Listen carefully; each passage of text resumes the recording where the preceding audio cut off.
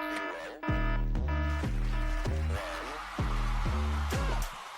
get started.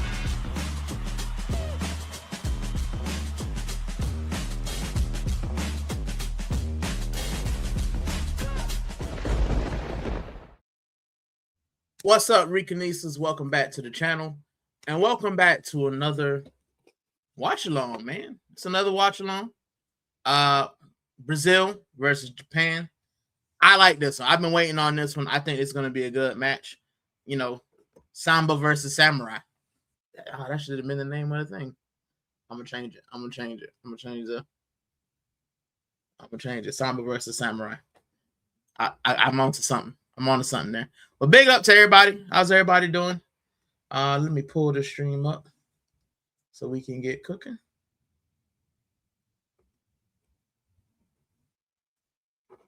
I got the timer there. Hopefully I can get it together.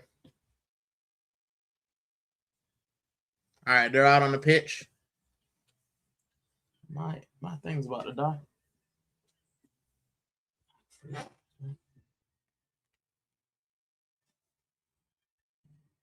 There we go. Freddie said everybody live for those. Yeah, man. Everybody will be live. He said, popping in and said, well, I'm big up, Freddie. Yeah, I figure everybody will kind of be live. This is a big game. Two big nations, but I will be here because I said I would. So, yeah, we will be here. They're doing Brazil's national anthem.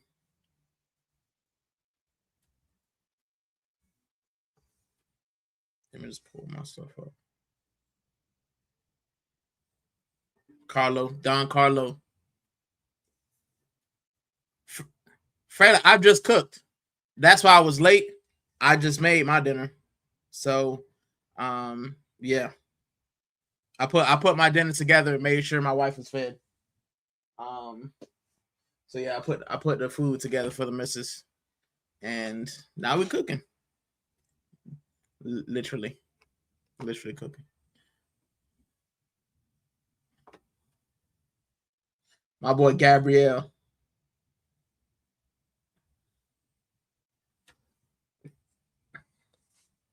It must be such an honor to play for Brazil, bro.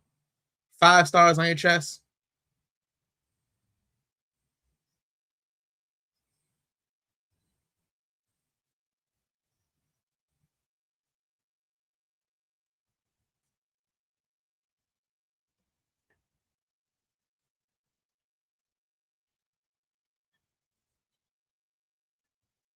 Look up to Brazil.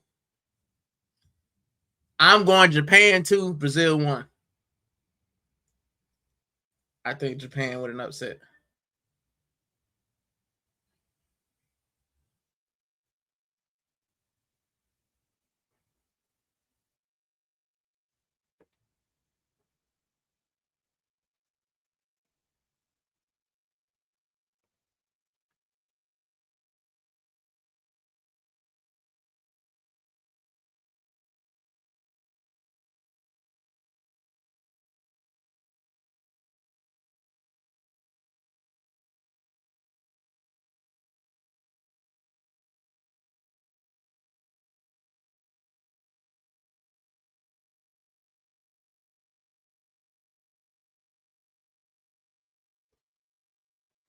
Yeah, Fred, he said Japan's. Yeah, bro, that jacket pretty nice though. I think they're wearing the white kit, bro. Are they wearing the white kit? I think they are. I need that, bro. I need that Japan white kit, bro. I need it. Need it in my life. I saw a dude at the Adidas store with it on, bro. I need that kit in my life.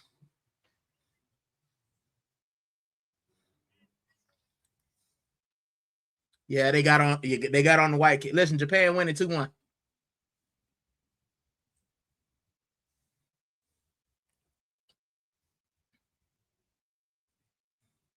Big up to everybody.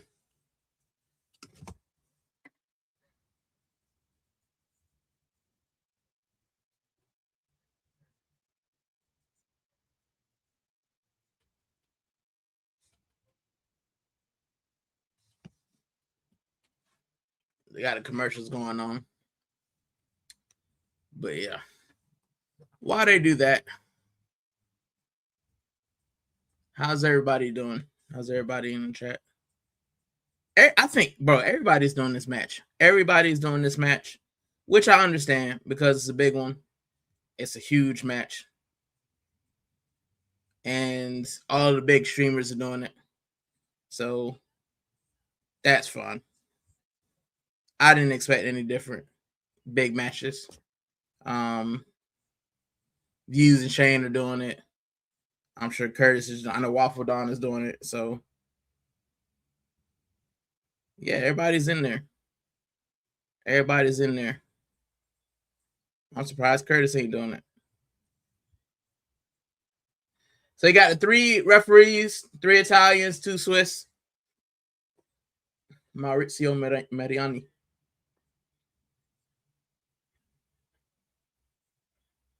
An Italian, a Croatian, and an American on VAR. Quite a good mix. So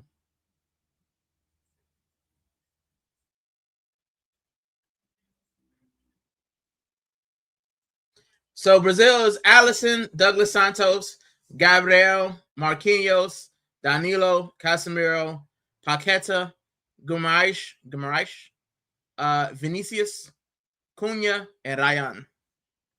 So that's Brazil.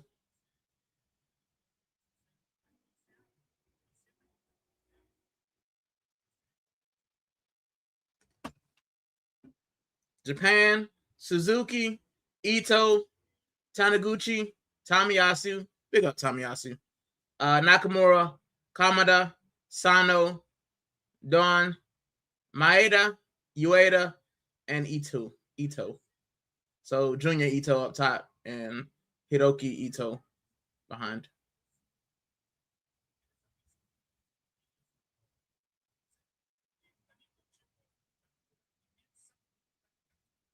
That's pretty dope.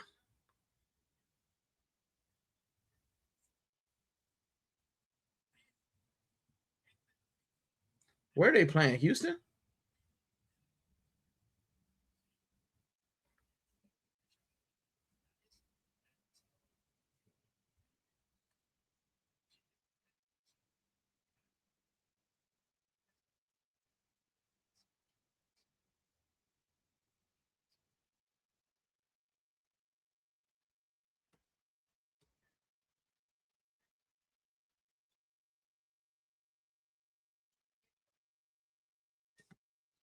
Let's see if we can get it going.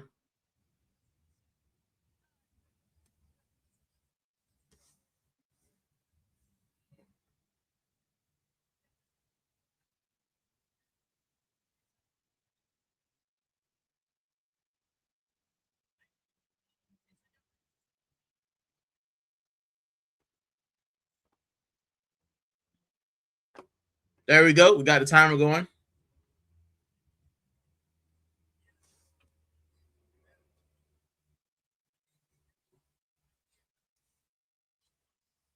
Let's see who has most of the ball.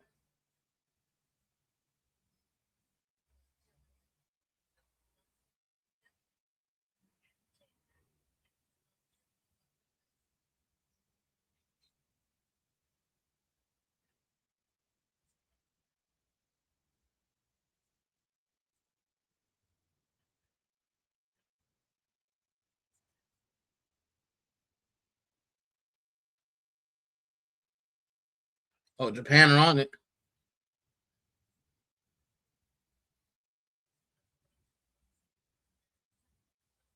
Oh, should have been a foul. Should have been a foul versus against Brazil. But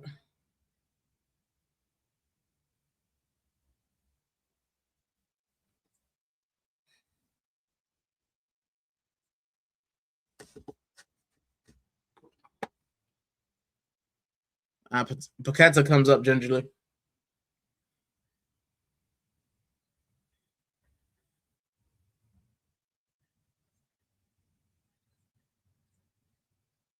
Brazil on the ball.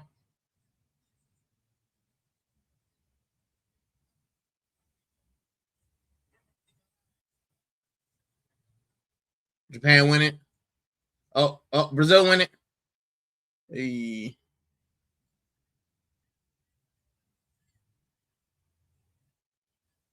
Bruno G hyping up the crowd.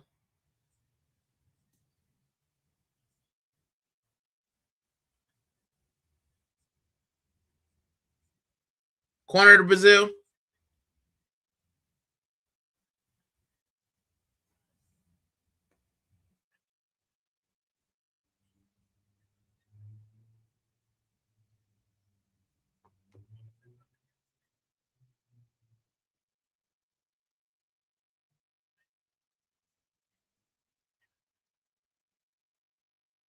Japan clear. Where are they playing? Look at Don Carlo. Director technical.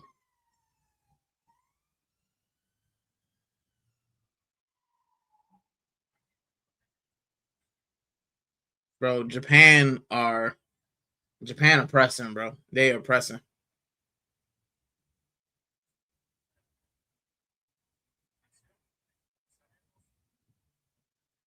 Ball over the top. Brazil clear. Oh, Japan win it back. That's a corner.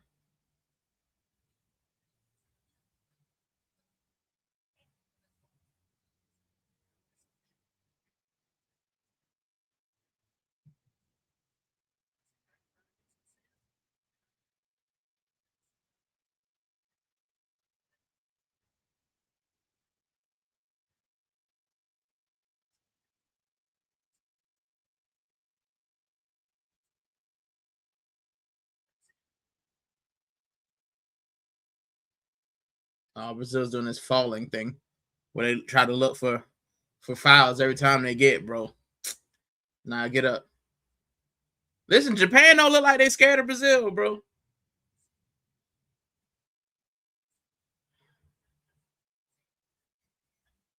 I think Japan.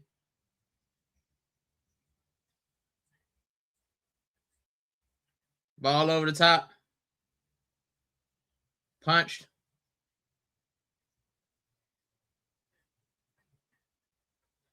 Punched away by Suzuki.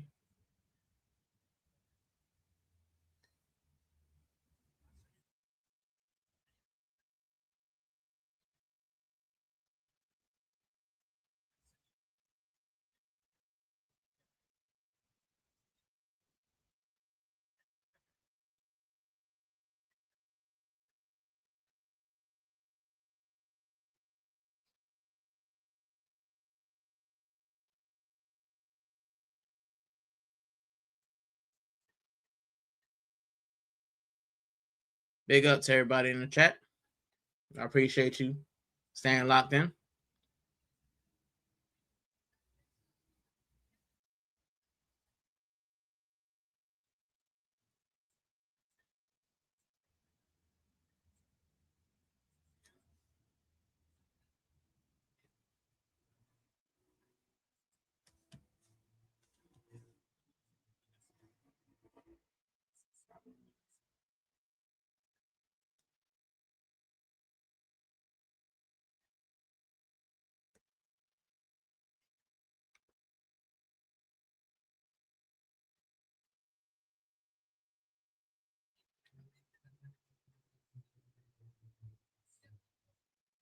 Brazil holding on to the ball.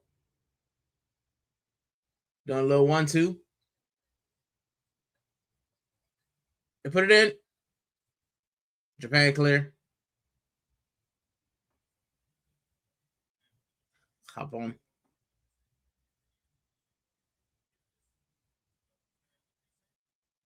Foul.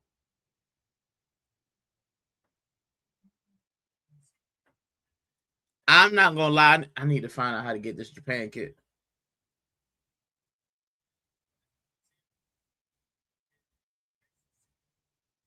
I need to find out how to get it. I need it in my life.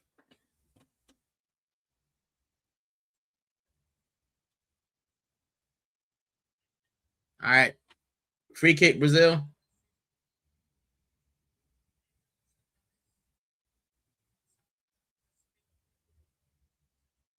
There we go, over the top. Suzuki spills it. He collects it. Yikes. Yikes on bikes. He missed it. Gabriel thereabouts. Japan trying to play out from the back.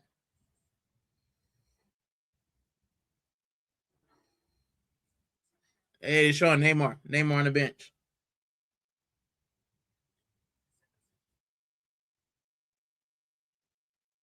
Fabinho? Is that Fabinho? Jeez.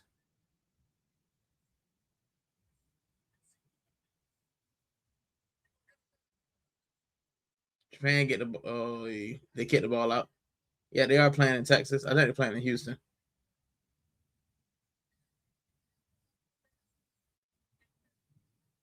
Brazil on the ball.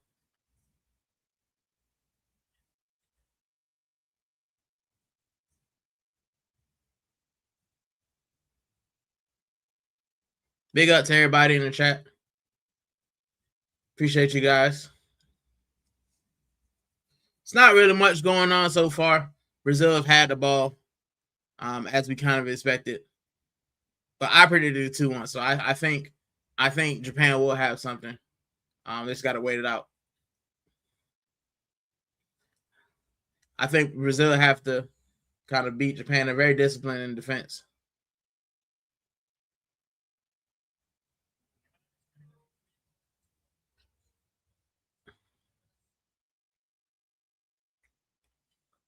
Anybody watch Blue Lock? I found it on Netflix. I started watching it.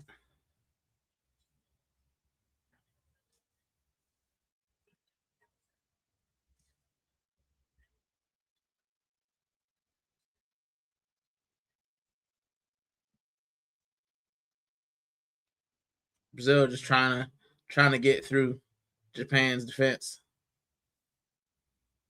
It's passing it sideways.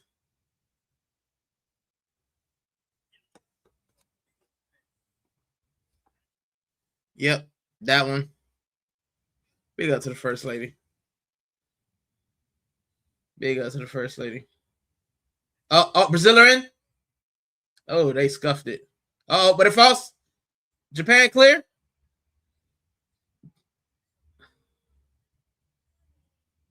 Brazil in again. Gabriel.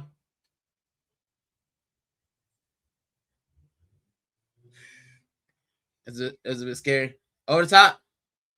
Suzuki comes out and collects. All right, let's see what Japan can Japan do something. Vinicius, Marquinhos, and Vinicius. But yeah, the soccer anime. Like I started. It's very interesting. I'm only a couple episodes in, but yeah, I'm gonna watch it. See what happens. Japan have the ball. Finally moving forward.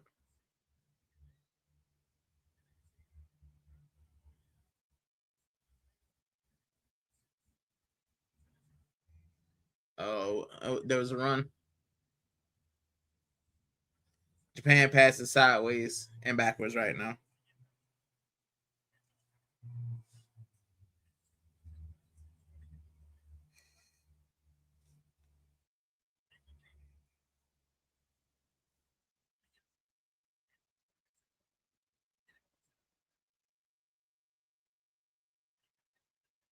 Japan had the ball.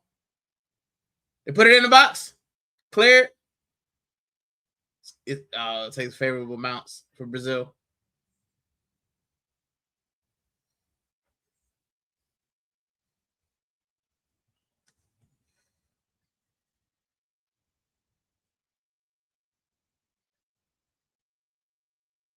Is it Kubo?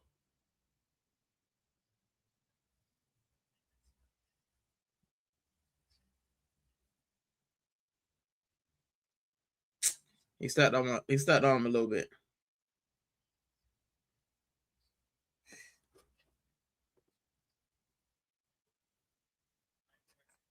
He stepped on him a little bit.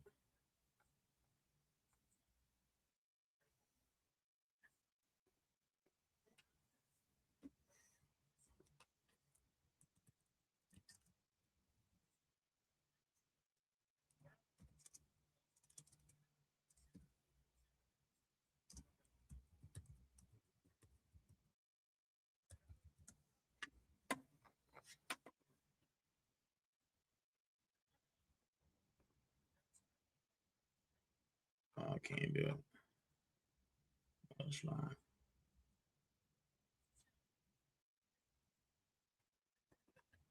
Big up to Mata. You off topic? Oh, I need some. Unc is diabolical, dog.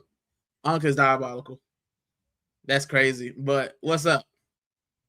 Welcome to the chat. I don't know if I've seen you before, but yeah, Unc is diabolical.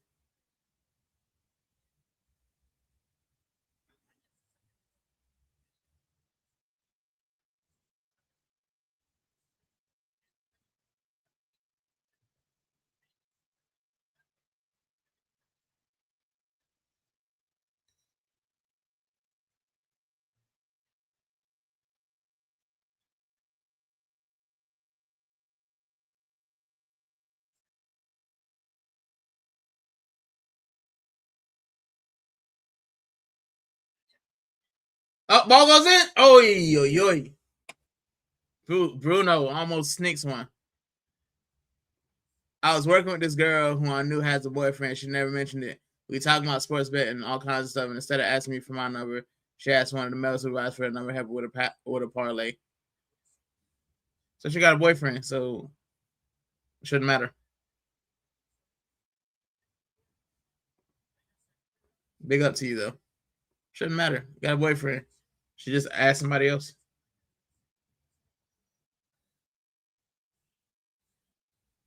And there's a foul on the edge of the box. And a yellow card for Casemiro.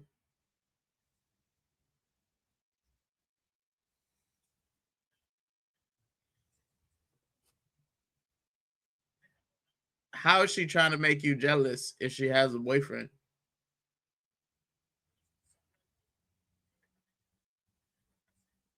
Crazy.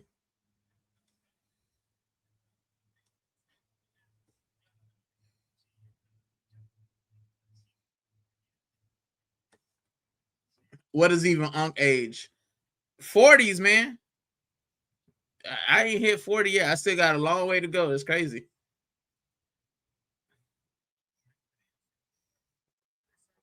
Anything over that's crazy, bro.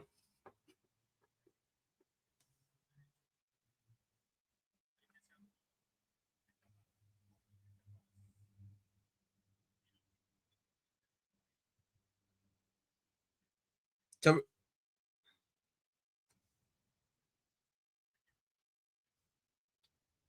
Japan have a free kick, edge of the box, literal edge of the box, and Brazil are doing.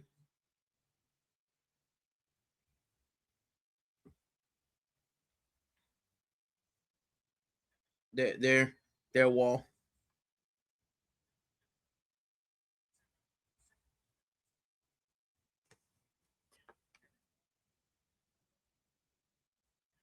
There go Japan. Oh, he hits the wall and the corner. I'm just trolling. All right, thank you, sir. You're right. Doesn't matter. She flirts with me. She got a boyfriend. Yeah, man. Don't get you. Listen. Don't. This is my life advice. Right. Never poo where you eat. Never poo where you eat, bro. I never date any coworkers, right? Because the moment it goes sour, the moment it goes left, then the moment things go left, man, it affects your money, bro. It affects your money. So I've never dated anybody I work with. It's just not my style.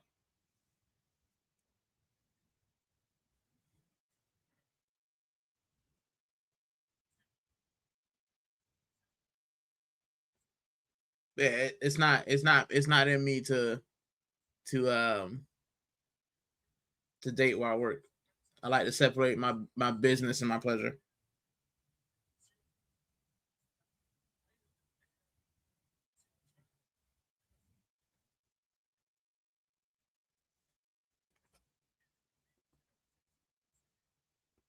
Big up to you, bro.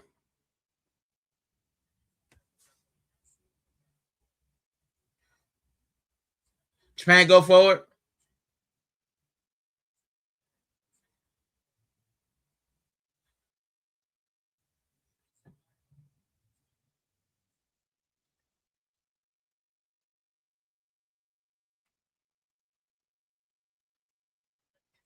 Japan with a throw in on the edge, on the wing, if you will.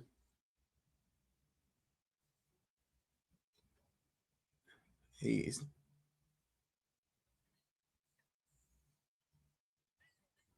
and I don't know what's happened there. Probably foul throw.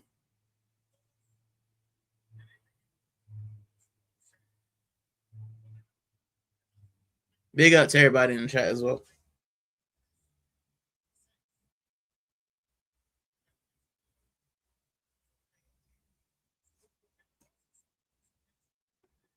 She got fired. Yeah, man.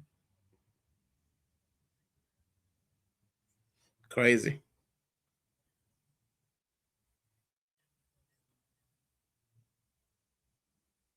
I don't ever like it's one thing. Any job this job I got now, they're all married and like over 50. So not all of them, but majority of them are over actually all but one are over 40. So yeah, no, it's a no for me. Yeah, it's a no for me. I'm not dating where Brazil on attack.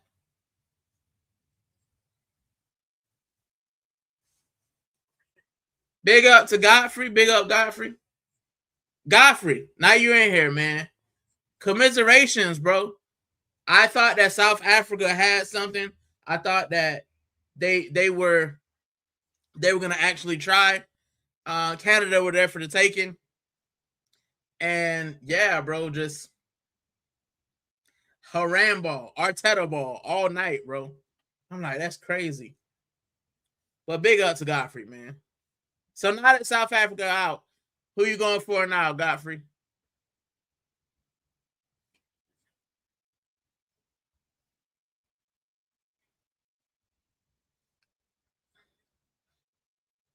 Listen, this game is very chippy. It's like no team's really getting a foothold. Oh, Vinicius rounds him. Ball in the box. Nobody.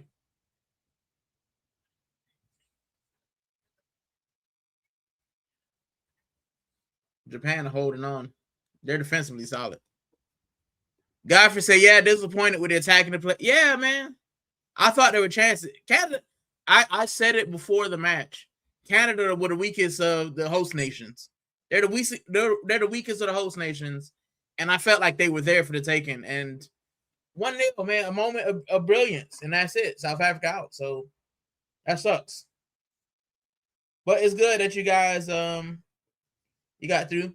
And Godfrey said Portugal or France. I'm still going Spain or Mexico. I predicted Mexico to win it though. I don't know why. Just delusion probably. Brazil had a ball. Bro, this match is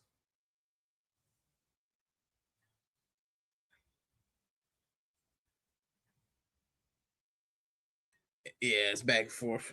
Big up to everybody in the chat. Thank you for stopping by. I always appreciate you guys. We're nearing the 22nd minute, so we're nearing the water break. I mean the hydration break. The ad break, if you will.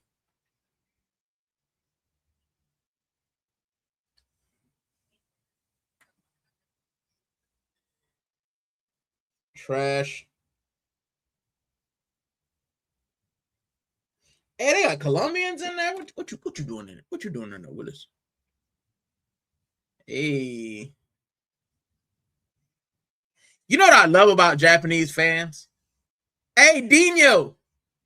My guy, bro, I love Ronaldinho, bro. I love that guy, bro. I would love to meet Ronaldinho once, to shake his hand one time, bro. That's my GOAT. Everybody talking about Messi and Ronaldo. My GOAT is Dino, bro. Like, I don't care. Not much going. Nah, man. That's why I'm just chilling, having a chat. It's very defensive, I guess.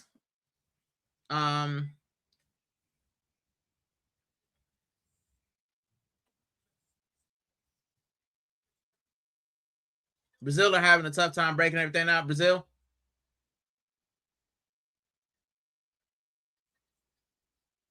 Cunha is the number 9. Let's see what happens. Cunha is appealing for a foul. Oh man, it's nothing. He can't stop himself. Nah, bro. You ain't getting that. Kick rocks. And the hydration break is in. How is everybody doing? I'm holding on by a thread already. It's starting to feel a lot like the England game.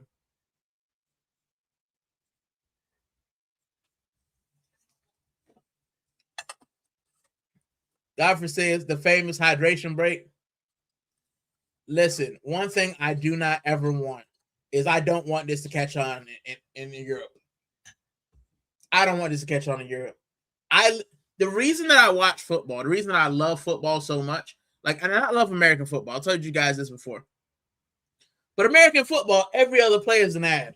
Every other play is a water break. Every other play, like, you don't even get to enjoy things, right? Like, football is 45 straight through, then you get some ads, then you get the halftime joint, and then 45 straight through. I wanted to stay like that. Big up to the First Lady. Now a word from our sponsors. Today's sponsor on the thing is Coca-Cola, official partner of Disfruta. There we go. Today's sponsor is water, agua. Stuff for champions. It's also cooler here in the UK today, which is why I just have, the shirt on. I was gonna wear a hoodie. It's a little bit chilly, but gosh, it's so great.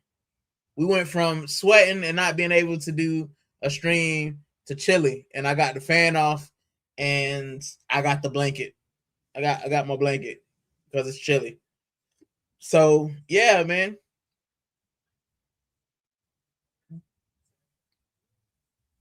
Hydration break. I'm surprised they don't just stop the clock.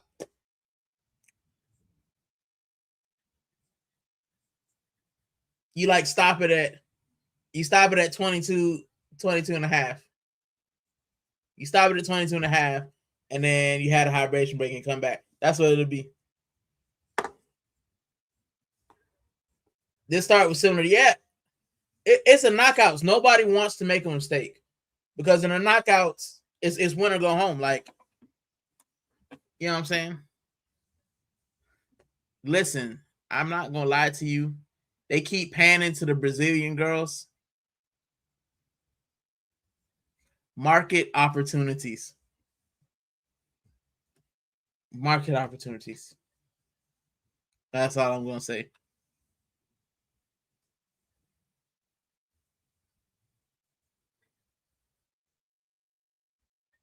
I'm not a fan of Brazil's kit. I don't know why. I just feel like Nike added to the weird teal to it. It wasn't necessary, in my opinion. But you guys know me. I'm a kit dude. And then Jordan kit, I'm like, I feel like it's meh. But Japan's kit, top tier. Japan on the ball. They start off strong. Here we go. And Japan start off with a corner. Let's see what I can. They got kits in this joint.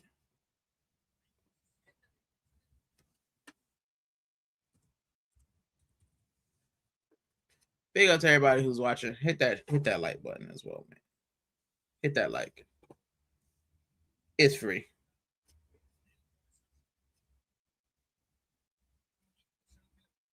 Corner for Japan. Ball goes in. Hey, over the bar. Over El bar.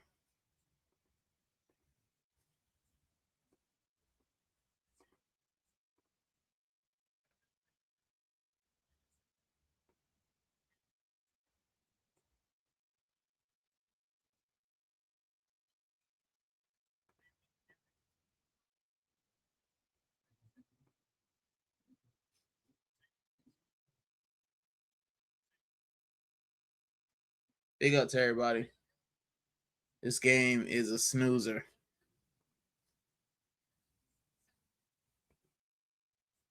Japan win the ball back. It goes. He's offside. They don't have Japan kits. I looked earlier. Let's see what they got in Brazil. See what they got Brazil kit. I'm just looking up kits now because I'm bored out of my brain.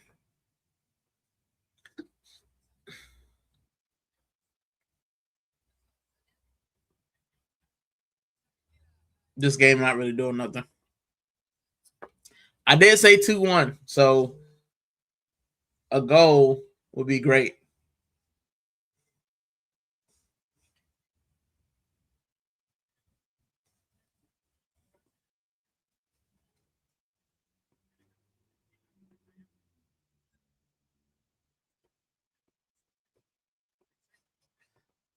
The blue Brazil kit, you talking about the Jordan one? Japan win it back. Japan on the top.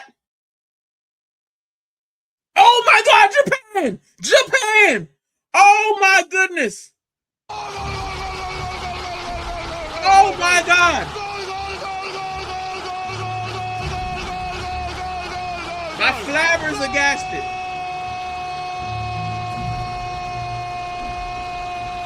My flavors are gasted. Golazo, Japan. Listen, Brazil. Hop on this. Listen, Brazil, bro. Aura's not gonna get you into the next stage, bro. Aura's not gonna get you into the next stage.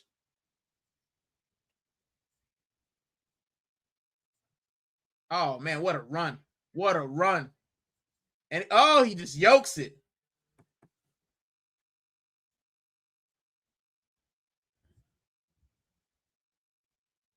Sano. Oh, it just misses Gabrielle. Oh, that's rough. Hey, he been trash. He carded already as well. Trash. Keep him on though. Listen, I'm going for Japan. But you know the one thing I love about Japan fans is they clean up after themselves. And the Japanese team do it as well. They clean up the locker room.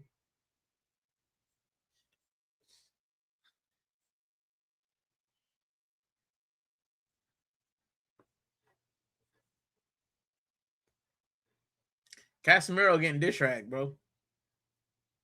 Now Casemiro's an unk. You want to talk about unk status? Casemiro's an unk.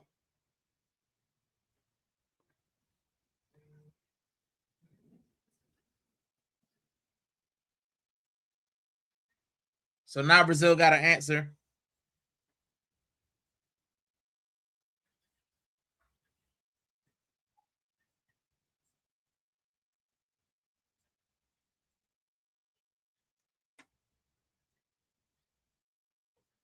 Big up to everybody in the chat.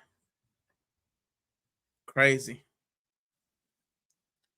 I wonder if this will open up the game now.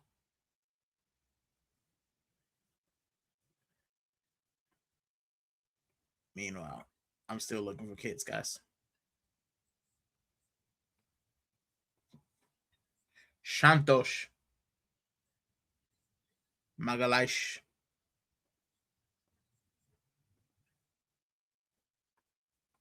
Gabriel Magalhães. Japan win the ball back. Oh, now it's a foul. Sabnash. Maria, Maria. Di Maria, Maria.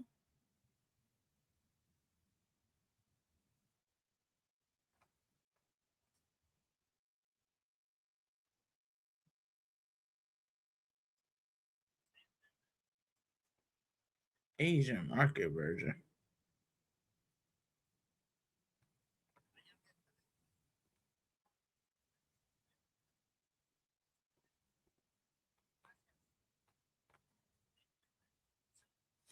Brazil free kick into the box. Nothing. Nada más.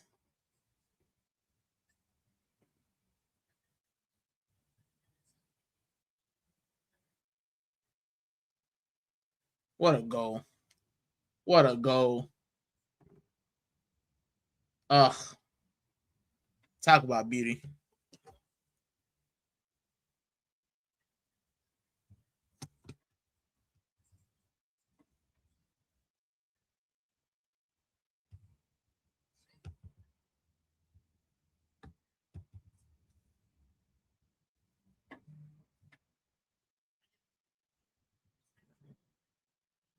Brazil trying. Yeah, straight to Suzuki.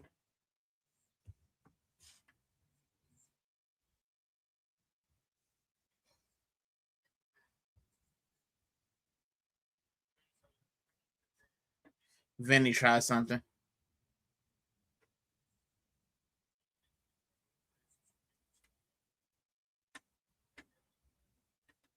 So Brazil is at 63% possession and Japan only 31. And that just goes to show you possession isn't everything. Possession is not everything.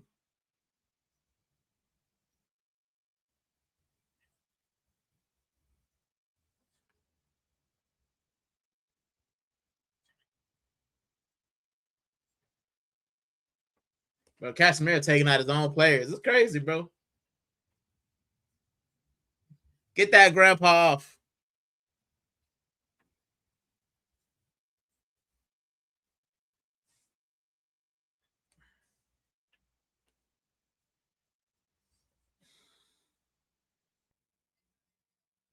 Oh, Vinicius on it.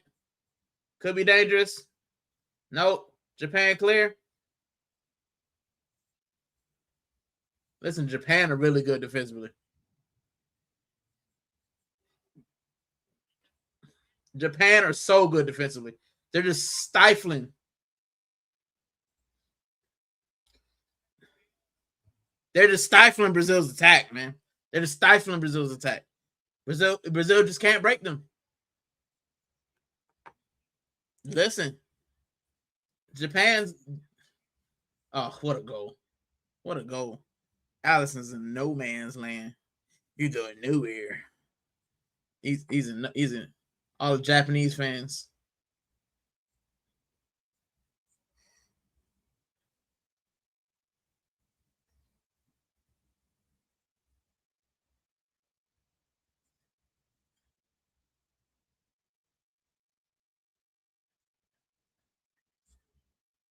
Vinicius just can't make it through, bro. And Japan just defending for their lives. I think Brazil will get one. I think Brazil will get another goal, but will get a goal. Uh-oh, Japan on the attack now. Japan got a little bit of space. Versus Gabriel. Double team. Ah, there we go. They've gotten out. Japan can run at you.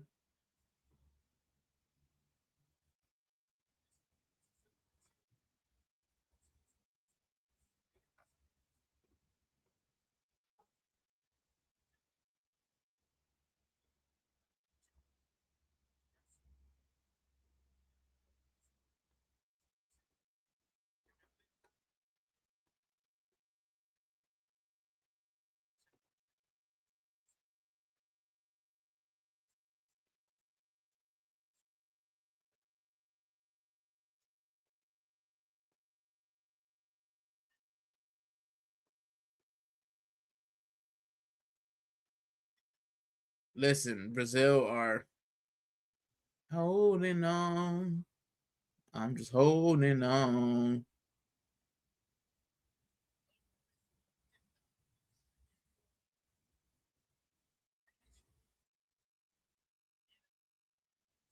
They're trying.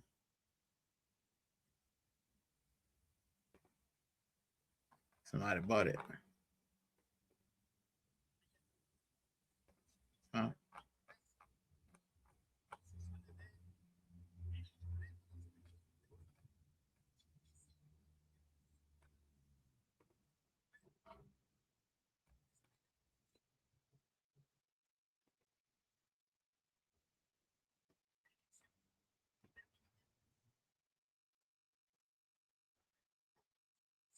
Now it's just gonna be Brazil just breaking stuff down.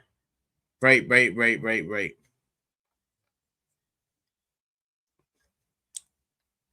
Or trying to break them down.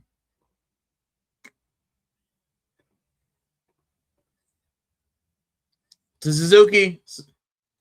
Suzuki collects.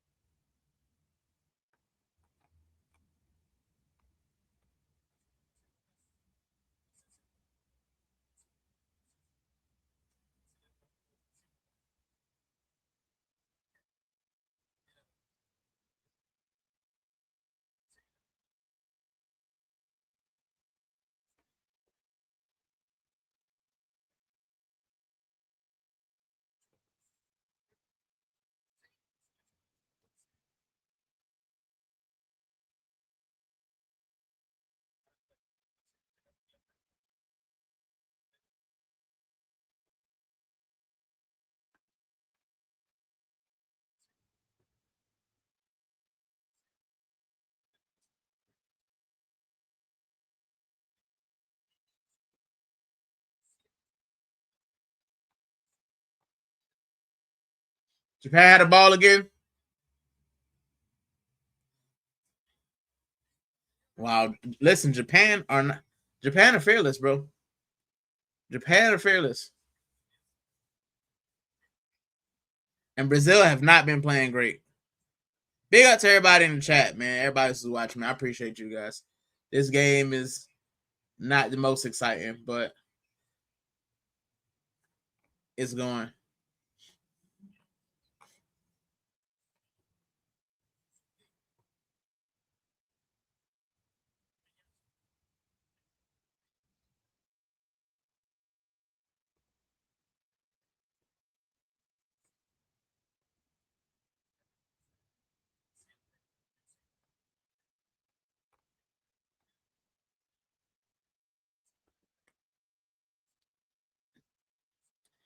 I feel like it's the unstoppable force, movable object type deal.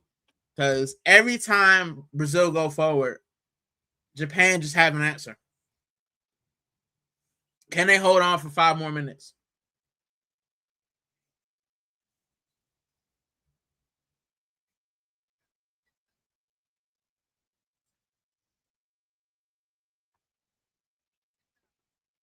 All over top, Suzuki collects.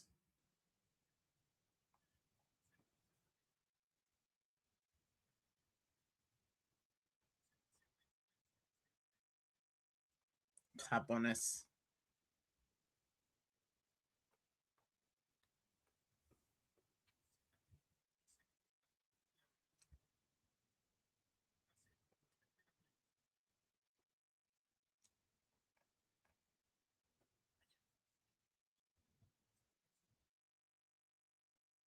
Japan moving the ball.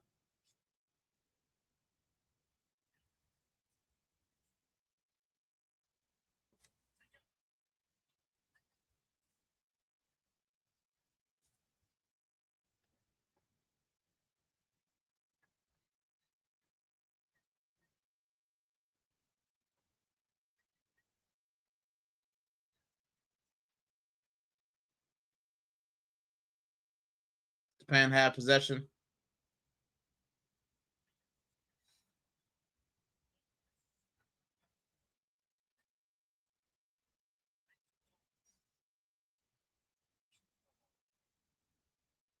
They're running.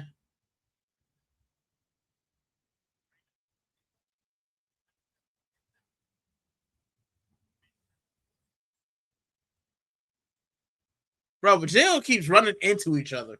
They look like, bro, and Casemiro is at the center of everything.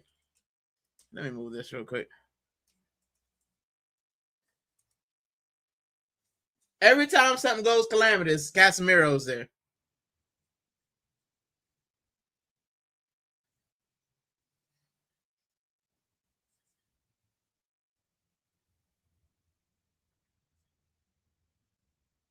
Japan are not afraid of Brazil. They're not afraid of Brazil.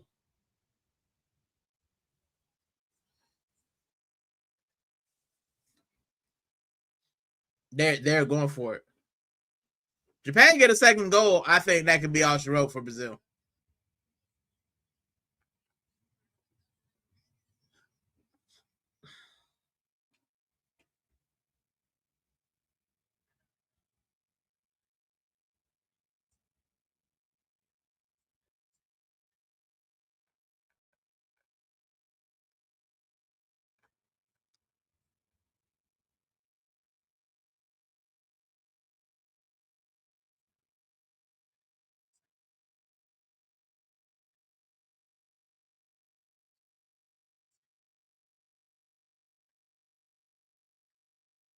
Japan moving the ball well. They're having the spell of possession.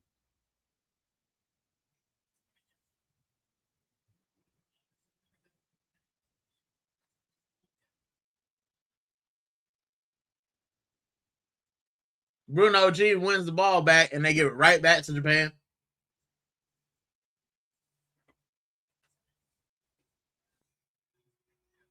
Oh, absolutely terrible, bro.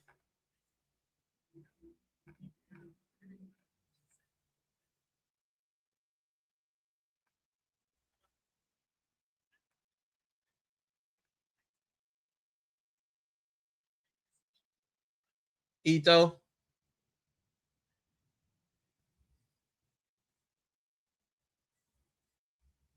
Uh, Brazil get a run, and Japan get yellow carded.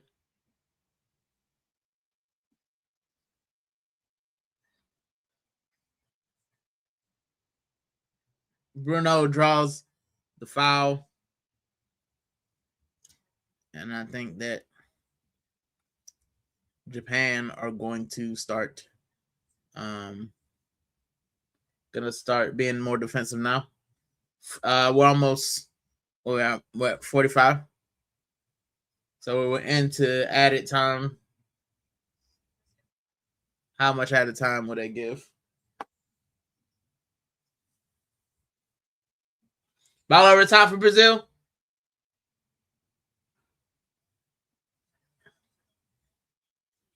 It's a goal kick. Goodbye.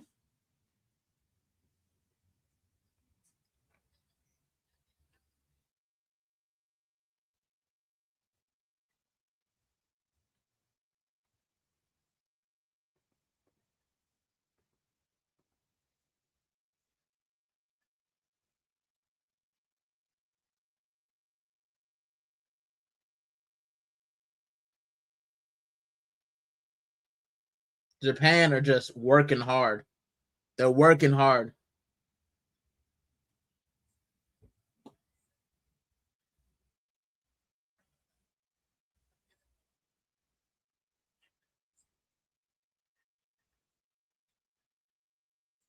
Nakamura. 4 minutes at a time. We're already a minute and a half into it, nearly. Big up to everybody who's in the chat watching. And they kick the ball out.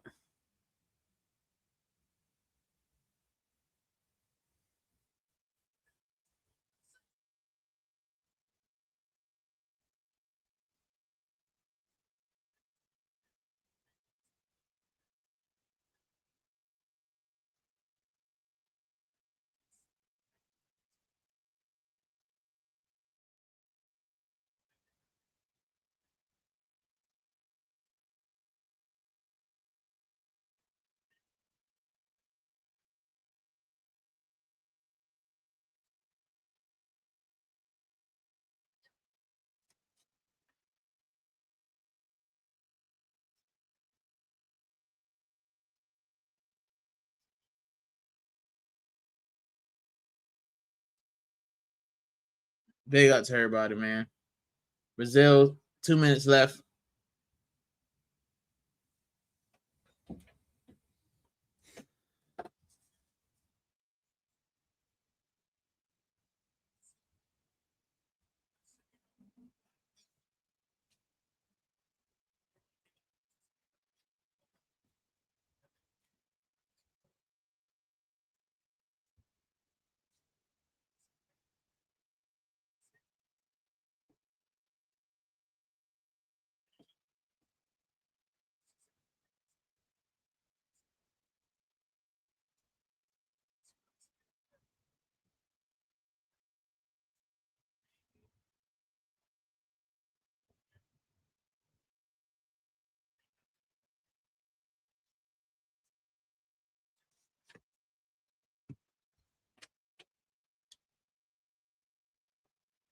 Japan clear.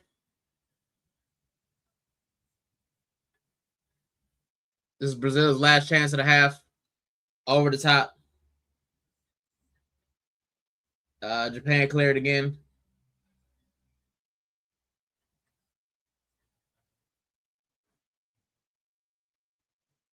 Oh, Japan.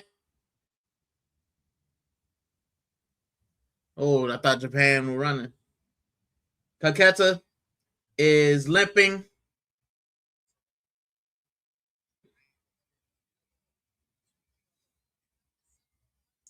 And that's half, guys. That is halftime. I'm going to grab me something to eat. So I will be back. But big up to everybody in the chat. Big up everybody's watching. And I'll be back in a few.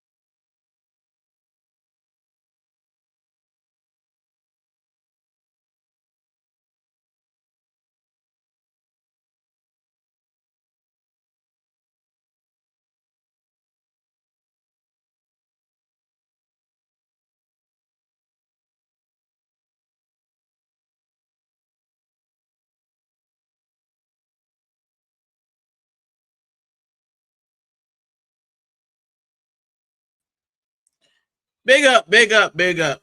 I had to grab me some dinner during the halftime, but I'm back and it was good. So big up to everybody in the chat. Excuse me. We got some water. I've been fed and watered, and we're back for the second half of this news fest. Because boy, this game has been. Besides that, Brazil goal, not Brazil goal. Besides the Japan goal, it's been yeah.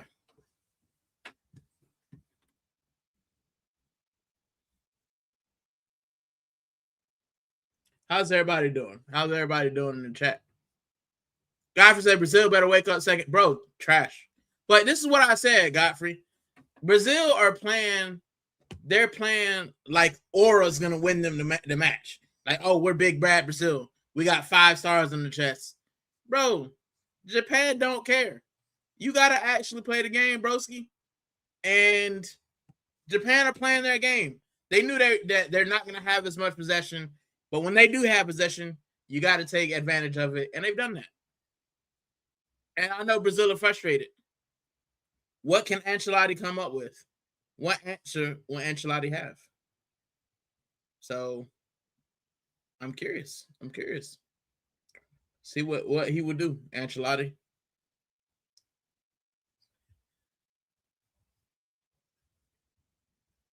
But big up to everybody in the chat.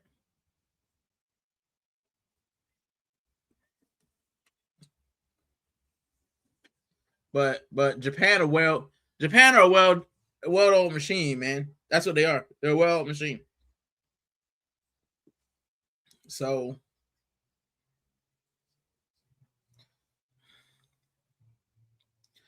I know that Brazil aren't, bro. They got Cunha playing number 9, bro. Crazy. Bit crazy. But I wonder, can Japan hold on? That was a beautiful goal, though. Beautiful run and goal. He ran past, and yeah, Casemiro shows his age. He gets dish ragged.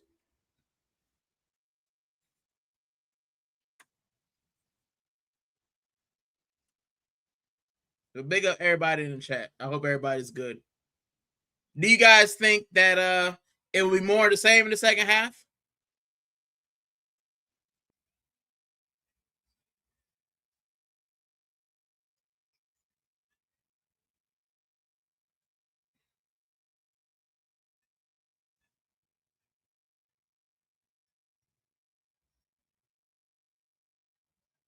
Big up to everybody in the chat.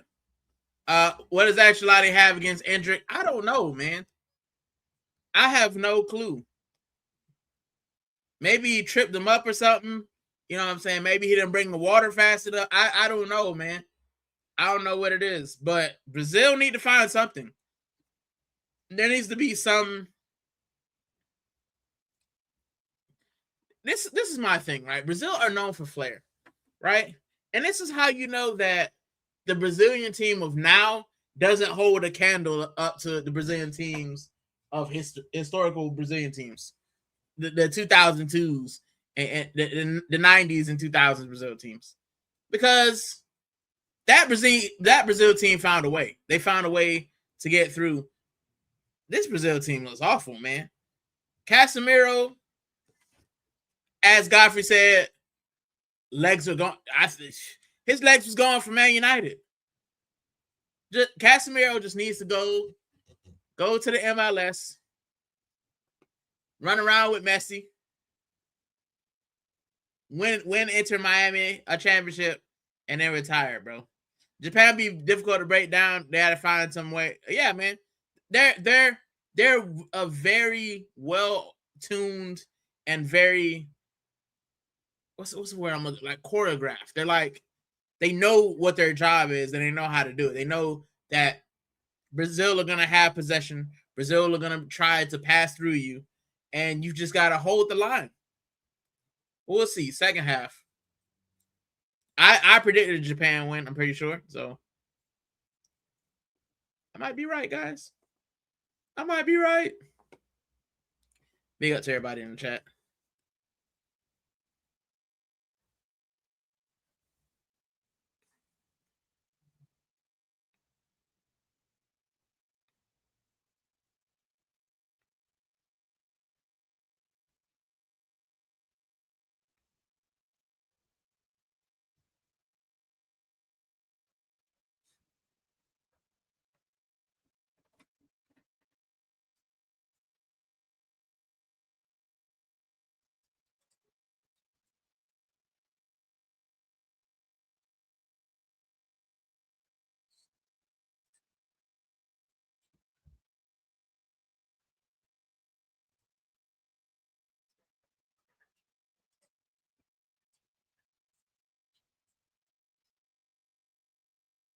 Big up to everybody. I'm just watching. I'm watching the commercials. It's nice to have commercials as well, but not during these ad breaks. I don't want the ad breaks commercials. But during halftime, it's nice. You know what I'm saying? What else is on Peacock? Oh man, I might watch that.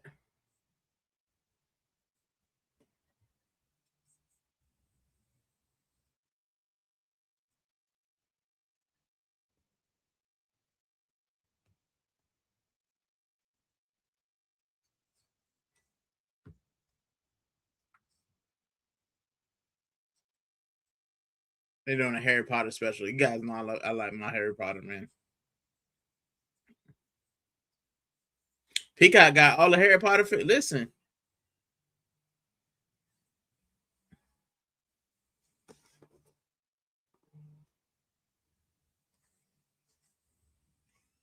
Godfrey said I'll be back. Going to get dinner. Big up, Godfrey. I had mine. That's why I had the screen off. What you having when you come back? Let me know what you had for dinner. Let me know. I had spicy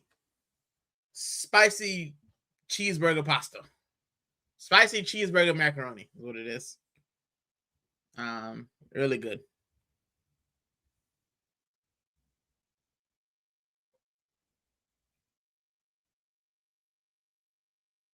They keep showing this Vinicius Jr.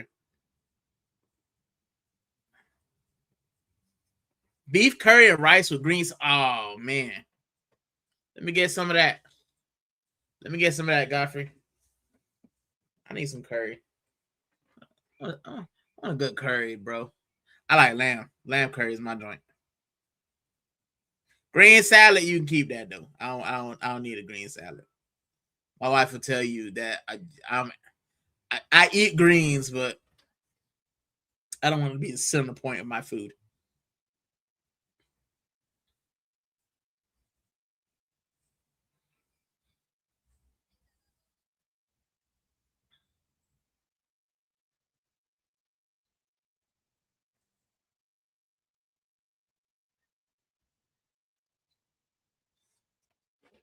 They're showing the Minions versus I might go watch that as well.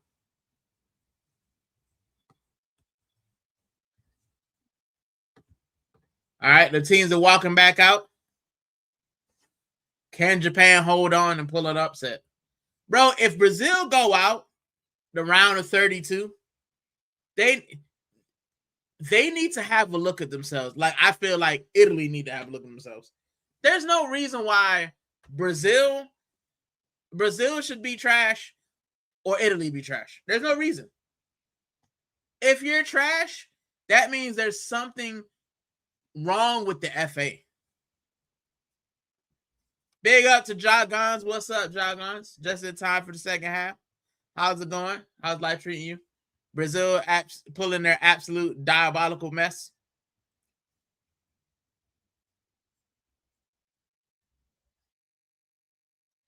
Bro, imagine if you're Ederson. If you're Ederson. And Ederson, bro.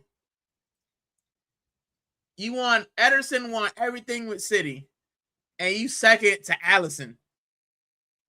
Crazy, bro. I bet you if I was Ederson, I bet you I wouldn't let that go in. Big up to my guy Taryn. And big up to Taryn, man. You around, man. You can hop on if you want.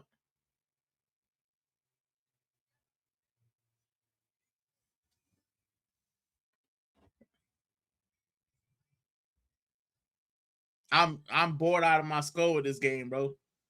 Absolutely boring. This ain't the Brazil I came up with. And I thought that maybe they'd have a little something, bro. This ain't the Brazil I came up. I'm looking at Ronaldinho in the crowd. He up there in the stands. And I'm like, bro, I take Ronaldinho right now to come down and cook. I mean, I think Ronaldinho now would have more legs than Casemiro. Oh, Endrick coming on, everybody. Oh, he finally put an injury on, guys. He finally put an injury on. He's taking off Paqueta, and he's putting on Endrick. The final roll of the dice.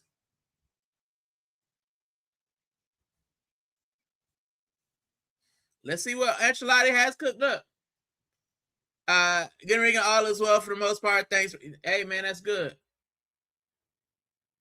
He woke up, and it's a good day, man. That's how I feel. You woke up, it's a good day. It could be worse, but big up to my guy Taryn as well, man. I forgot to say big up. Big up to my guy Taryn. Yeah, man.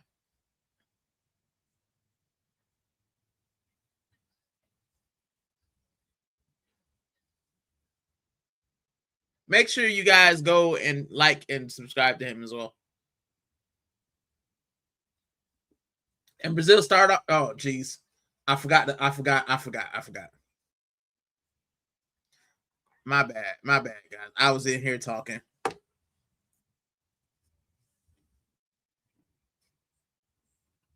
I forgot the timer. Don't worry. I'll start at 46 and then we'll crack on. Japan, get it out.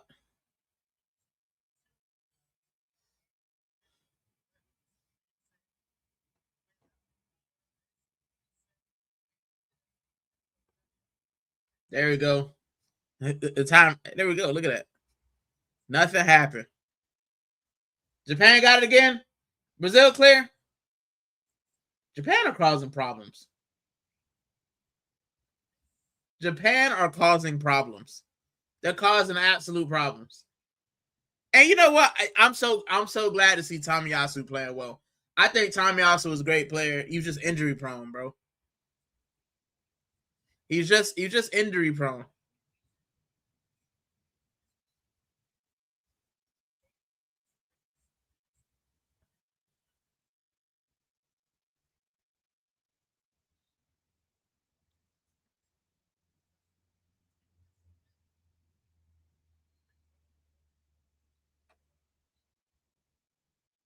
Big up to everybody in the chat.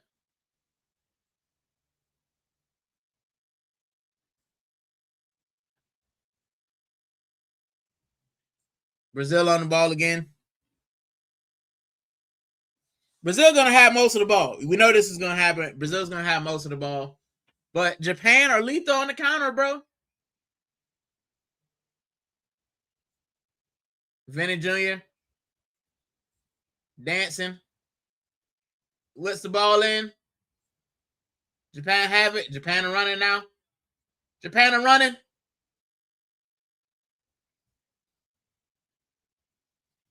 Listen, Japan can counter. They can counter. Yellow card for Brazil. You fouled him, broski.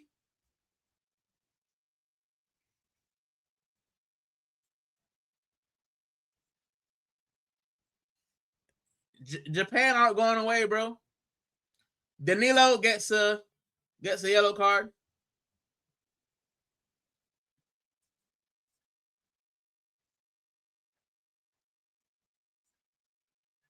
Listen, Japan get a second goal, and I think that's it for Brazil, bro.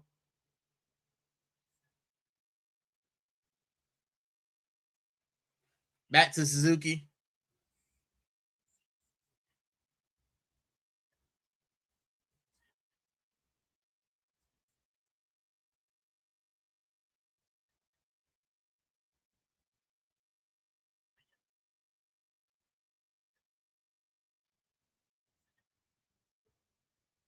Somebody in my group chat said, in the last 10 years, Japan have been getting better and better, and Brazil have been getting worse and worse. And it's hard to disagree, bro. It's hard to disagree. Brazil have been on a decline, bro. And what they don't want is for them to go on that Italy level decline. Because if you told Italian fans 15 years ago, you guys would not make the World Cup for 9 years, not 9 years, sorry, for 12 years,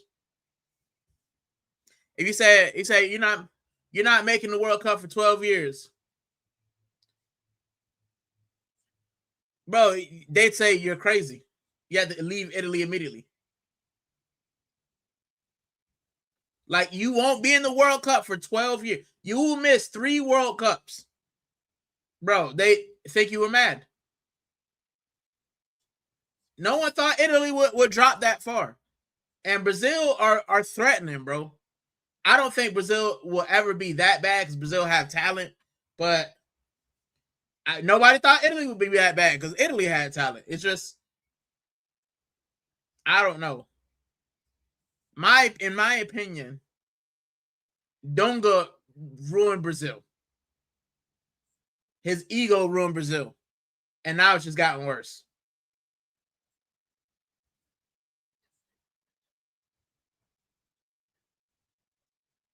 How you go to World Cup 2010 and you don't take Ronaldinho?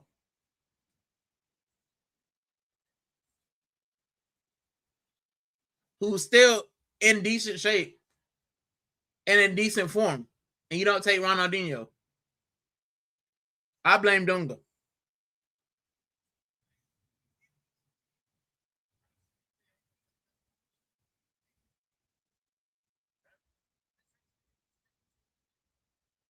It's moving. The ball's moving.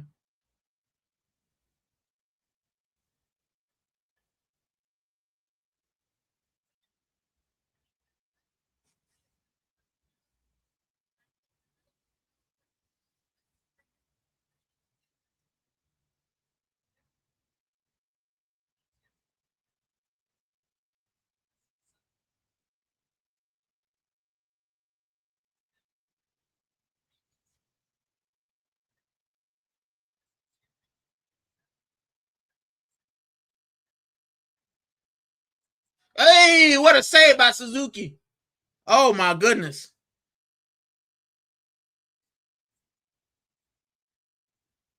Hey, listen, Bruno G might be coming to the carpet.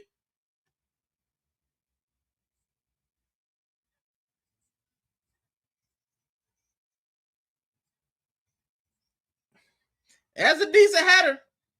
Brazil on the ball again.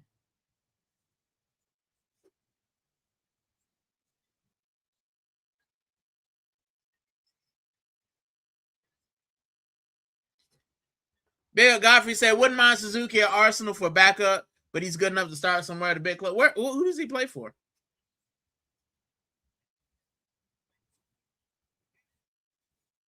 Oh. Get it out. Oi.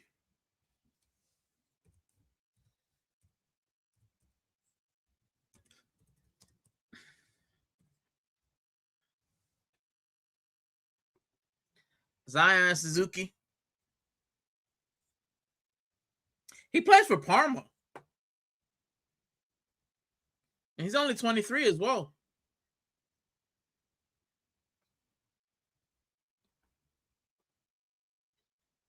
Does he start for Parma? Yeah. Wow, he starts for Parma. Oh!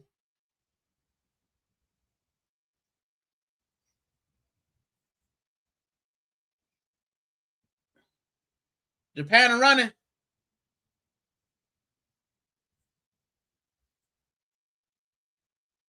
Oh.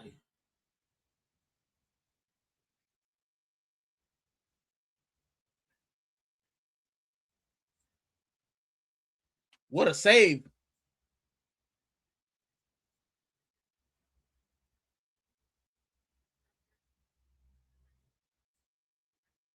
I thought that went in.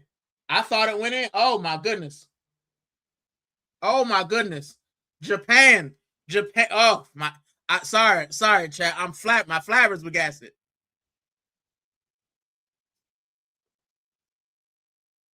Parma in Italy ain't no way cleared off the. Bro. Japan. They're not scared. They're not scared of Brazil. Tomiyasu with a block. Big Tomiyasu. Game appears to open up. Dragon said, yeah, man. It's got to. Brazil got to get something. But I think Japan could get something too.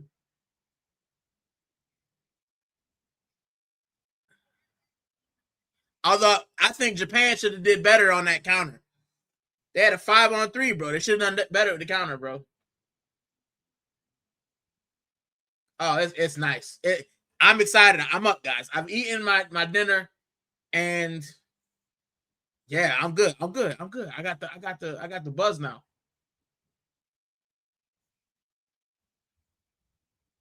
Ball in. But yeah, big up Tomiyasu. Parma. I.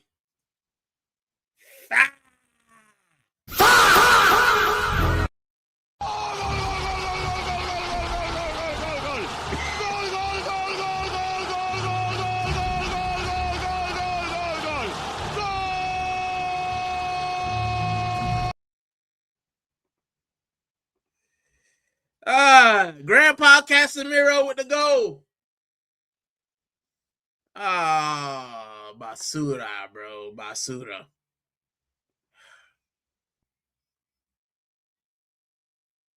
He been getting dish ragged all day. Now he pops up with a goal, fam. That is it. Goal, yeah. How you let Grandpa Casemiro? Oh, God, he just loses him. Oh.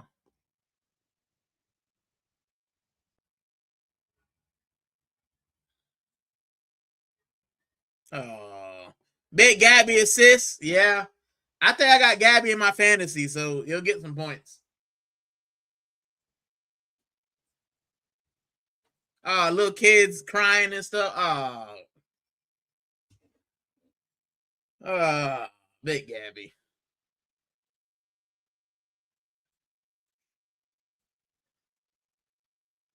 The Japanese girls crying. Oh, I don't like this. But the Brazilian girls are excited. I'm so torn. I'm so torn. 1-1.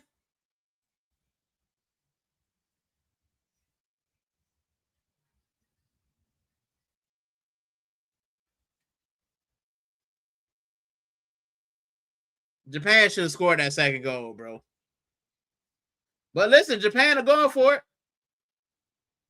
Come on, Japan. I just like the underdogs, but I don't really care who wins this match. I'll be happy with whoever wins. If Brazil win, I'll be happy. If Japan win, but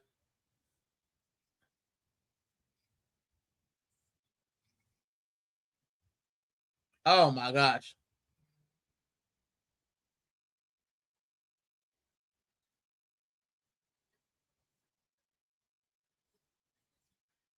Oh my God, Vinicius rinses him.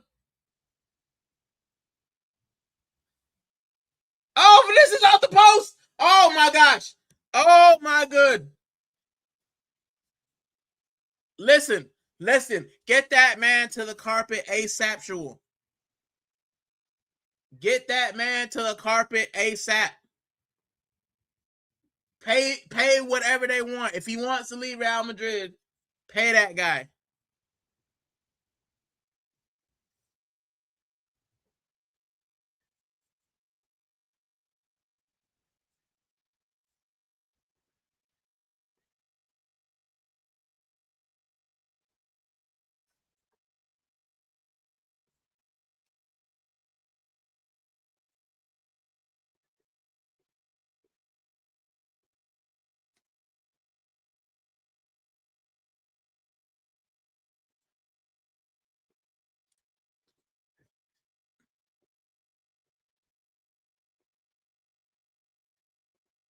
Vinny with a no look attempt to go. Yeah, man. It's getting fun now.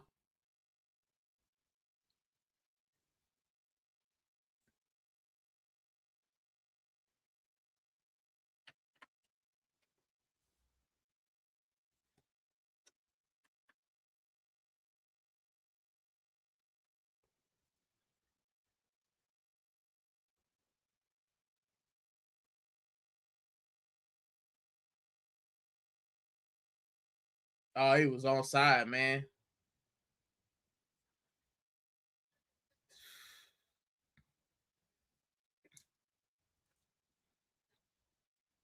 Japan are pressing now.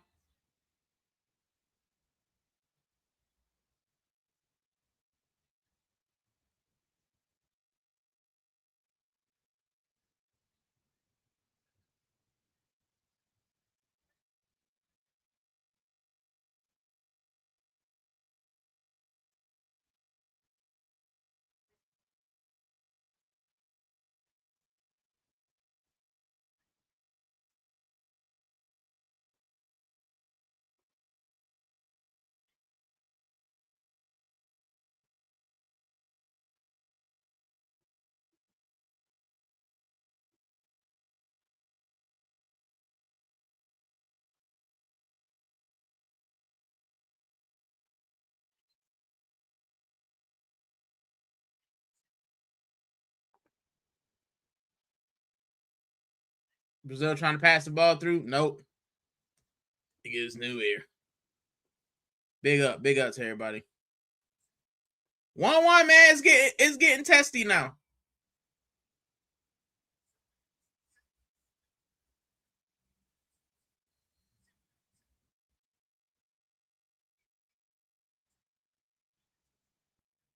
Oof.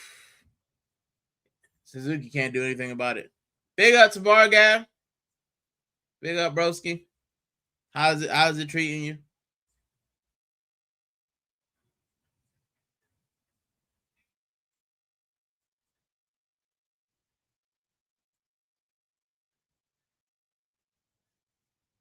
Yeah, man. I like Japan. I picked them to win this game, by the way. No hating on Brazil. Oh, Japan could be in. Japan could be in. Oh, heavy touch. Listen.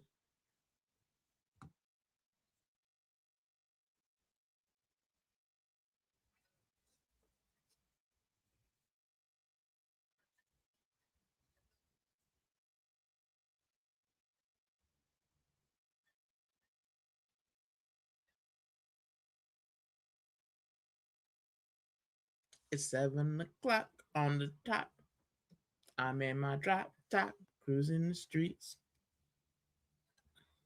Oh my goodness.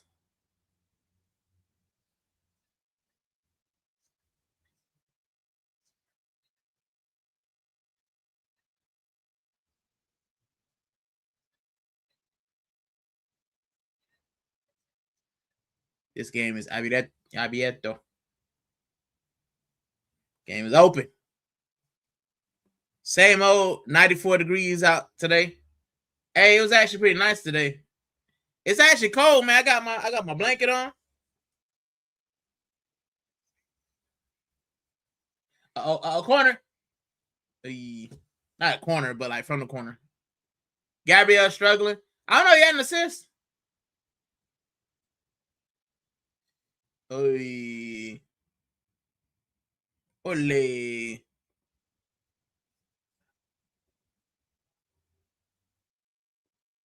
Ole.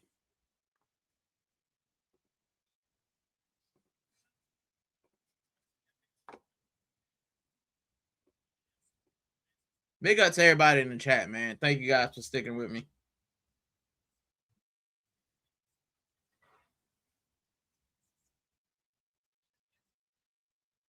This game was quite rough first half. Oh my god, Japan could be in.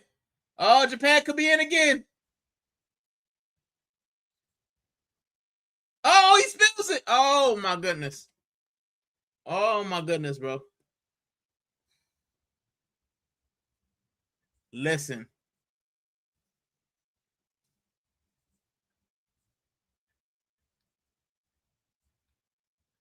Japan ain't going down without a fight, bro.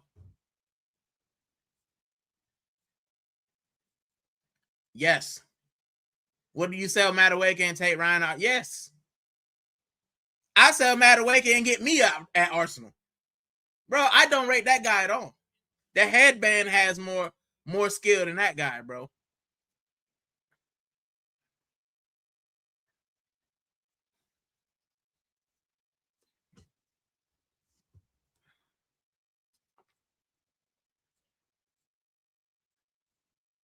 Who, this is a heart racing game at the end.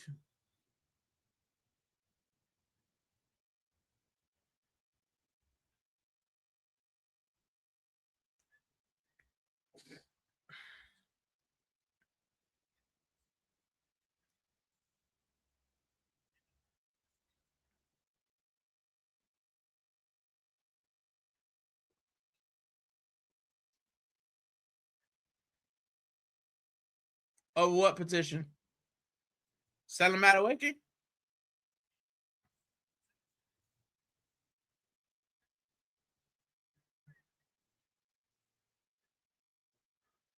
Hey, Gabrielle coming on. Martinelli. On for Cunha. Wait, is he playing Martinelli at the 9? Wait a minute, boss. Is he playing Martinelli as a striker?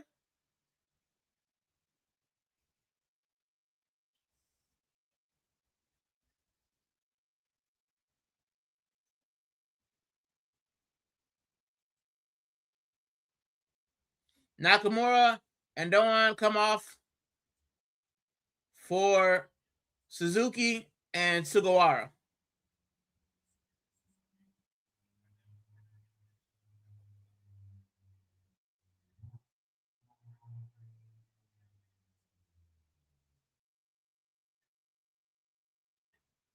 I don't know what they playing for Brazil.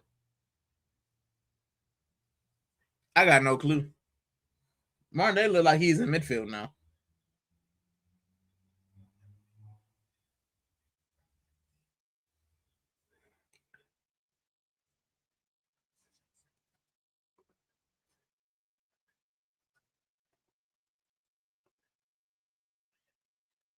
Brazil having the ball, as we know they would.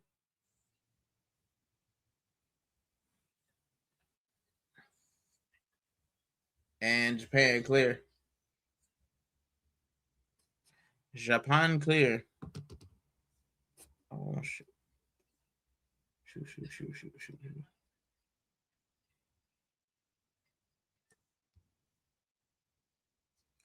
Japones.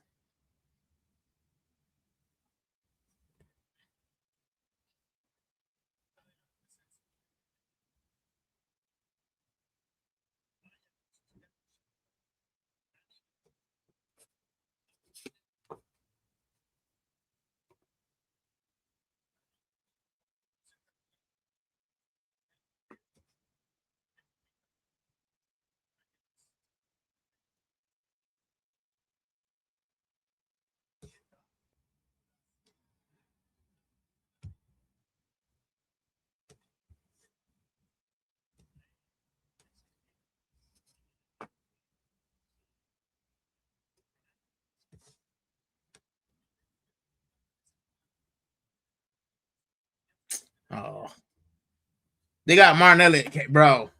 Yeah, I see. He's definitely in the midfield, bro. Do not give this man Mikel Arteta any ideas. Oh, just in time for another water break. Ad break. Hydration break, bro. Bro, if I see Martinelli at Cam for Arsenal, bro, I'm through. I'm through. Don't get this man any ideas.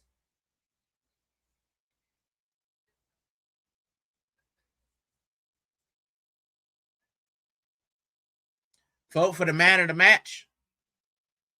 I don't know yet. I don't know who the man of the match. Probably Suzuki so far.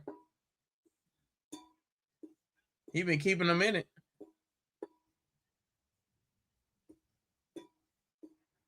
No, I ain't voting Casemiro. He got ranks half the time.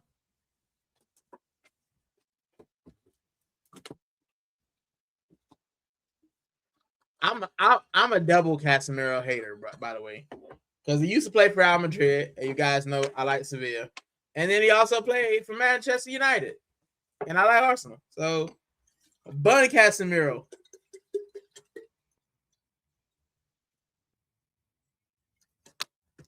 Bun that guy.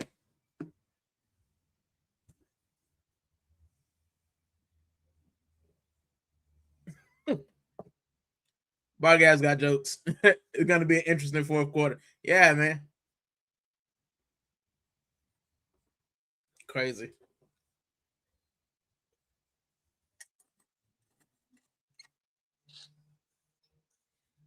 They can't pull the wool over my eyes.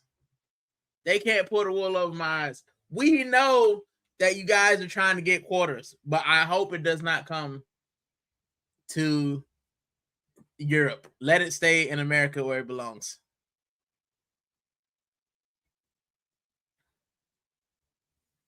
What was I doing?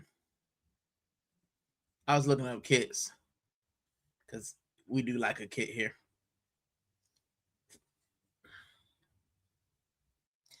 It's really weird seeing the American stadiums with no, like,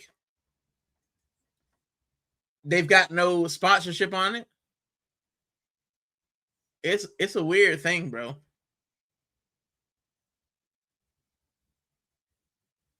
Like, they just look like empty shells on the outside. It's weird. It's weird. It's a weird thing. I feel weird. Have I seen the Terry Arnold case? Nah, man, I haven't. But speaking of Terry, big up. Yo. How's it going? Good, broski. How are you, man?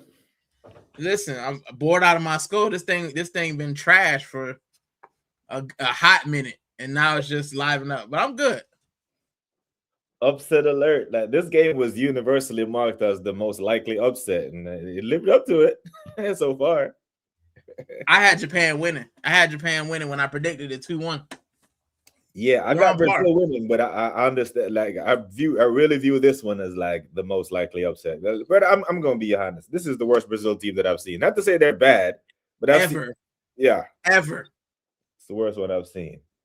Yeah, like you remember that look that R9 had on his face at that training session? Yes. I don't know if you see that clip where he was like, "These men, this, yeah." That's the set. I think they're in the stands looking at it like, yeah, Vinny coming alive though. But man, Japan is playing like a team, man. They're a team, but I think that Brazil just might have too much quality in the end. Like Vinny showed his quality on that play just now. That was a big boy save by Suzuki. Still, listen, I said Ronaldinho could probably come down from the stands and do more than Casemiro. and then Casemiro proceeded to score. I was like, but that's fair though, because he was at fault. He was poor in the first half. He got booked early on a meaningless tackle. Yeah, and then he's on a yellow, so he couldn't do anything to break up that counter, or not counter, that giveaway from Danilo. Because when coach used to tell you all the time, when are you most vulnerable to concede a goal? Big up, Bagrav. You're most vulnerable to concede a goal when you're attacking. You're in an attacking posture. Everyone is going that way. Yep. You turn the ball over. It's easier for them to turn defense into attack than you to change your shape and get in a defensive mode. So that was a good goal from Japan. But this might go 120, don't you think? Oh Lord, I gotta sit here. It might go 120, man, unless there's gonna be a serious counterattack from.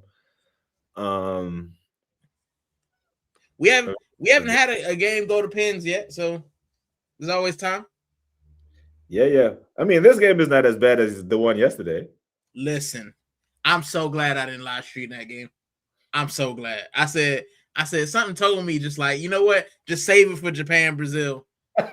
like don't stream this game. I'm so glad. I watched it. I was like, yeah, I'd have been fuming. That game was dead. It's the second game I fell asleep on this year, this tournament. The England game. The last England game? Was it the last England game? That's the one. I fell asleep at 0-0 and woke up and saw 2-0 and thought I missed something. Then I watched it. No, you didn't. Yeah. I think the both of us could have scored those goals. It was trash. It was trash. I was like, I can't believe this. Oh my God. But what do you make of England overall, though?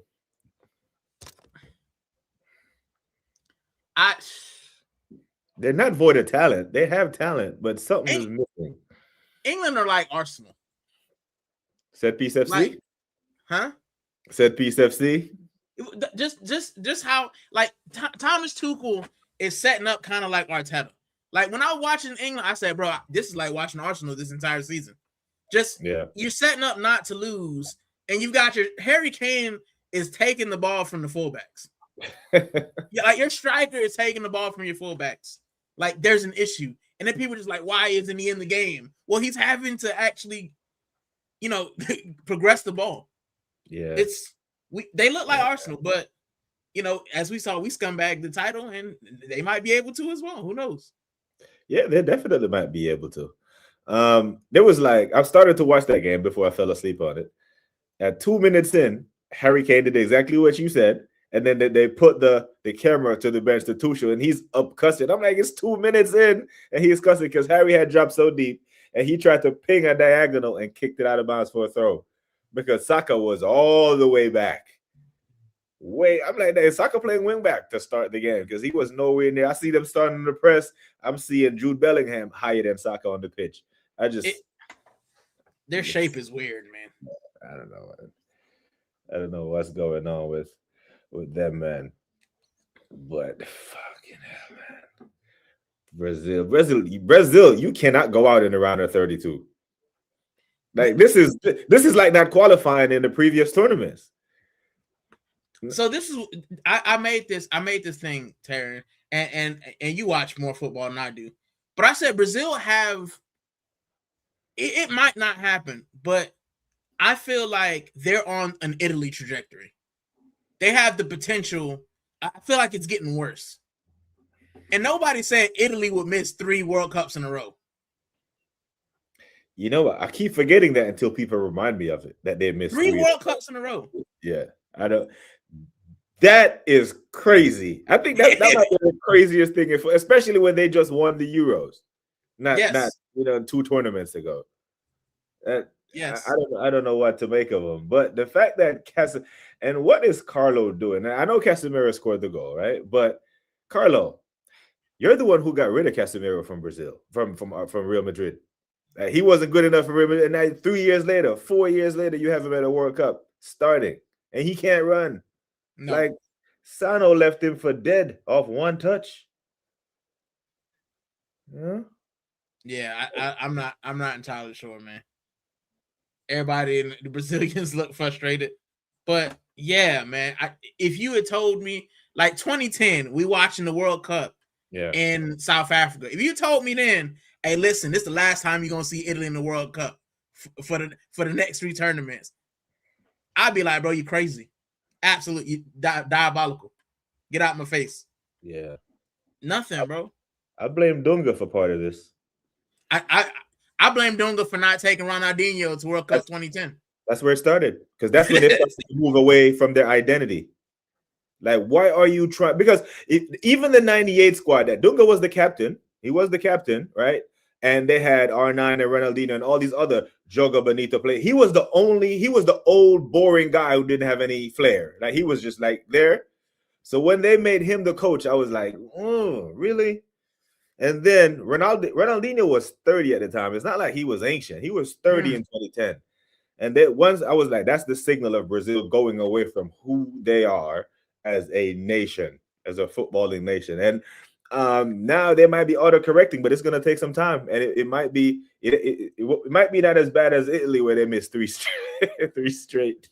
But yeah, like the Italian national team is kind of like a microcosm of Serie A, because in the Serie A was the league. 90s, early 2000s was the not league. Anymore. Yeah, it's the league where you leave the Prem and go to at. Or if you're Luka Modric, you're 40, playing in that league. Remember, Giroud was damn near 40 playing that league. Zlatan played in that league until he was 40-something. We see guys who flop in the Prem, Scott McTominay, and isn't Højlund in Serie A now as well? Lukaku. Yeah. Yeah. So listen, the Brazil, they have to win this game, bro. They definitely do. But Japan aren't going away. Yeah, Japan is going to give him hell. Now they're going to have to earn this win. but yeah, just like Italy is, I feel bad for them. But like you said, when you go away from what you're good at, like Brazil, it reminds me a lot of Arsenal, right? I feel like Arteta You saw how the way Wenger played football, and he was like the only player who didn't play that way. And now he's become the manager, and we're playing this. Mm-hmm. You know what I'm saying? We've lost the flair. Yeah. They have to win this, man. You Big feel up to my guy Godfrey. Big up Godfrey, man. Big up. You filled out your bracket? Yeah. What you got on the left side, on the Germany side, the gauntlet side? I have to remember. Just you know not all the way through. I got Mexico winning the World Cup.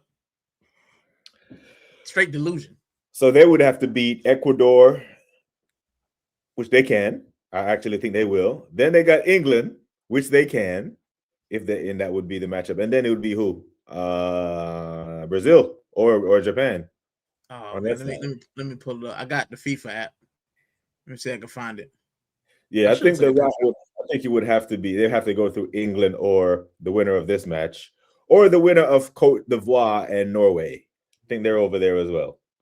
I think Ivory Coast got something cooking though. I think they played very well. Was it against Germany? Mm-hmm. So 2-2. Was that a 2-2 game? Yeah, I think. Brazil, you're running out of time, mates. You got 10 minutes. Why is Neymar not on the pitch? Oh shit, he's not fit. A bunch of injured stars at the World Cup. Lamine Yamal, not fit. Alphonso Davies, not fit.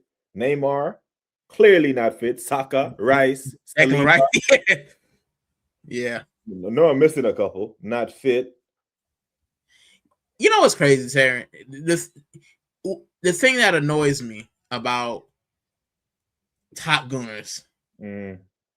Rice and Saka aren't fit for England, and now people are blaming Tuchel. They came to England 100%, and he's raked them. Like, it's weird, bro. Like, oh my god, he's running them into the ground. Like, call it girl. Like, they didn't come to the England cap already cracked, bro. Like, it's weird. The top gooners are doing girl math. That's what I call it.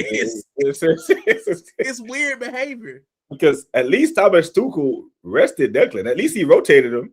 Yes. Took him out and didn't play him last game.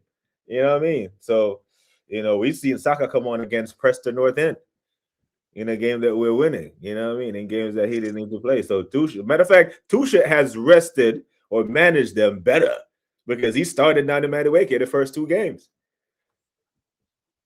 So Tuchel has actually rotated, and I don't think Mexico will win it, but I think they'll get to I think they have a good chance of getting to a quarters.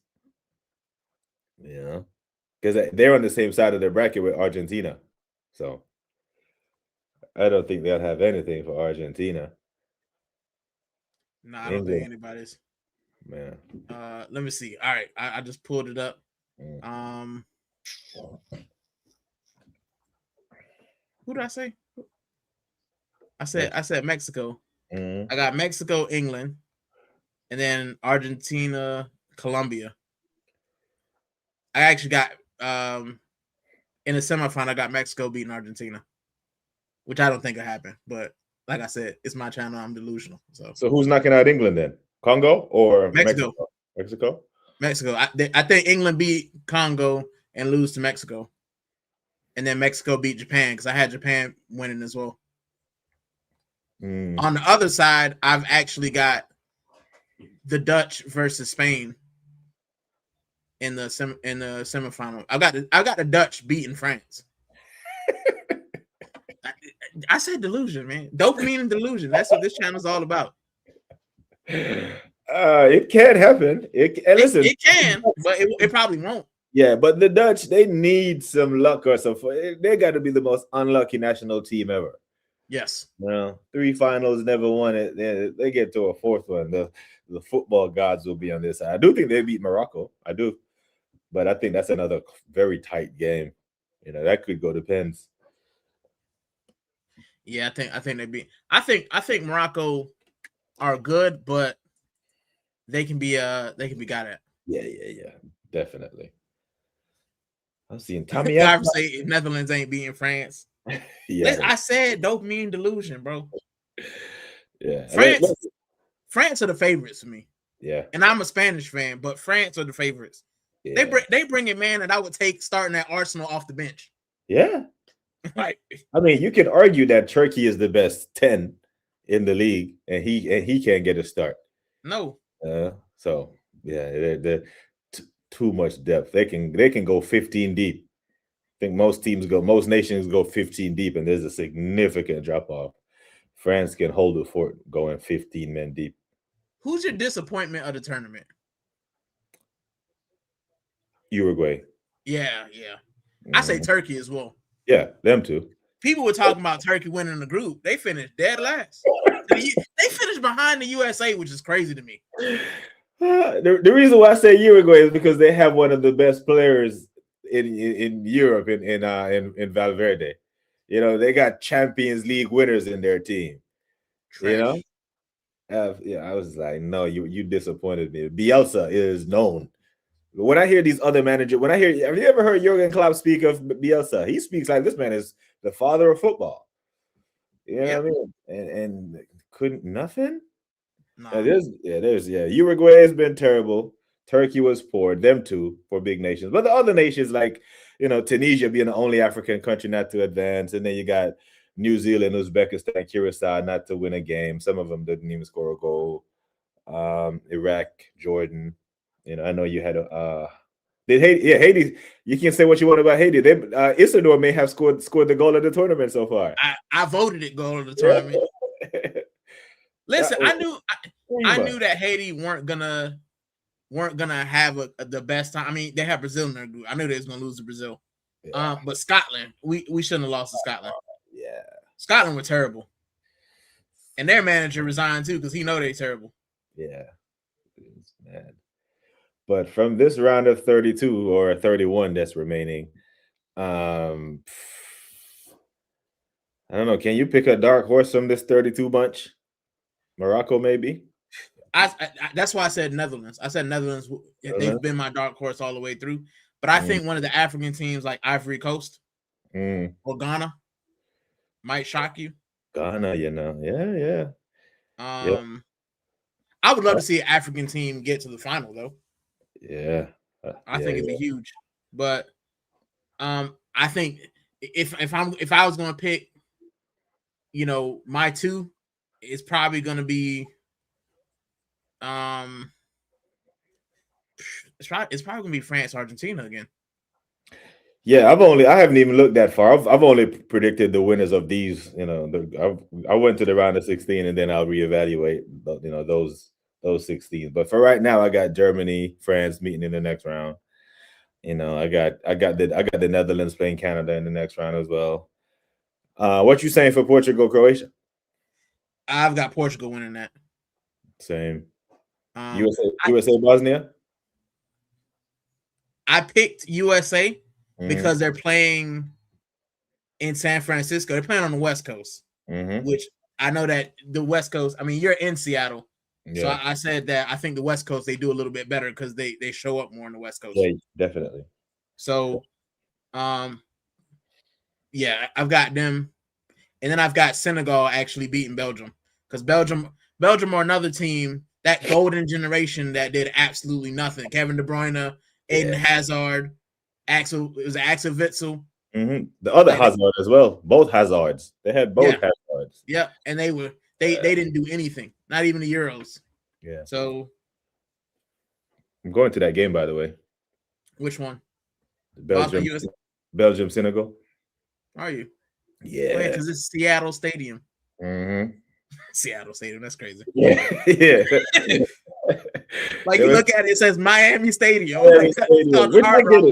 Yeah, I get what they're trying to do. They're trying to confuse the masses. Hey, it's Miami Stadium, New York Stadium, even though it's in Jersey. Yeah. Nah, they can't pull the wool over my eyes. Yeah. But yeah, I got Senegal winning, and then on the others, I've got Japan winning this one. I've got the Ivory Coast beating Norway because I think besides the robot, they don't really have anything. Oh, they got Captain Fantastic, man. What are we talking about? Listen, why are they glazing this man so much, bro? I'm hoping Odegaard does well so we can sell him. Yeah, I was talking to Shane about that earlier. I was thinking the same thing, but then he was like, if he does well, then Arteta will definitely not Yeah, start. facts. Same thing with Kai. But I just Uh, noticed something, bro. I just noticed that Tamiyasu and Casemiro just completed 90 minutes of football. I never thought I'd see Tamiyasu complete 90 minutes of football. I feel so bad for Tamiyasu because I think Tamiyasu was a great player. Yeah. He just, but people talk about Tamiyasu being injury prone, and then they kind of gloss over the fact that Timber's being run into the ground the same way. Same way. Like Timber's coming off a major, and you know he's gonna start. So unless he has surgery or something, he's definitely gonna start. I mean, Declan Rice needs back surgery. But Kyle's been limping for about 3 years. So yeah. Imagine getting called up for the World Cup while you're nursing an Achilles. You know. I get very wary with Achilles because I remember Kobe. And Kobe snapped it, and he was never the same player. Never the same. I think he would have played until at least 2018 if he didn't snap that Achilles. Yeah. I think he realized like that the way he plays, you know, the way he plays when he brings the ball over to his left and plants his right foot to push off. Every time he did that, it would have been in the back of his mind. There's this thing about the snap. It was the same thing with ACLs, man. Like, you know, I'm an American football guy. So, like, when you look at some of the best wide receivers, when they make those cuts and they tear that ACL, them cuts are never the same. In the back of your mind, you're always thinking, bro, if I make this cut again, it's over. Yeah, didn't what's his name have an ACL? Adrian Peterson, did he have one? I think he did. Yeah, I think he did. But he came back from his, but he was different still. Like he was AP was different. He, you know what I'm saying? You can't measure his ACL versus like your average. And when I say average NFL player, like these guys are supreme athletes. But AP was like Russell Westbrook. He was like a mutant. You know, like this is I'll be back in no time. He's probably the one player I can say didn't drop a level after ACL. Yeah. But AP was, if he had played for a contender, he probably have a Super Bowl. Yeah, man. That guy Minnesota. That's different, man. Big up, Godfrey. My bad. I see you, my bad, Godfrey. This needs just straight up diabolical. Mbappe, Messi running it back would be insane. Yeah, it would be. Messi at 40. Yeah, what's dangerous for the World Cup is that Messi, he's out here playing freely. He's out here playing without pressure because he's already won this thing, and that's dangerous. Like, listen, let's say a prayer for Cape Verde. Oh, they're getting dish racked. Yes, they get dish racked, bro. Yeah, they get sacrificed. I'm sorry. Yeah, like Vizzinho has been great in goal for them, but bro. Matter of fact, I think the only time he is gonna touch the ball is when he's picking it up out the net. Facts. Listen, I said that guy gonna see more balls than Wilson, bro. More balls than Spalding, bro. He gonna be under attack, bro. It's crazy. Oh God, it's a feel good story, but like it could be an ISO for FIFA where a knockout game could be the most lopsided win ever. Like I'm talking about, it could be double digits. Yeah. Hope that, but gonna watch Trossard. Casemiro's down because he old. Tamiyasu was like Nacho Monreal always delivered a 7 out of 10. Kind of like Declan Rice, man. Declan Rice always gives you a good performance. You know that, but we overplay that guy. I don't know why. I can't put my finger on why Nacho didn't get the respect he deserved at Arsenal. We had more flair players. I don't think he was like the most supreme flair player. I think he was Captain Reliable. And during that time, you had guys like Alexis Sanchez and Hector Bellerin running up the wing. And, you know, you had a lot. And I think Nacho was just Mr. Sure, Mr. Steady.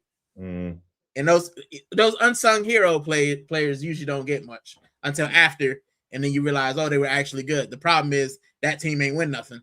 If it won something, people be like, oh, you know what? You know, like Norgard probably would have been if he got some playing time. Be like, oh, you know what? Norgard came on and did a thing. But yeah, man, I got more minutes than Norgard. You got more minutes than Zuby. Zuby ain't kicked the ball at the tournament so far either. Nope. Listen, Taryn, all of the Arsenal players, right? If you think about all the Arsenal players besides Gabriel, it's over. It's over. Nelly. Gary. It's over. It's over. Stick a fork in them. Big name Martinelli. It's over. Predicted 2-1 still. Wow. Martinelli. And Gabriel got an assist as well, right? Yeah. The Arsenal boys getting GA out here. It's over. Oh, man, my brackets. My bracket. Mine's still intact. I had Japan with the upset. I got the scoreline right. Wrong team winning it, though. Tell me somebody outside. Nah, he definitely on. Martinelli, brother. Big game play, scoring at the Bernabeu, winning Brazil, sending Brazil to the round of 32. Get in. Feel bad. It's over. I feel bad for Japan because they say Bruno G and Martinelli, the Arsenal boys. Mm-hmm. What you think about Bruno G? You'll take him? Hell yeah, man. Hell yeah. Like me and Sammy used to argue about this all the time because he loves Tonali. And I used to tell him that if I'm going to Newcastle and getting it anyway, I'm getting Bruno G. But he has this he's running this age discrimination thing. I'm like, bro, when did 29 become old in football? Like, what are we talking about? That man is a granddad or something at 20. 29, you're still in your prime, bro. You know what I'm saying? Like Gabriel is 27, 28. You ain't talking about his age. Gabriel Martinelli, he's gonna sleep good tonight. Off the post. Oh, man. Yeah, man. Come on. Japan equalizer. Because, I was just about to ask you, like, who was Carlo going to take off to bring on Neymar in extra time? Because he had to do something. It's over. It's over, Taryn. Yeah. Dang. I'm 0 for 2. Yeah, I'm 0 for 2. I'm 2 for 2. My bracket's still intact, man. My bracket's still intact. Oh, man. Yeah, Japan, heartbroken. I'm sad right now. Yeah, heartbroken for Japan. This is the heartbreak season. You know what I'm saying? Man. Imagine if Paraguay. How England gonna lose? Yeah. Your turn, Paraguay. You got this. The upset didn't happen. The upset's on you because Netherlands, Morocco ain't no upset in that game. Either one can win that. Japan got something going. Yeah.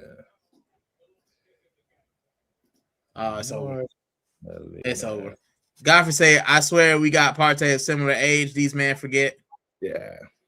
29 is not old, man. I think I had South Africa winning for obvious reason, but I had South Africa nicking a late winner. Mm-hmm. Maybe I'm the problem. Let me stop predicting wins, bro. I'm the problem. Because I predicted late winners for both of them. And yeah, I got that wrong. The only good thing that comes from this is that Japan kit might go on sale. I need to find that Japan kit. I need it.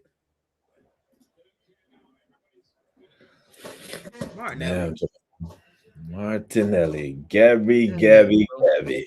Wanted for Brazil. I know Neymar is probably the most relieved man in the stadium. Like I didn't have to go on and try to save them and fail again.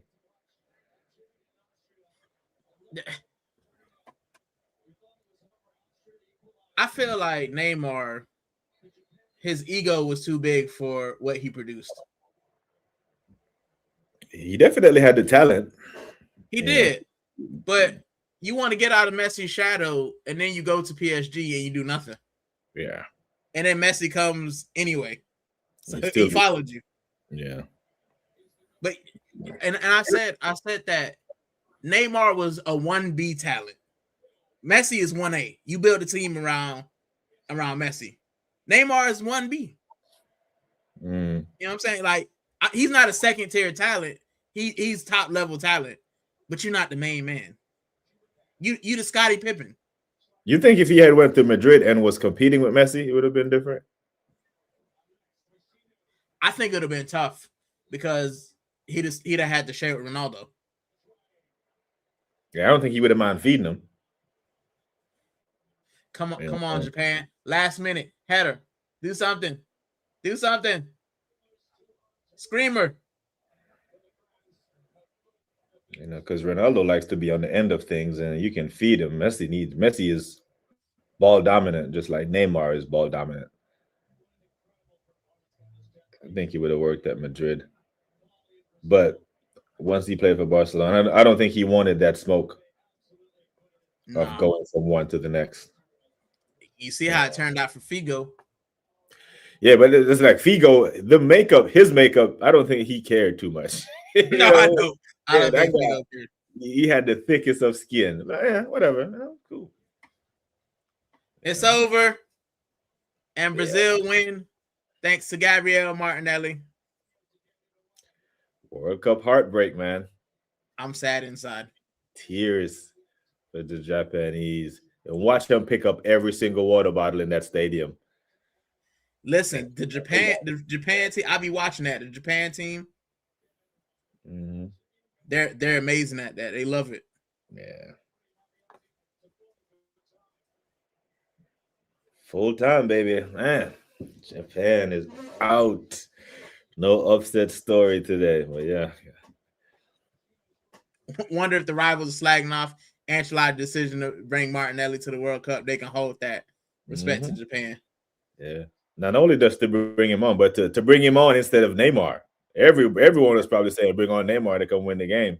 That's a brave call. Now he looks like a genius. Yeah. I feel for Japan though, man. Yeah. I feel for Japan. They've played well. But my bracket is busted twice. I mean, it didn't matter. What's the next game? Germany, Paraguay. Yeah, I ain't staying up to watch that though. I think Germany will sacrifice Paraguay. Yeah, Kai brace loading. It grinds my gears when I see Kai Havertz doing well, because I just know that every time he does well, I just know that means that he's closer to starting over Gyökeres. Yeah, you might fuck around and hear contract extension if he does well. Too well. You know? Late game winner, man. Those are the killers. Give him no time to react to the goal. He said 7-1 seconds. Damn, that sucks, man. Yeah. I think it sucks more for Japan than it sucked for South Africa, because South Africa weren't like actively trying to win the game. Japan actually went toe-to-toe to Brazil. So yeah.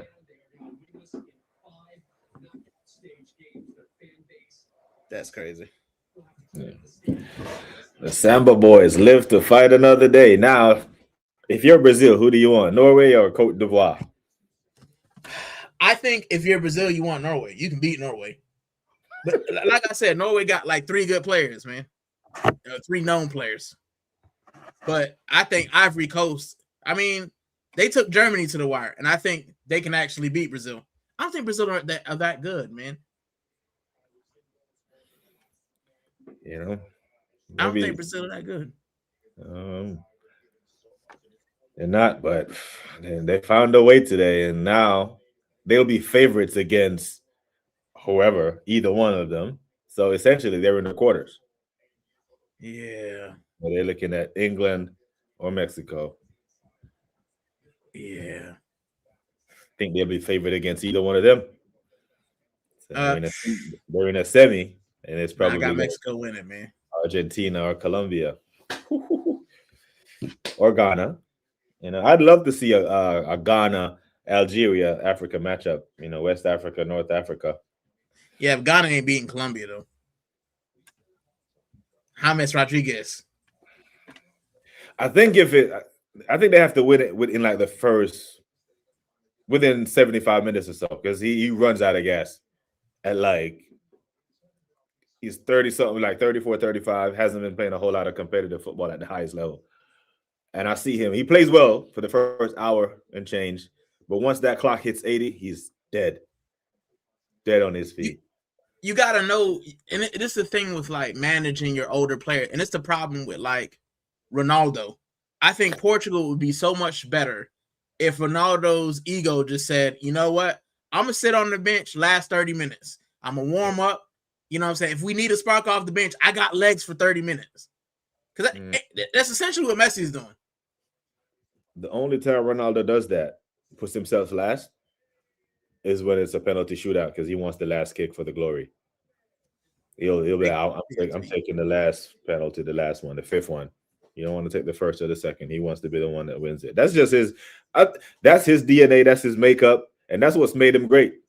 And it's also what's holding Portugal back.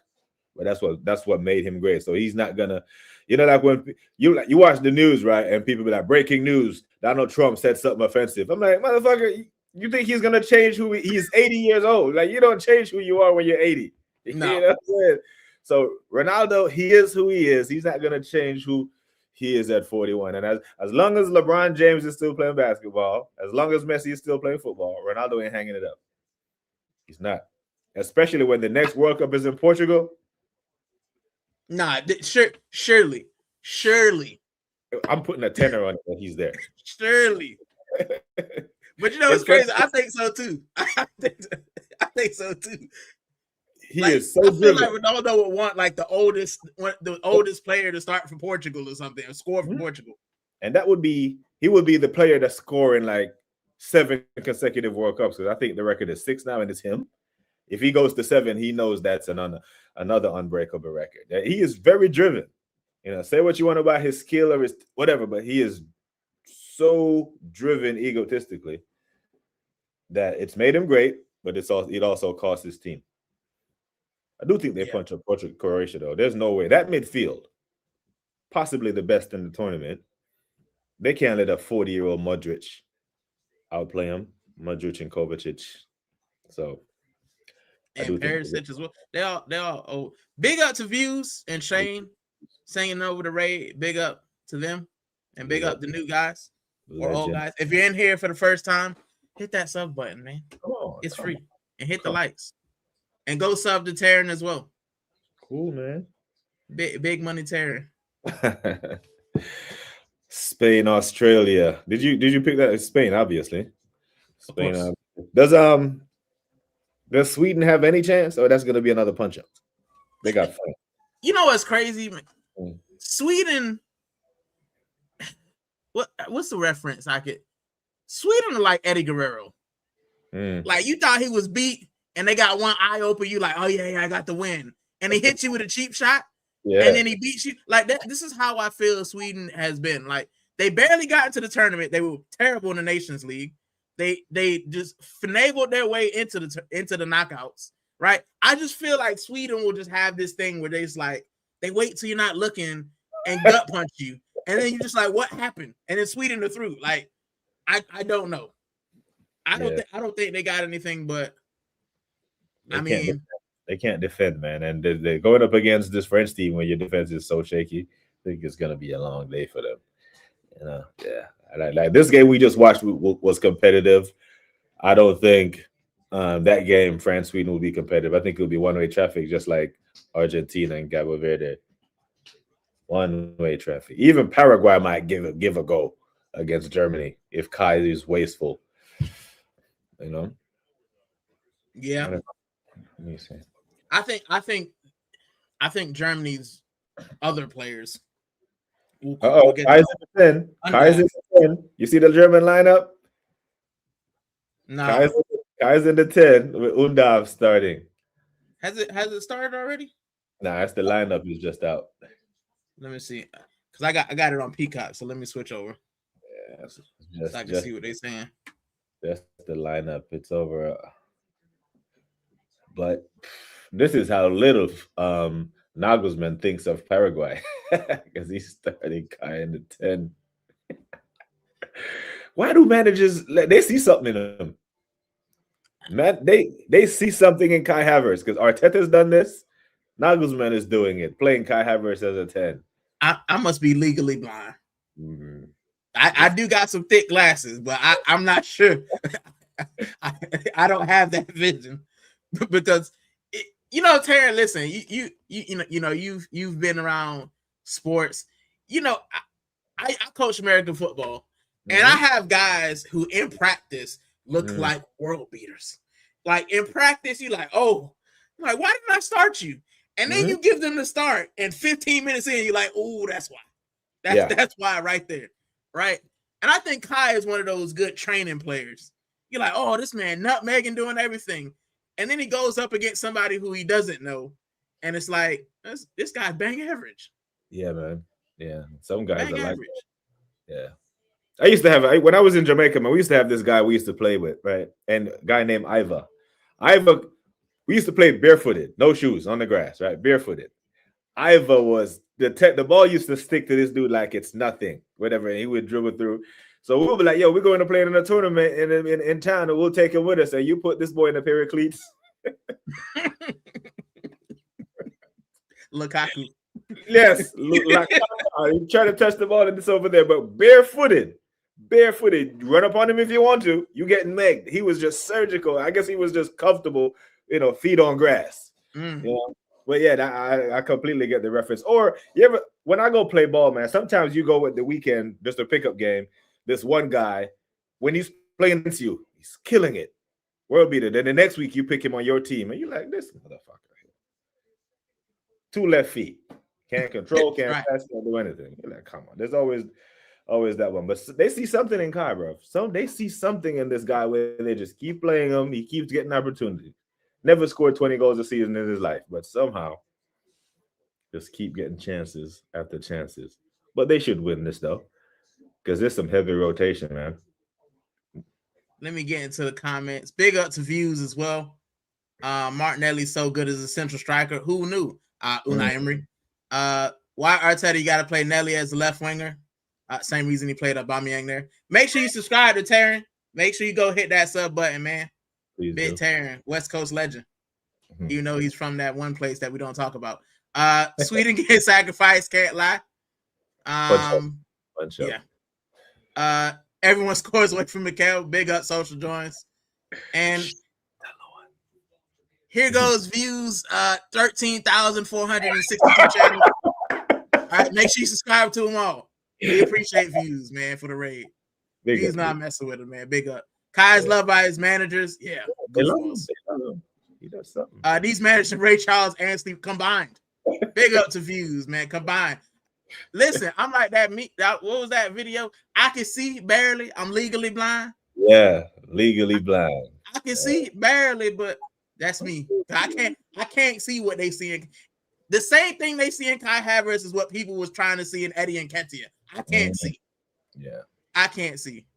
And then you look at Flavour and Balogun, and we let that guy go for Eddie and Nketiah. And Balogun might get another move. We all play football. Kai's that lanky guy that run around and put himself about. His physicality. He's tall, can win headers and run hard. Better than no one, but fills in. Yeah, what's his name? Oh, dude, what's his name? Stoke City striker. Oh, Crouch. Yeah. Crouch, man. Same deal, bro. Just in the way. Look like a damn praying mantis on the football pitch. Yeah, just in the way. Big up to Quadra, my viewers forever. Make sure you subscribe to my guy Shane and Views as well. Big up, man. I missed a live Martinelli goal. I just saw the repeat of the goal. Yeah, man. Martinelli does that. If you play him in a position where he doesn't have to think, then he's exceptional. When he's got to think left or right, then we see the Martinelli we see at Arsenal. Yeah. So move Martinelli central striker for Arsenal. Well, I mean, Kai Havertz already there, top. Go get Vinny. We get Vinny Jr. I'm at the shop the next day, even if I got work. I'm going. Get me a kit. Yeah. Big up to the first lady. Big up first lady. Popped in. Big up to her. She said, "What part of Jamaica are you from, Taryn?" Spanish Town and some city. Big up. I have no idea what that is, but she might. So it's the former capital. Kingston is the capital now. Spanish Town used to be the capital before Kingston was developed. Many decades ago. Yeah. I think her is it St. Anne's? St. Anne's where Oh, her St. family Anne from? was from the North Coast. Yeah, that's the good Mhm. side. Yeah, we don't. I didn't. Yeah, we weren't that privileged to live on the North Coast. So, Listen, I only been to what's it, Negril one time. that's the Northwest Coast. That's where the money at. That's where you want Yeah, to be. You know what I'm yeah. saying? Yeah. Listen, but I think my father-in-law is from Kingston. Yeah. I think he's from Kingston. I know his food tastes like it's from Kingston. Yeah, That man. man got coconut off the tree, Yes, made sir. his rice and peas. Yes, sir. I said, dang, bro. Matter of fact, next month this time I'll be there. So I can't wait. When Jamaica, I need it. Yeah. Listen, Jamaica. I know we go on tangents here, but that's what I do on my channel because the Waffle House. But Jamaica is one of the best places I've been. One, it was one of the blackest places I've been. Also, they eat off the land. Everything comes from the ground. There's no GMOs, none of this fake crap. Like it comes off of trees that come out the ground, and it's delicious. And three, I hope my wife ain't watching no more. Listen. Don't do it. If I was a single man, I'm getting scammed. Don't do it. Reconsider. I'm spending all the Jamaican dollars. I'm giving everything away. All right, that's all I'm saying. But I got me a nice Haitian Jamaican woman. Oh, God. Big up to the first lady. Yeah, big up the first lady, man. That close ball control by he has that in there. He has that in there. But we don't see it because we want him as a touchline winger or a left wing back because he's usually defending most of the time. Big up to Views, saluting Quadra, and DG2 Social Joins Godfrey. Big up to you. Make sure you guys go subscribe to Views, Taryn, and Shane as well. I still want Osimhen too. Send Havertz back to Germany. They can't afford his wages though. The only team that will come in for Kai Havertz is Bayern Munich. And I mean, are they going to buy him? You know what to compete with Harry Kane? I don't think so. You see the Barcelona Kane links? Would you go? Would you go if you're Harry Kane? I think I would. Yeah, I think he. Can you imagine him being on service from Jamal? I mean, Jamal and Rafinha. Rafinha? Yeah. I just think he knows that the Bundesliga is big, but a La Liga title would be bigger, and he knows that. You know. Plus, he's conquers Germany. I don't think he will leave, but I can see why he'd be interested. It's Barcelona, isn't it? If I'm Kane as well, right? I like Germany, but Barcelona's warm. Yeah. Like Barcelona has the beach. Yeah, it is, man. And Spanish. And you learn in German. If he looks at how they kind of use Lewandowski in his final years, because I think he's on his way to Chicago now. He's probably looking at it like, I ain't got to track back. I literally can just stay here, go hug, and just score goals for fun. Yeah. So, yeah, I would do it if I was him. Yeah. Big up to Views, saluting Views. Nelly still trash. Why people glazing him? We're not glazing him. We're just saying that he plays better in the middle. That's it. Big up to Views. Big up Quadra. I'm skipping the dappings because I'm probably thousands of years behind. Carlo has faith in his attackers. He expects his attackers to miss and score. Mikhail expect a goal first time unless you're Kai, of course. Yeah. You just do this 40,000 times if you're Kai. If you're Odegaard, you just do hair flicks, and you're pretty much okay. Under Emery, Nelly was balling as a center striker. Yes, he was. Hey, Ocho Rios. I never been there, but yeah, man. I heard it's nice. Yeah, reverse. Ochi. What does that Ocho Rios though? What's that Ochi? Call it Ochi.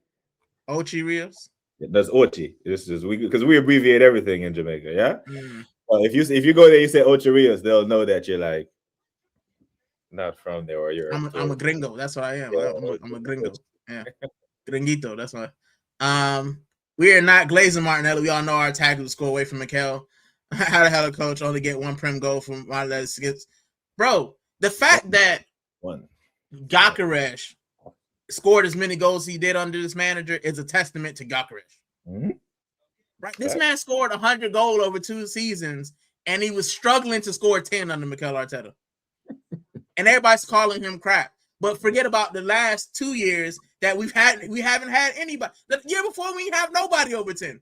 So how's this guy crap? And then he's come here and scored 10 goals. But we forget last season where we had, for the first time in 100 years, no Arsenal players scored 10 goals. Yeah. Like I wish I could convince the Gyökeres naysayers. But like if I can convince you that last season was going to be his worst season, would you shut up? 14 goals, that's going to be his worst seasons. 14 goals won us the league. So next year he scores 18. Next year he scores 20, and we keep winning the league. Then shut the hell up already. Yeah. He won us the league in his debut season. How about that? Facts. Yeah. And he got a cool celebration. I'm a sucker for celebrations.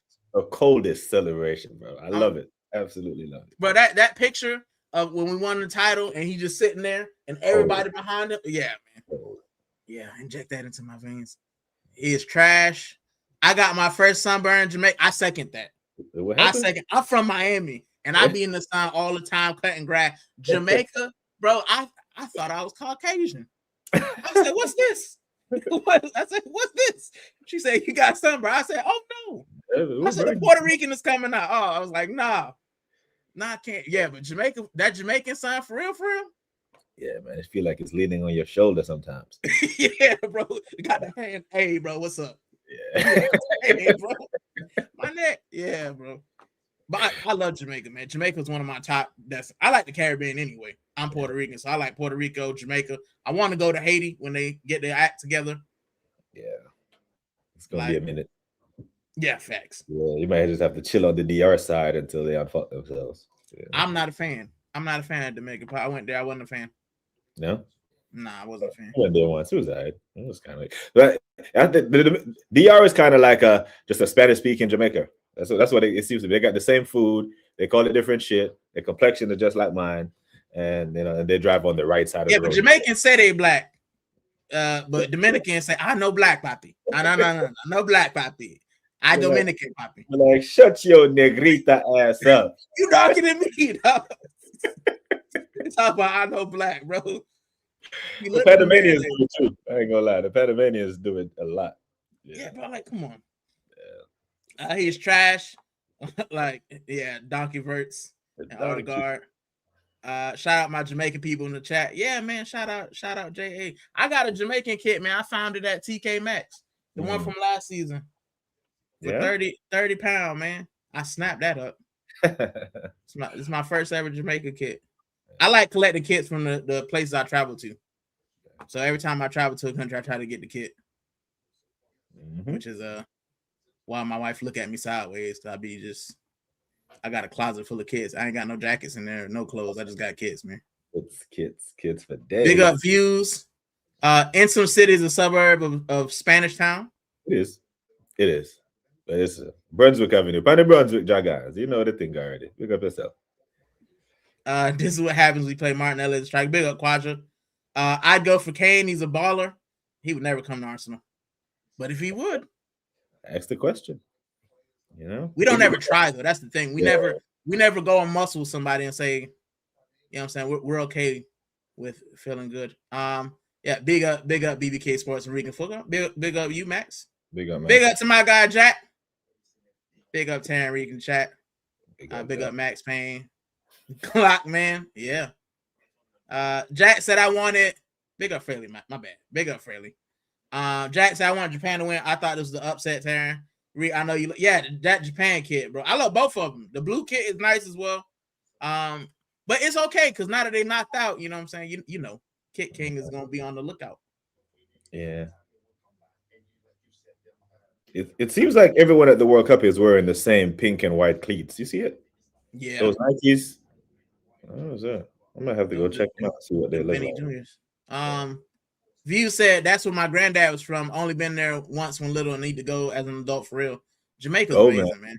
Oh man. Go. Jamaica's amazing. We'll do some vlogs from there next month. So yeah. If I had the money and the time, I'd probably just live in the Caribbean. I'd love to just live off the land. Yeah. Just wake up, you have the sun, you got your food that you're growing, you got the beach.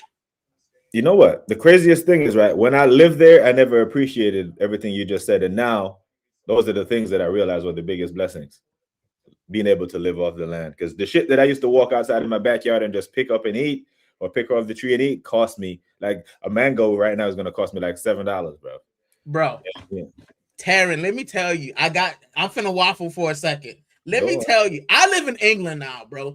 You do not understand how excited I get when I see a mango. And I'm always disappointed because I'm like, oh, this mango, I'm like, oh, they got mangoes.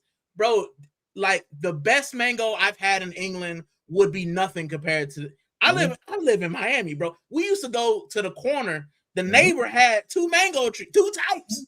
Right? Yeah. You go get mangoes, you got plantain trees, you got, I mean, you know, we got Georgia bullets, we got quenepas. Like you've got just fruit everywhere in South Florida.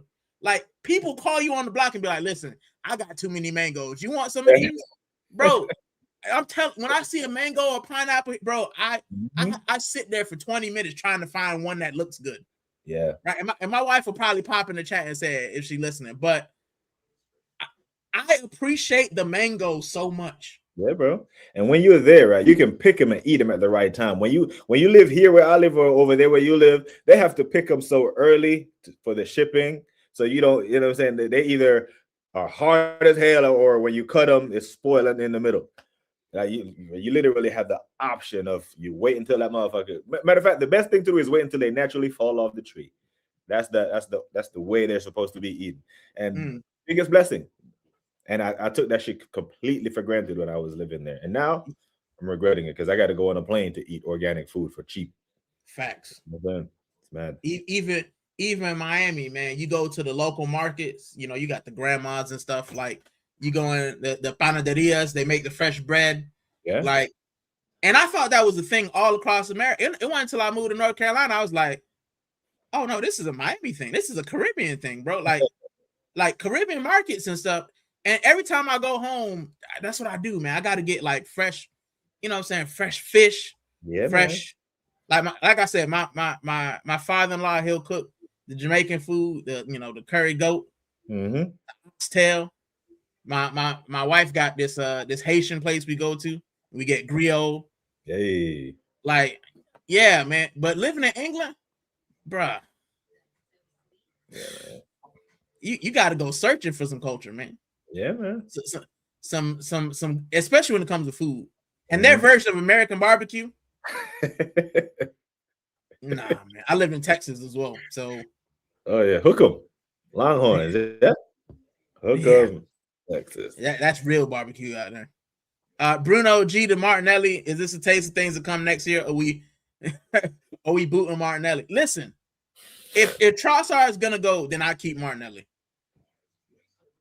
If Trossard is going to go, because I think we need to keep one of them. We can't get rid of both. Shit, I'm selling both of them. Both of them. Sell both, but I just don't think Mikel Arteta will. Yeah, I hear it. Like, because I would have got rid of Odegaard and Kai Havertz before the World Cup.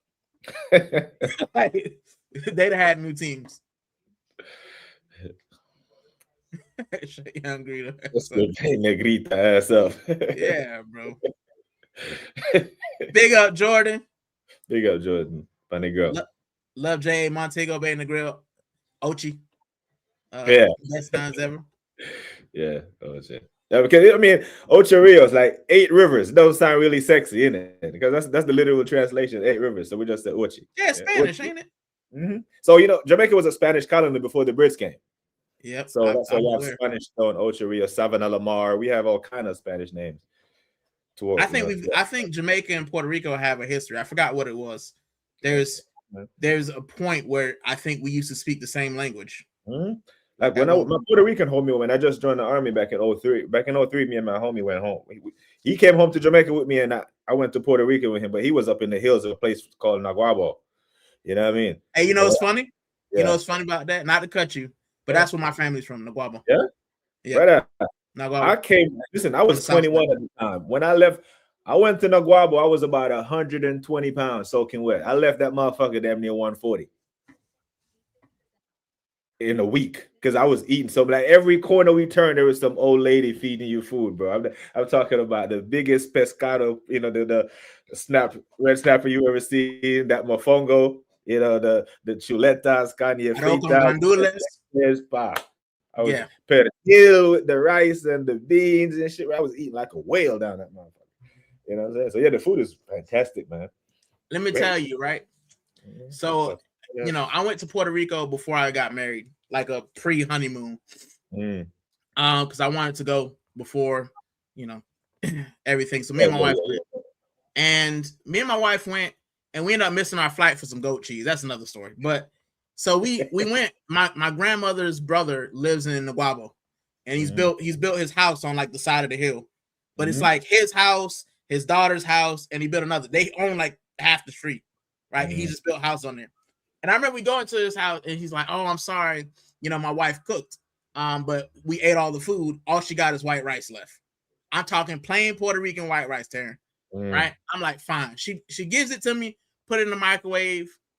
She's like, oh, she's apologizing. Taryn, what I tell you, white rice, plain white rice. The rice was so damn good. I asked for 2 more plates. I ain't lying to you. White rice. I ate it with nothing. And my wife was like, this rice is so good. So I tell my grandma, because I'm embarrassed. I'm like, I don't want to tell my grandma, like, listen, you know, Tite, I will cook for me. And like, you know what I'm saying? It's almost as good as you.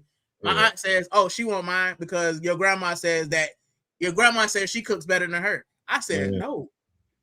I said, better than grandma? She said, yeah. She said grandma will eat her food. And she's like the only person. Bro, this lady right here, I'm talking about the cankles. I'm talking the long wrists and that. It looked like she been doing this for a long time. Bro, I'm telling you, I almost missed my flight for white rice again. I said, let me just stay another day, bro. And you ain't lying. They pulling over the side of the road. Hey, come eat this. Come eat that. I mean, they just can feed me and feed me. I was eating like I thought sancocho was like a South American thing. I was eating sancocho, bro.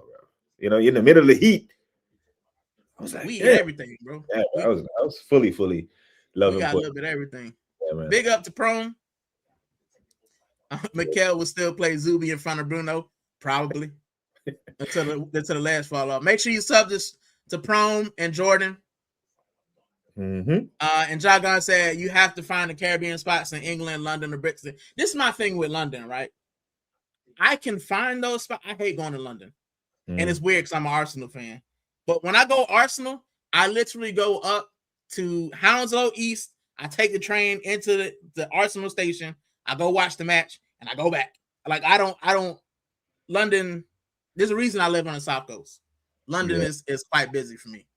Yeah. I used to get good Caribbean food because I used to have a little thing out in Windsor. You know what I mean? We used to go out to Windsor, and you can find Caribbean ingredients out in like Slough, but you ain't gonna find too many restaurants like you're in Brixton and Peckham and shit. You know what I'm saying? So you have to have some family or some people out there who know how to cook that type of shit.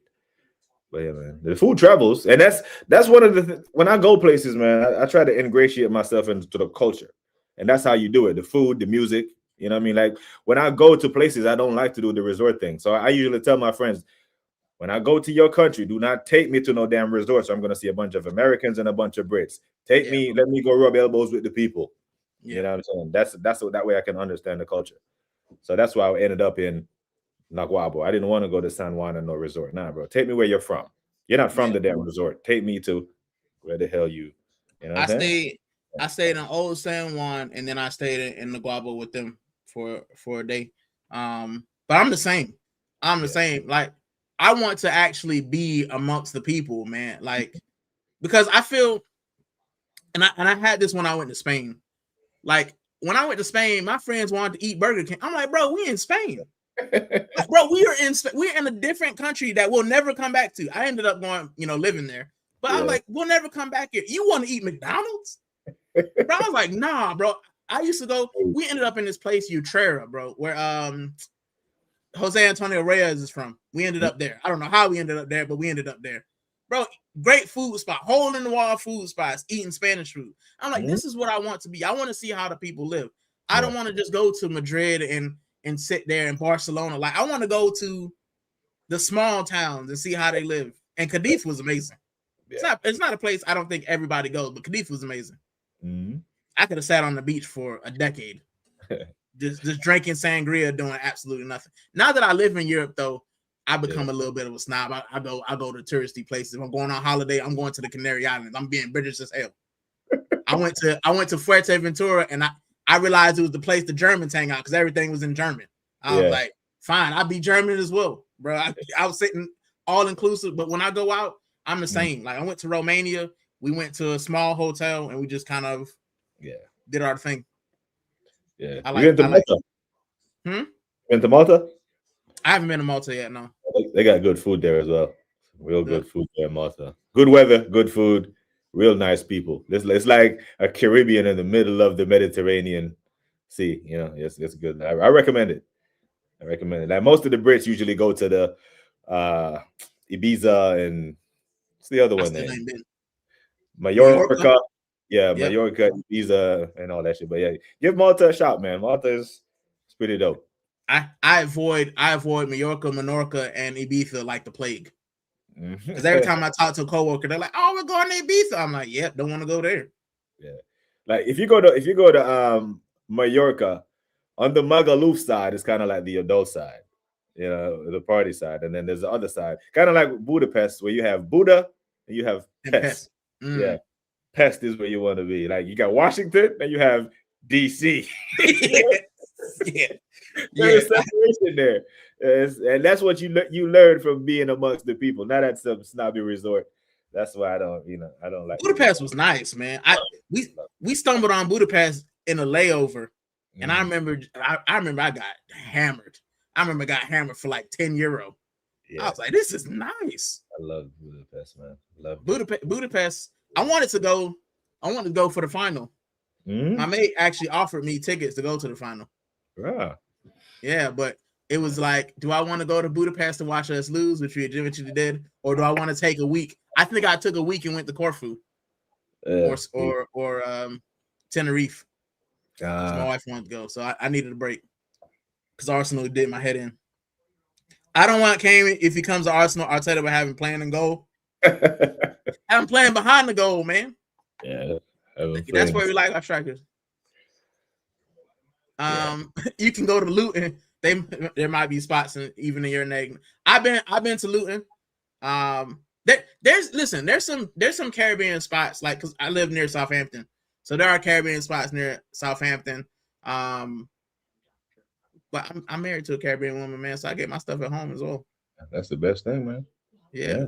There's a reason I'm chunky, man. I'm not as skinny as I used to be. She done fat me up like a Thanksgiving turkey. I got to waddle to work, and then I go to work, and then I got these old British ladies who's so nice. They're like, "Oh, do you want tea? You want some biscuits?" I'm just sitting there on the computer all day eating tea and biscuits, looking like an Oompa Loompa. So yeah, man, I'm all right. The other side of Ibiza is grown. Forget the party side. Yeah. I heard Ibiza's a vibe though. Yeah. I went to Corfu last month. Corfu was nice. Casemiro man of the match, yeah, bro, diabolical, bro. Redemption, like he had a shit first half, second half he scored a goal. Like, he should have scored that header. Like, he missed the header from like point blank range. Still, yeah. What you got? Germany and Paraguay. What you got to score that being? 2-0 Germany. Yeah. 2-0. You think it's any world where Paraguay gets an upset?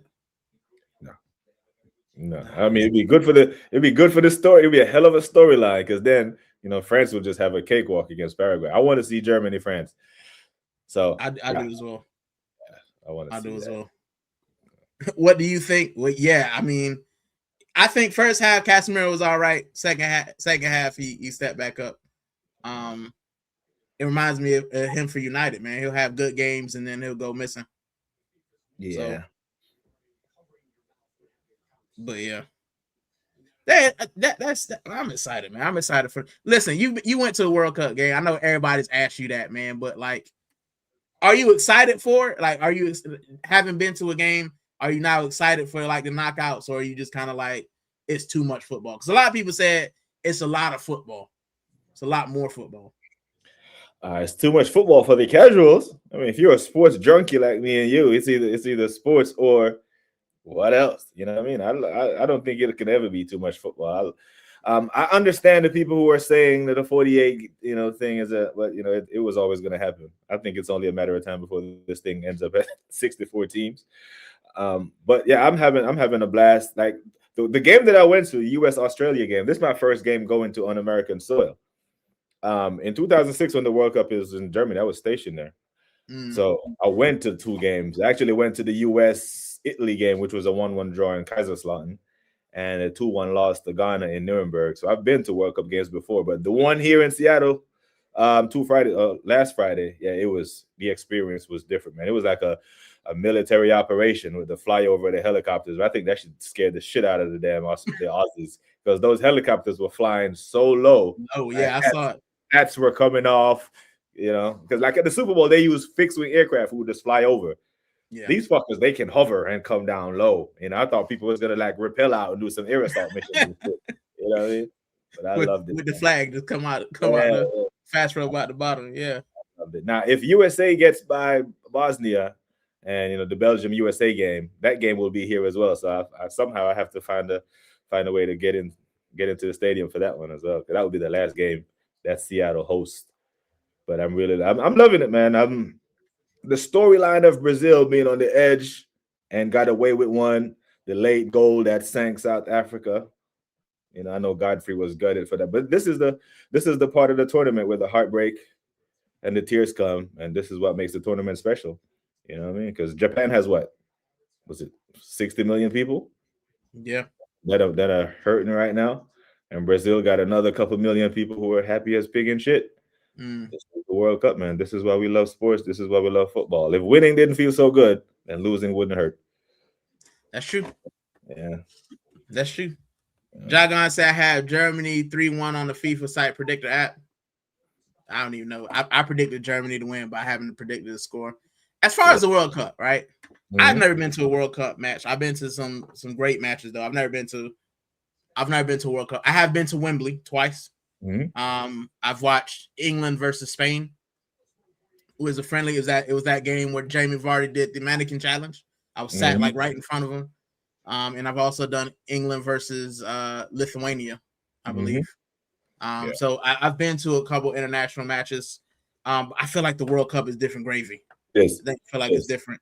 It is. And one of the reasons why I think it's really different is, like, for example, tomorrow or Thursday, whenever Argentina play, right? If Argentina scores 10 goals and then Cape Verde score 1, the people they're gonna cheer and celebrate louder for that 1 goal than all 10 of the Argentina people for the Argentina goal. Like the fans at the World Cup is completely different than club football. The energy is different. That's why the World Cup is a celebration of the sport. You know what I mean? Like, a lot of these nations are here for showcase. The big boys are here to win it, but the Swedens of the world, the Canadas, the Australians, they're there for vibes, and boy, are they showing vibes. You know you're not gonna win it, but you're there to be a thorn in someone's side. Yeah. It's like when Haiti scored that Isidore goal, man. You could hear it. You could hear how loud the Haitians were. Like, yeah. Even when Uzbekistan scored the goal the other day, like, you see how happy Cannavaro was, even though he know he's getting fired. Just to see the nation that you're coaching score a goal, which is the hardest thing to do in football, always going to have some jubilation behind it in a World Cup setting.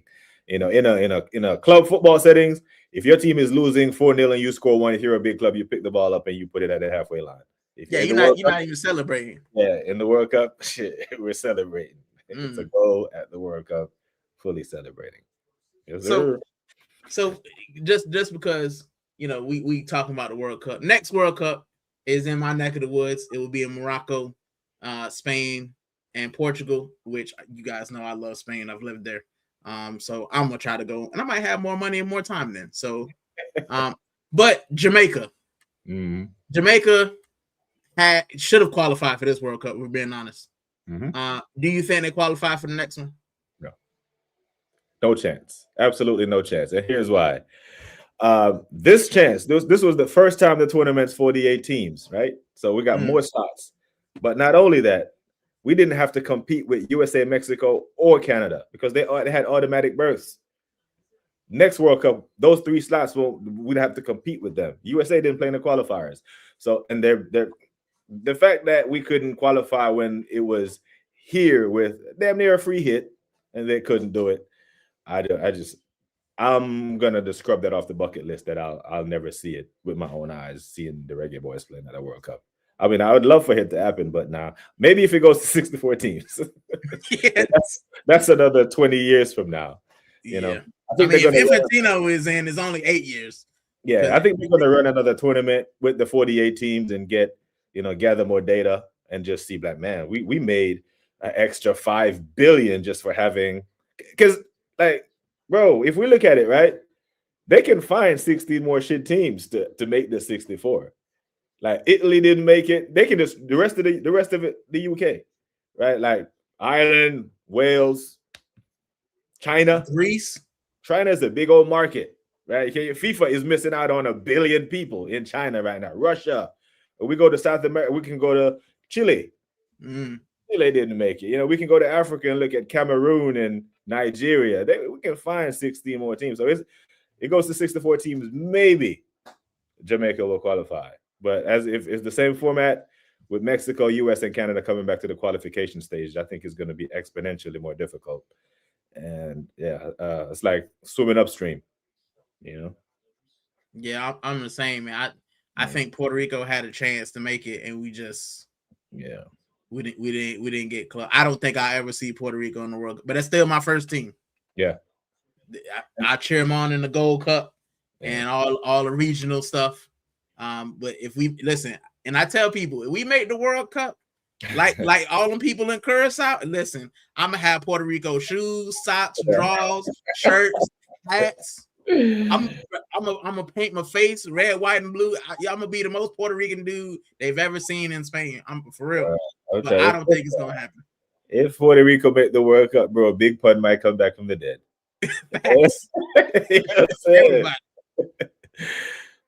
I know New York's gonna be on smoke. All the Bronx will be on fire. That's one of my bucket list things as well. The Puerto Rican Day Parade in New York. Oh man, it's lit. I would love to do that. But I'm avoiding New York for the next 365 days. Maybe longer. Depends on how. Listen, you got Bam. You got Bam and Giannis now, man. You good? You back in. I know this is a football channel, but oh man, I don't know where we go with Giannis. I like Giannis, and I'm glad he came here, but if win now was a move, it's now. If we don't win in the next 2 years, we are done for the next 5 after that. We ain't got no picks. We ain't got no draft capital. Yeah. We ain't got no young. We gave up the farm. Yeah. I think Pat Riley just has to fill out there. It's going to be tough trying to fill out there. So basically now he's going to have to do the same thing he did with LeBron, right? Where you got to go find a Shane Battier for the veteran minimum, or go find a Rashard Lewis for the mid-level exception, or Ray Allen. Like, are those guys floating around the league right now? Maybe not caliber of those guys, because I think a lot of people underestimate the value that Shane Battier brought to that team. I don't. Which is defense and his shot making. But those guys are out there, probably not to the level of a Shane or a Ray Allen, but if anyone, because as much as Pat Riley was our coach from 91 to 95, I still got love for Pat. The Knicks weren't about nothing, so he went to Miami, and he's done well down there. So if anyone can find the pieces, no one knows the NBA landscape like Pat Riley does. That's true. You know what I'm saying? Like, he is the guy. He has worked for some of the most storied franchises in the NBA for a long time, and that's no accident. He knows his stuff. So I trust. I would in order for you to work for the Lakers, you have to have tough skin and know what you're doing.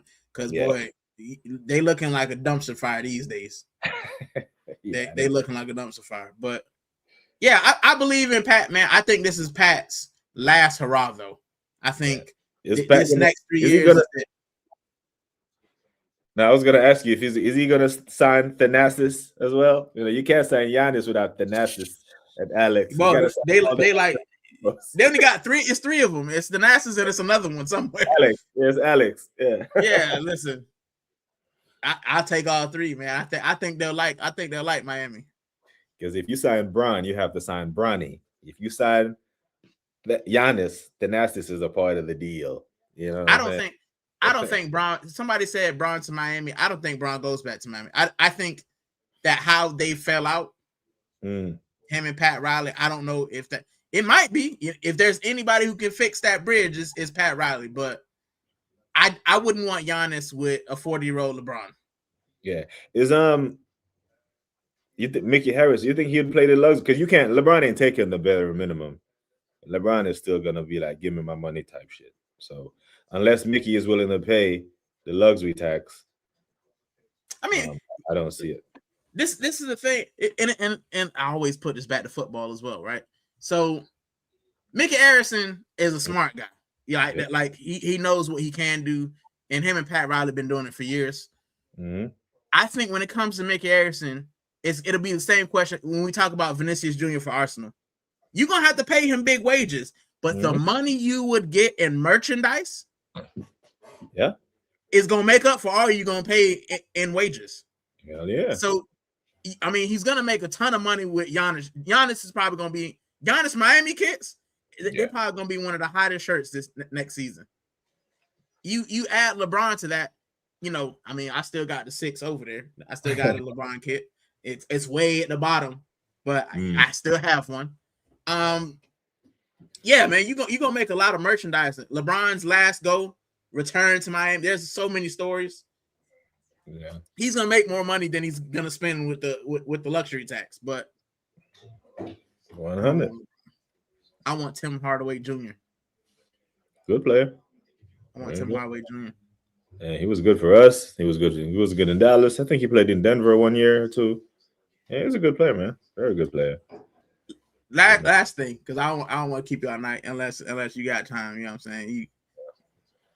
Yeah, it's about to be 1 o'clock here, man. 1 p.m. I'm early. I'm 8 hours behind you. I'm just saying I don't want to keep you forever, but New York, what do you think? What do you think the Knicks do next season? Obviously, since we're the champs, I always give the champs the benefit of the doubt. I don't think we can just run it back. I think we need another big guy that can score. Listen, I wouldn't be surprised to taking on Brown on a free. You know what I'm saying? Sign Brown on a free, and then we'll have a lineup of Josh Hart, Jalen Brunson, OG, Cat, and Brown, and we can bring Bridges off the bench. I think Shamet will go. I think Mitchell Robinson will go. So we will be in the market for another big man who can score and another backcourt player. But yeah, I think we. I tell you what. I back us to get back to the finals before I think. Because the talk around the NBA is that Wemby and this person are just going to spawn back in the final, as if Denver I don't think so. Fighting for him, as if OKC and Jalen, what's his name? Jalen Williams was healthy. I think they probably win that series. So between Denver, I don't know what the hell the Wolves are doing. I think the Wolves got worse. The Wolves essentially traded 2 of their big men who can score and kept the one who can't in Rudy Gobert. They traded Julius Randle and traded Naz Reid. I'm like, what the fuck? Like, what are you men doing? So I think we have a better chance of getting back to the finals than they do. But as far as winning it, no, I'm not sure yet. But I'm just gonna enjoy this one until the playoffs start next year. I'm not even gonna get worked up about NBA basketball until the playoffs start. Because as long as we're there, as long as we're in a top 3 seed, home court advantage, well, that shit don't even matter because we won it on the road anyway. But I think the Knicks are in a good place, man, and I'm calm. As a lifelong Miami fan, I gotta be a hater and say I hope they don't. As a sports fan, listen. You guys know delusion, dopamine, and hateration, bro. I'm a hater. That's what I know. I know what I am. I am what I am. Right? I'm a hate on the Knicks. But as a pure sports fan, I think it's a good story for basketball, man. I was tired of seeing Boston win. I was tired of seeing I like the OKC when it was great for basketball. They're a small market team. They did it the right way. And now the Knicks, it's been what, 50 years, 53 years? 53 years. So let me ask you this. Since they won, it's good for basketball. I don't just want to see, and I think with New York, I think it's great because yes, Jalen Brunson, he's not a LeBron. He's not a Giannis. He's not, he's a star. He's not a Steph. He's none of them, man. Yeah, I absolutely get it. Yeah. So it was a team thing, and it's the same thing with OKC. I like Shea, but he's not Kobe. He ain't LeBron. Yeah.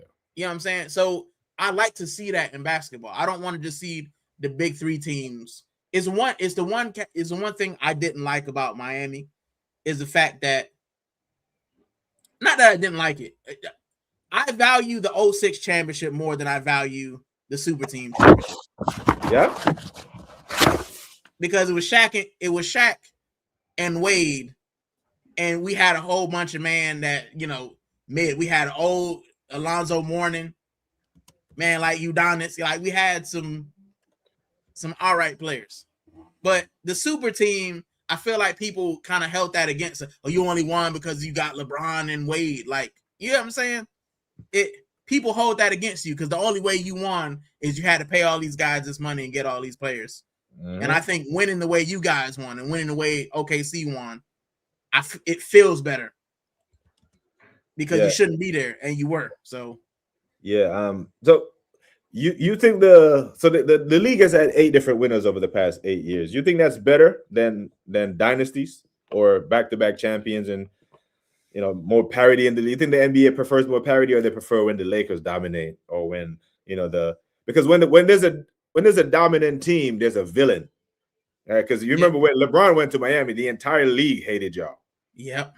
You know what I mean? Loved it. Yeah, that's what I'm saying. The NBA loved it. I loved it because the Knicks, like that thought the Knicks were ass. So I just watching basketball as a purist at that point. And then you got the KD went to the Warriors, and everyone hated that and hated them. They love Steph, but they hate Draymond, and they hated KD for going there and making the league like a monopoly. So I don't know how you view the league. Is it better when you got 8 different winners in 8 different years, or you like when there's a dominant team and a villain? I think you need both, right? But I think you need both. I think now a team needs to step up and dominate, because you think about basketball, their highest ratings was when Jordan was winning the chip. Mm-hmm. Jordan was winning the chip, and then for a couple years, you had San Antonio, you had other teams win it, and then the Lakers emerged. Yeah, right. I think this is the longest stretch where we've had this amount of people, because you had San Antonio dynasty, you had Miami dynasty, you had the Warriors dynasty. Like, I feel like you need, in order for you to get more viewership, people have to believe that their team can win. Yeah. Like, it's great if the Lakers win, but if you have nobody else win, you basically watching basketball to watch basketball.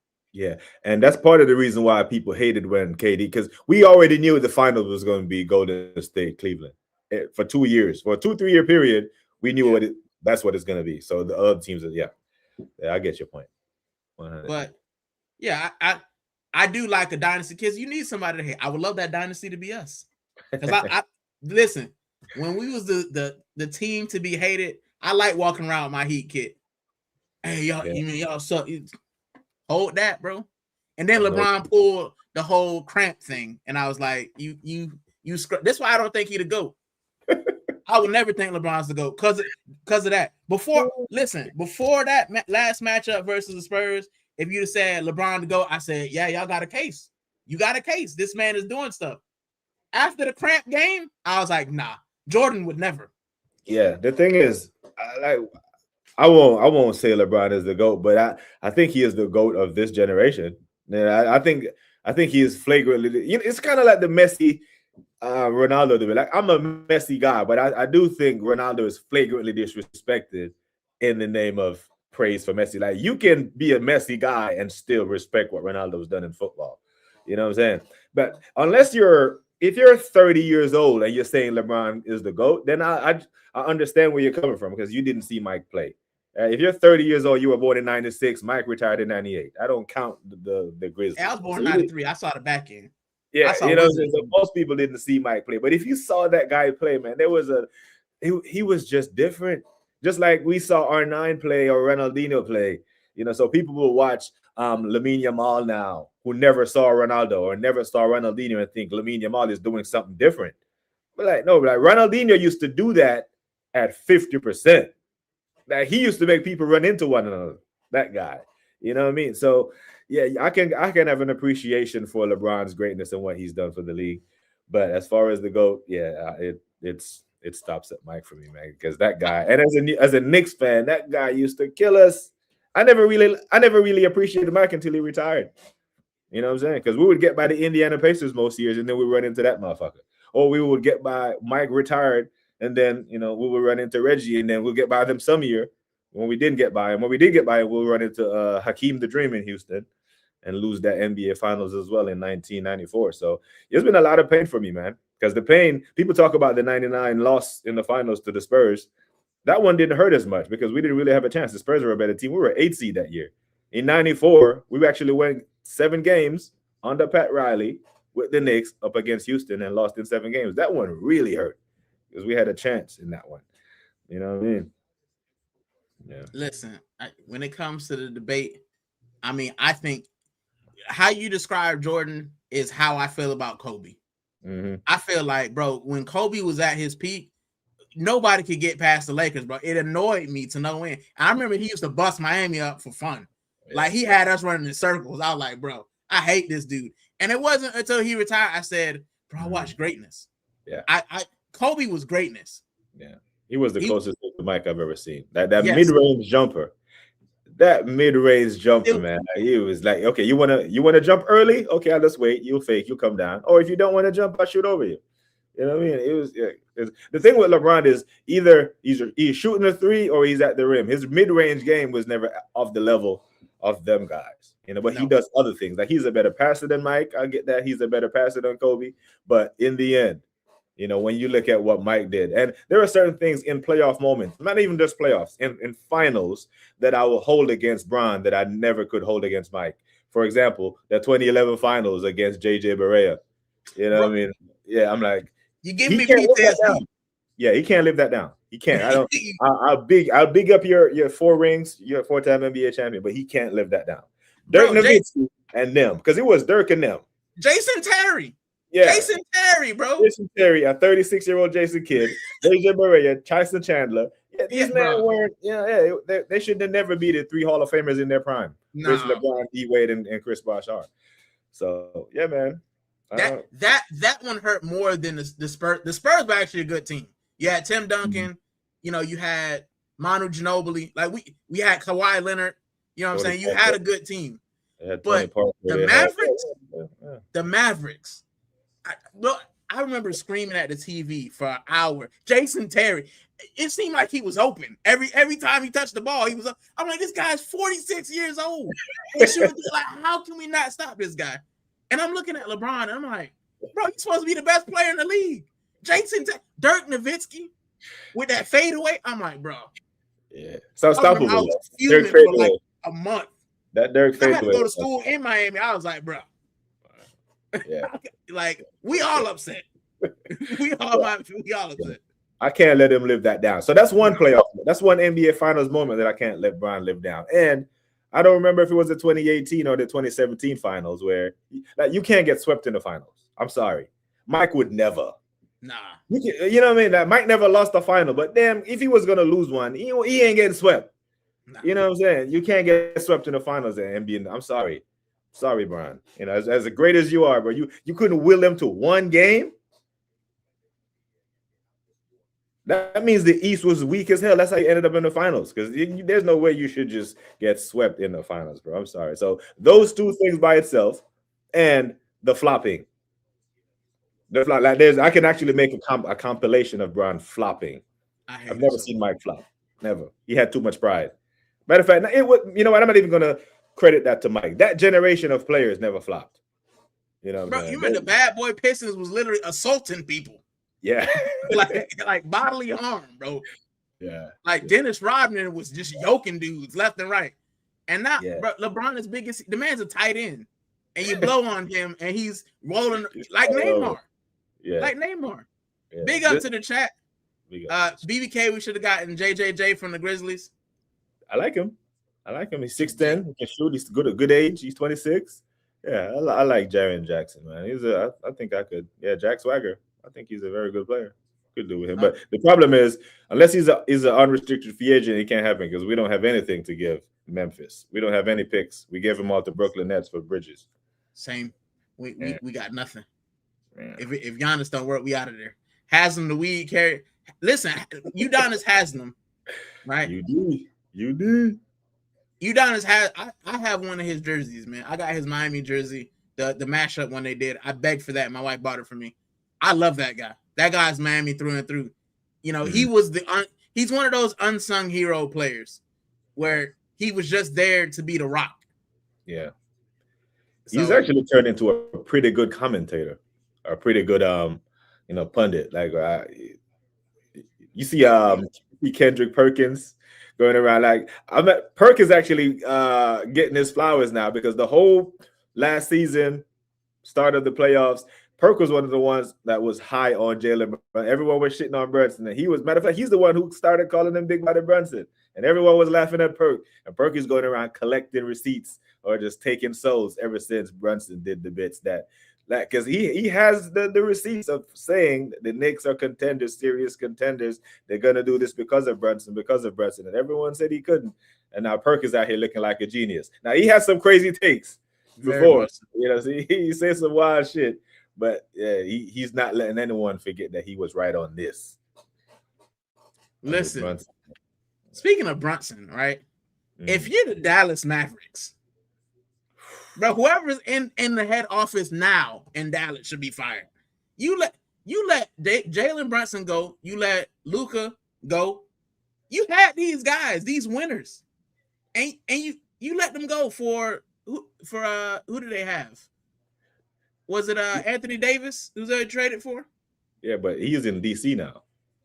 They should too. Yeah, so essentially, can you imagine, right? Can you imagine if the Lakers trade DeAndre Ayton to the Wizards for Anthony Davis? Now you would have Anthony Davis and Luka on the same team. So essentially, Nico Harris would have traded Luka for nothing, because then he would, and now he will never get another NBA job. Nico Harris, like, he has to go hide somewhere, and he damn sure can't go back to the city of Dallas. They might stab his ass. Yeah, for real. Like, so he's completely made a mess of that, man. Completely at Dallas. And people were blaming Mark Cuban. They're like, "What are you doing, Mark?" He's like, "Bro, I don't own the team anymore." Yeah, he's like, you know what? Going from Dirk Nowitzki and getting Luka in the draft is like when you remember when the Colts went from Peyton Manning to Andrew Luck. Like, yes, there was no drop off. Like, bang bang.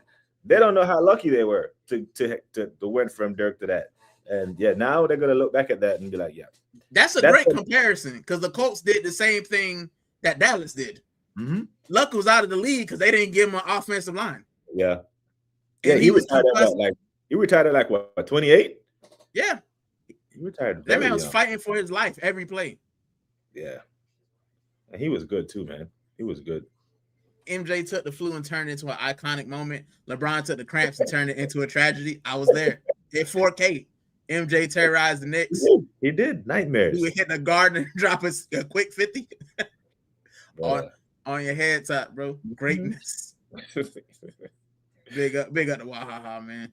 Big up. Big up to Godfrey. Dappin's going around. Heat versus Mavericks. Luan versus the YMCA, bro. Bro, versus the geriatrics, bro. So I'm pretty sure that was like Dirk Nowitzki and Jason Terry's like last thing as well. Like, bro, same thing with San Antonio though. That was Tim Duncan, Tony Parker, Manu Ginobili. That was it. It was Kawhi's turn after that. He failed twice against two geriatric teams. Yeah. And the only reason, if OKC had some veteran help, because I mean, you got to think they had James Harden, Russell Westbrook, and Kevin Durant on the same team. Man. If they'd had some real veteran help, then LeBron might have been in trouble, man. Yeah. All three of those guys went on to win MVPs. And this is the thing, like the Ray Allen shot, bro, they were bringing out the champagne. They were bringing out the ropes. They were starting to get ready to celebrate the Spurs title before that Ray Allen shot. But context will disappear in a couple of years. And it was, I went to Miami for 4 years and won 2 rings. It wasn't a bad return from I was happy. Yeah. It was just the people use the press conference. You know, they're not 1, not 2, not 3, not 4, not 5.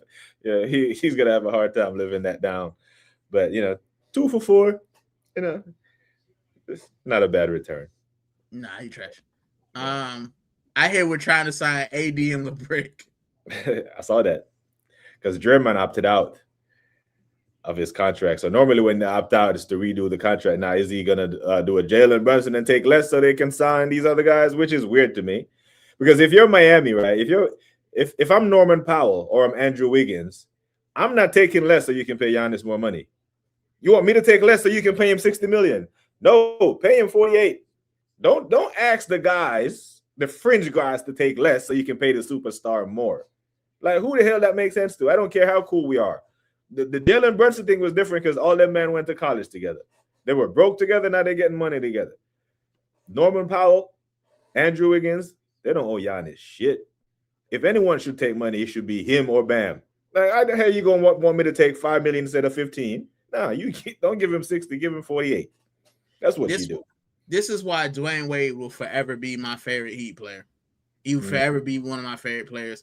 Dwayne Wade could have always got the Supermax. He was the man. And he took a pay cut every time for LeBron and Bosh. It was his team too. It was. It was his team. And he team. took a back seat in order to win. He will always have my respect, bro. That guy is the reason, because I'm a Miami fan. The Dolphins suck. The Panthers sucked at that time. The Marlins, we ain't even gonna talk about them, straight garbage. This team didn't even exist. Like, bro, the Heat was all I had going. Miami had the strippers and payment schedule, the Hurricanes, so we wasn't going to the postseason. Like, the Heat was it. When I was in high school, the Heat was it. They were the only good team. And Dwayne Wade took pay cut. He took back seats. He carried us. I will always have respect for that man, because without him, I wouldn't know what it feels like to win as a Miami fan. Like, because my American football team sucked. Yeah. I think, but you know what? Like, I think Wade knew that.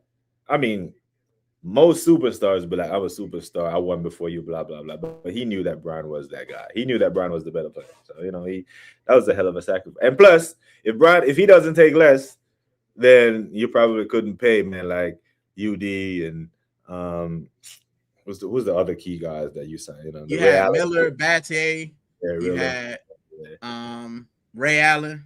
Yeah. We had some great dudes. Yeah, man. You had what was that backup center? The big guy. Whiteside?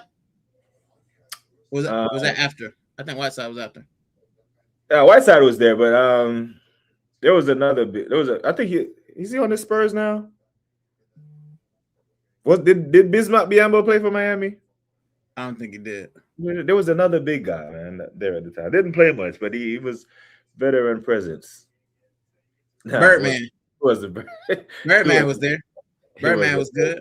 Birdman was there. Yeah, Birdman, but it wasn't. If Brown wants to come, he can enjoy that vet minimum. He ain't taking that, bro.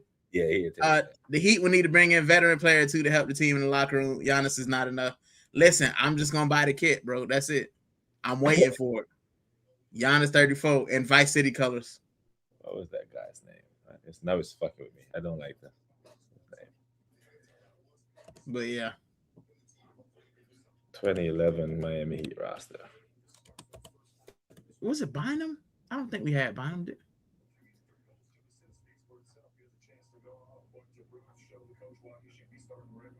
Joel Anthony. Oh, that guy was number 50. Yeah. Joel Anthony, yeah, bro. Yeah, Joel Anthony, man. Yeah, Joel Anthony and Eric Dampier and Dexter Pittman and them, man. You know, presence. Juwan Howard. They was literally on there. Hey, listen, hold the lead. That's it. You ain't got to do much. Just hold the lead. Yeah. Give LeBron a rest. Hold the lead. Yeah, and then you got guys. You know, Eddie House. Remember Eddie House? I like Eddie House. Yeah. He had fight in him. He had dog in him. He was one of the most underrated defenders of his time. You know, the people talk about the defenders in the NBA. They usually talk about Tony Allen and Bruce Bowen and that, but that damn Eddie House was a player. Josh Harrelson. Yeah. We also had Mario Chalmers. Oh, Super Mario. Norris Cole. Called LeBron a bitch and got traded. Yeah. You can't do that. You can't call LeBron the B word. You're gonna be up out of here. Yeah, Norris Cole. Yeah, Norris Cole had some big buckets, man. He did. Buckets, yeah, Mike Miller, James Jones. I think James Jones is an exec now, ain't he?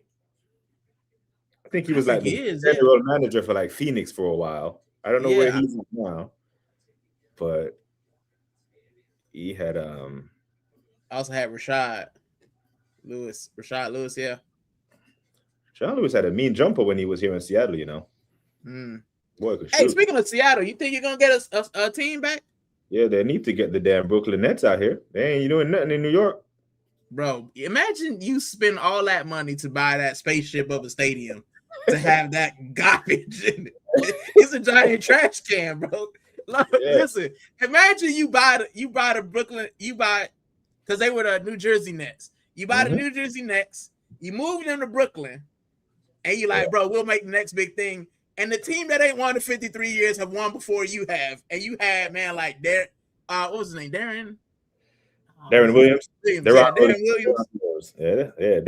They've signed some big players over the years. Remember, they took on the big three from Boston, right? So like the Boston Celtics, as we know it, built that team with the picks that they got for Paul Pierce and KG when they traded up to Brooklyn. So the Jason Tatum, the Jaylen Brown picks all came from Brooklyn. And then even after that, they still managed to sign James Harden, KD, and Kyrie, and still couldn't win. Nope. And now they're like the Clippers. Mm-hmm. They're like the Clippers. I equate them with the Clippers. The second team in their market who just can't seem to do anything right. The Clippers have signed literally every superstar in the league and still couldn't win anything. Yeah. And now I'm hearing that they're gonna trade. Talking about trading Kawhi to the Raptors. I saw that this morning on First Take. It's a good move for him going back. Yeah, but they just built a whole new crypto arena, just like another spaceship, just like the Barclays Center, and there ain't no banners to put in there because it could be long for them, man. You know, imagine the Lakers bounce back and be contending again, and the Clippers are still fledgling. That's mad. It's not a good look. You know, it's kind of like the White Sox. You know, they just need to pack it up, bro. Yeah, you lie, bro. The Cubs ain't won in 100 years. they won, and you still languishing around. I got you, Jack. But yeah, man, it's funny how we went from football. I could talk about sports all day though. Yeah, man. That's what I have to get you to join me and Gianni on the Around the League show one of these days. That's what we do. I love sports, man. Yeah, we just I watch if it's a team sport, like I watch hockey. I watch hockey, even though the Panthers was straight garbage this season because Bennett was hurt. Yeah. You know, the Hurricanes. Like when I lived in North Carolina, man, we don't live too far from the PNC arena where the Hurricanes play. We used to see those guys all the time because they're very active in their neighborhoods. It was good to see the Hurricanes win the Stanley Cup this year. Again, and that parade was badass too. That's another New York team the Rangers been trash for a long time too, and the Islanders. But I remember when I was a kid, every time Florida played the Islanders, we get dish rag. I was like, bro, how? Yeah. The Yankees. The Islanders ain't. Yeah, it's Yankees. For me, it's the Yankees. It's the Giants. It's the Knicks, and it's the Rangers. Like the Nets, Mets, Jets, they all rhyme for a reason. Just get them the fuck up out of there, man. Like I really think if they could move to the Climate Pledge Arena right down the road, the Brooklyn Nets will get a lot of love from the city of Seattle. Because the NBA, why would you want to go to 31 teams in expansion? Just move. You already have 30. Just move the Nets up out of there. Like propose it to them. Like, hey, because the Knicks play at the Barclays Center. It's a home game. You know that because everyone in there is rooting for the Knicks. Even when Steph Curry used to go there, they used to chant MVP for Steph. You know what I'm saying? He plays in another conference. Let's say the Nets move to Seattle, do you think the Knicks would move into the Barclays Center? Mm-hmm. They start every Knicks basketball game. Welcome to the world's most famous arena. They can't step out of there. They can't step out of MSG, man. They can probably go borrow the Barclays Center for to do some renovation to MSG, but now they're gonna stay at MSG, man. The way that thing is that they have it color coded to light up at night with orange and blue. 34th Street, man. They're not going anywhere. Enough concerts. They just have Jack say Beyonce. There's a concert at that place every week. So the city of New York will find use for it. Beyonce will have a banner at Barclays before the Nets. That's crazy. There's a World Cup next year in Brazil. Yeah, the Women's World Cup. Yep. And I will try to be following it just like I'm doing this World Cup because I think Haiti have a chance to make that one as well. Yeah, definitely gonna have to. That's it. Ain't nobody got time for that. I'll be there. I'll make time. I love football, man, and the ladies' football is becoming. It's come leaps and bounds than when it was before. So, it's. I mean, the U.S. ladies aren't as dominant as they used to be with me and Hammond and them lot, but they still got something. Julie Foudy, Brandy Chastain, Carly, all of them. See Carly doing commentary, man. She done got big. Like, got a little chubby. But yeah, the women that I might go check. I might go check out the Women's World Cup game. But I definitely want to travel to Spain in 2030, Spain or Morocco, to check out a game next. I'm saving my coins right now.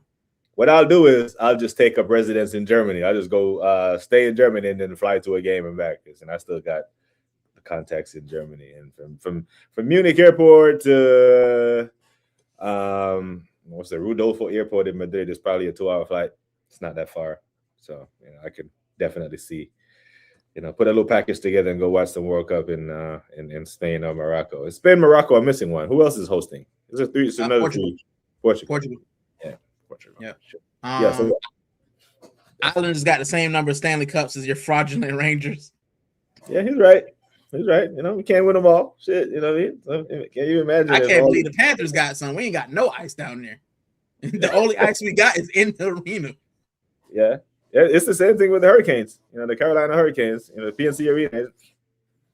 When it snows in North Carolina, it's kind of like when it dips below 50 degrees in Florida. Everyone panics. Facts. I used to live in North Carolina. They're gonna salt the roads. Yeah, they shut down schools. It's not like the snow ain't even sticking, bro. It's literally melting on the ground, bro. Inclement weather. I'm like, what is going on here, right now? Yeah, I lived in Germany. It snowed for like a month straight in January of 2020. And just life went on as usual. That's why. U.S. Women's World Cup team was so good. Yeah, man, they got what, 4? Yeah, man, they win. They win. They do their bits. I think they have a good team. Japan has a good women's national team. China has a good team as well. Kai Havertz. Aston Villa plays 130. Is that pounds? Yeah, I've seen that as well. See, I ain't paying 130 for him. He ain't worth that. This is the Elliot Anderson effect, no? Yeah. I don't think he was worth what they sold him for. That's crazy. I mean, if we see a guy who don't score goals going for 116, Villa's be like, this guy's got 8 and he scores goals. So yeah, 130. Bro, at these prices, I think I'm worth 45 million. Facts. I'm at least a cool 22. ACL, I think I can conjure up 45 million if the 130. Well, he's off the table. We're not doing that. Listen, if Norgard can sit on the bench and smile, I can too. I mean, 15 million, you got me, bro. I could be a cheerleader too, bro. That's crazy. But you know what, Terran, too, man? 130 on Rodgers. Imagine what Ronaldinho would go for. Yeah. Neymar, Messi in his prime. Mm-hmm. We talking 300 million. Because, bro, them 3 players run rings around Morgan Rodgers. And I like Morgan Rodgers. Yeah. That's but crazy. 130? Yeah, 130. We talk about Messi. He's never had a transfer fee because he was never sold. Entire career. There was never a fee for him. Everywhere he went, it was because he left Barcelona on the free to go to PSG. Mm-hmm. He saw out his contract with PSG and then he went to Inter Miami. Yeah. So but I'm looking at it. 130. Yeah, these prices are ridiculous, man. Because I'm seeing what's his name? The guy from Lille, the midfielder, Boadi. Yeah. Like they're talking about the big money, but they want you to pay the money, but loan him back for a year. Did you see that article? No. So give us the money while he plays for us, and you get him to follow. I'm like, cut the fuck out. Yeah. So if you get injured, I just paid. Nah, piss take, bro. Piss take, bro. Ultimate piss take. These men are doing. But 130. They trying to finesse. Like Godfrey said, they need to calm down, bro. Or either that, or he's gonna be a Man City player because they'll pay it. or Chelsea. You think Man City gonna get hit with the 115? Yeah. Well, they've already been hit with the 115. I would think they'll. I think they'll just get a fine or a transfer ban at the worst. I mean, that's what Chelsea got. Yeah, I don't see any points deduction or relegation or title strips. Just transfer ban. That's why they tied down Haaland to a 10-year deal, or and they're signing all these players now because they know it's coming. But yeah, I think Haaland will go Real Madrid in 2 years. Yeah, I think Haaland will go Real Madrid or Barcelona. Why not if PSG? Kane won't go to Barcelona. You don't think PSG need a striker? Because you know Dembele is more of he's playing the false nine thing, but he's more of a winger. And Gonzalo Ramos ain't it. They sold Ramos. Did they? Well, shit. I think they're selling Ramos to someone. They need to. But because if Haaland goes to Real Madrid, who's going to the left wing? Vinny. Or they play 4-4-2. You know. Maybe they play a 4-4-2 and they play Vinny and Haaland, or a 4-1-1. You know, it's Jose, a 4-1-1 with Mbappe slightly behind, or a second striker, that type of shit. Yeah, I could see where, but I don't think Erling Haaland is going to spend his entire career at Man City. Not if he wants to win a Ballon d'Or. I think that we have to see what Maresca does. If City flounder under Maresca, I think he goes to another team. Or he's going to another team then, because I think he's going to flounder. With Conference League, you can only muster up fourth place with Chelsea? Conference League, where you had two teams. They had a massive squad. You had an A team and B team, where Cole Palmer wasn't even registered. Now, you in the big leagues now. They couldn't get him to say we're in a title race, so we're going to win the title or challenge it while at Chelsea. In the press conference at Man City, hey, what's your expectation this year? It's anything other than title. What? What else do you need? Well, you got the best striker in the country. You got the best 10. You just dropped the bag, the record signing for Elliot Anderson. You got the people called him the best left winger in Jeremy Doku in the league. Like that. You have to win the league this year, bro. He's never operated under that type of pressure. Nope. You know what I'm saying? But we're going back to back, so it won't matter. I'm curious to see who gets sacked first. You know, Iraola, Xavi Alonso, or him. I honestly think Iraola would do well at Liverpool. I think there's a lot of pressure, but I think Iraola is the best manager of the three. He's already been in the Prem. He's been successful at Bournemouth, and I think he'll poach a couple of the Bournemouth players to Liverpool, and I think he'll kick on. I think Liverpool will be the ones who actually test us this season. Yeah, in the title race. Yeah. I don't think Villa would do anything because I think Unai's finished. Not him as a manager, but I don't think they're gonna give him money, and he's gonna lose a couple of his best players because for some reason Villa keep making the Champions League spots and they keep making Europe, but they don't have any money, so I don't know what's going on there. Yeah, the thing with Iraola, like this is what I've always said about Iraola, and I'll stick to it until he actually proves me wrong. Right? He was good at Bournemouth. You know, that people, it's not everything. It's not always transferable. Here's what I mean by he was good at Bournemouth. We can't dispute that. He was good there, right? But say Iraola draws his first 5 games at Bournemouth to start the season. The newspapers in Brighton, the headline that they're printing is Bournemouth is undefeated in 5 games. If he draws 3 games at Liverpool to start the season, that same headline will read, you are winless. It ain't going to be undefeated. He's never been under this type of pressure. He has he has to approach. At Bournemouth, he can say, I'm going to go try to win this game of football. At Liverpool, every game, you have to win this game of football, especially if it's at Anfield. So let Harry Maguire, big-headed ass, come to Anfield and beat you 2-1, and all of a sudden, all this smiling, all the teeth you showing, and all the media loving you. You see how they were loving Onslaught the first year? And then they turned on him the second year, like, this is coming. You know, so he's never managed a Champions League game in his life. He's never managed a club of this magnitude. So all the praise that we'll give him at Bournemouth, that shit ended. Now you're in the big boys and you will be evaluated as such. So I want to see how he operates under that pressure. Ain't no way in hell I'm going to put all this expectation on my manager for not winning and then praise another manager for doing well at the smaller club. The same energy that we put on Arteta. You win or you fuck off. Now you're in the big leagues. Let's see how you do. And if he does it, we'll praise him. The same way, hey, I'll give Arteta credit. You finally got over the line. But I'm not going to, hold my manager accountable to a higher standard and then let other shit managers off the hook just because they play for a rival. That's not doing that. That's true. Yeah. Give me a light $7. I'm good. Big up. Canada Olympic gold medalist. Yeah.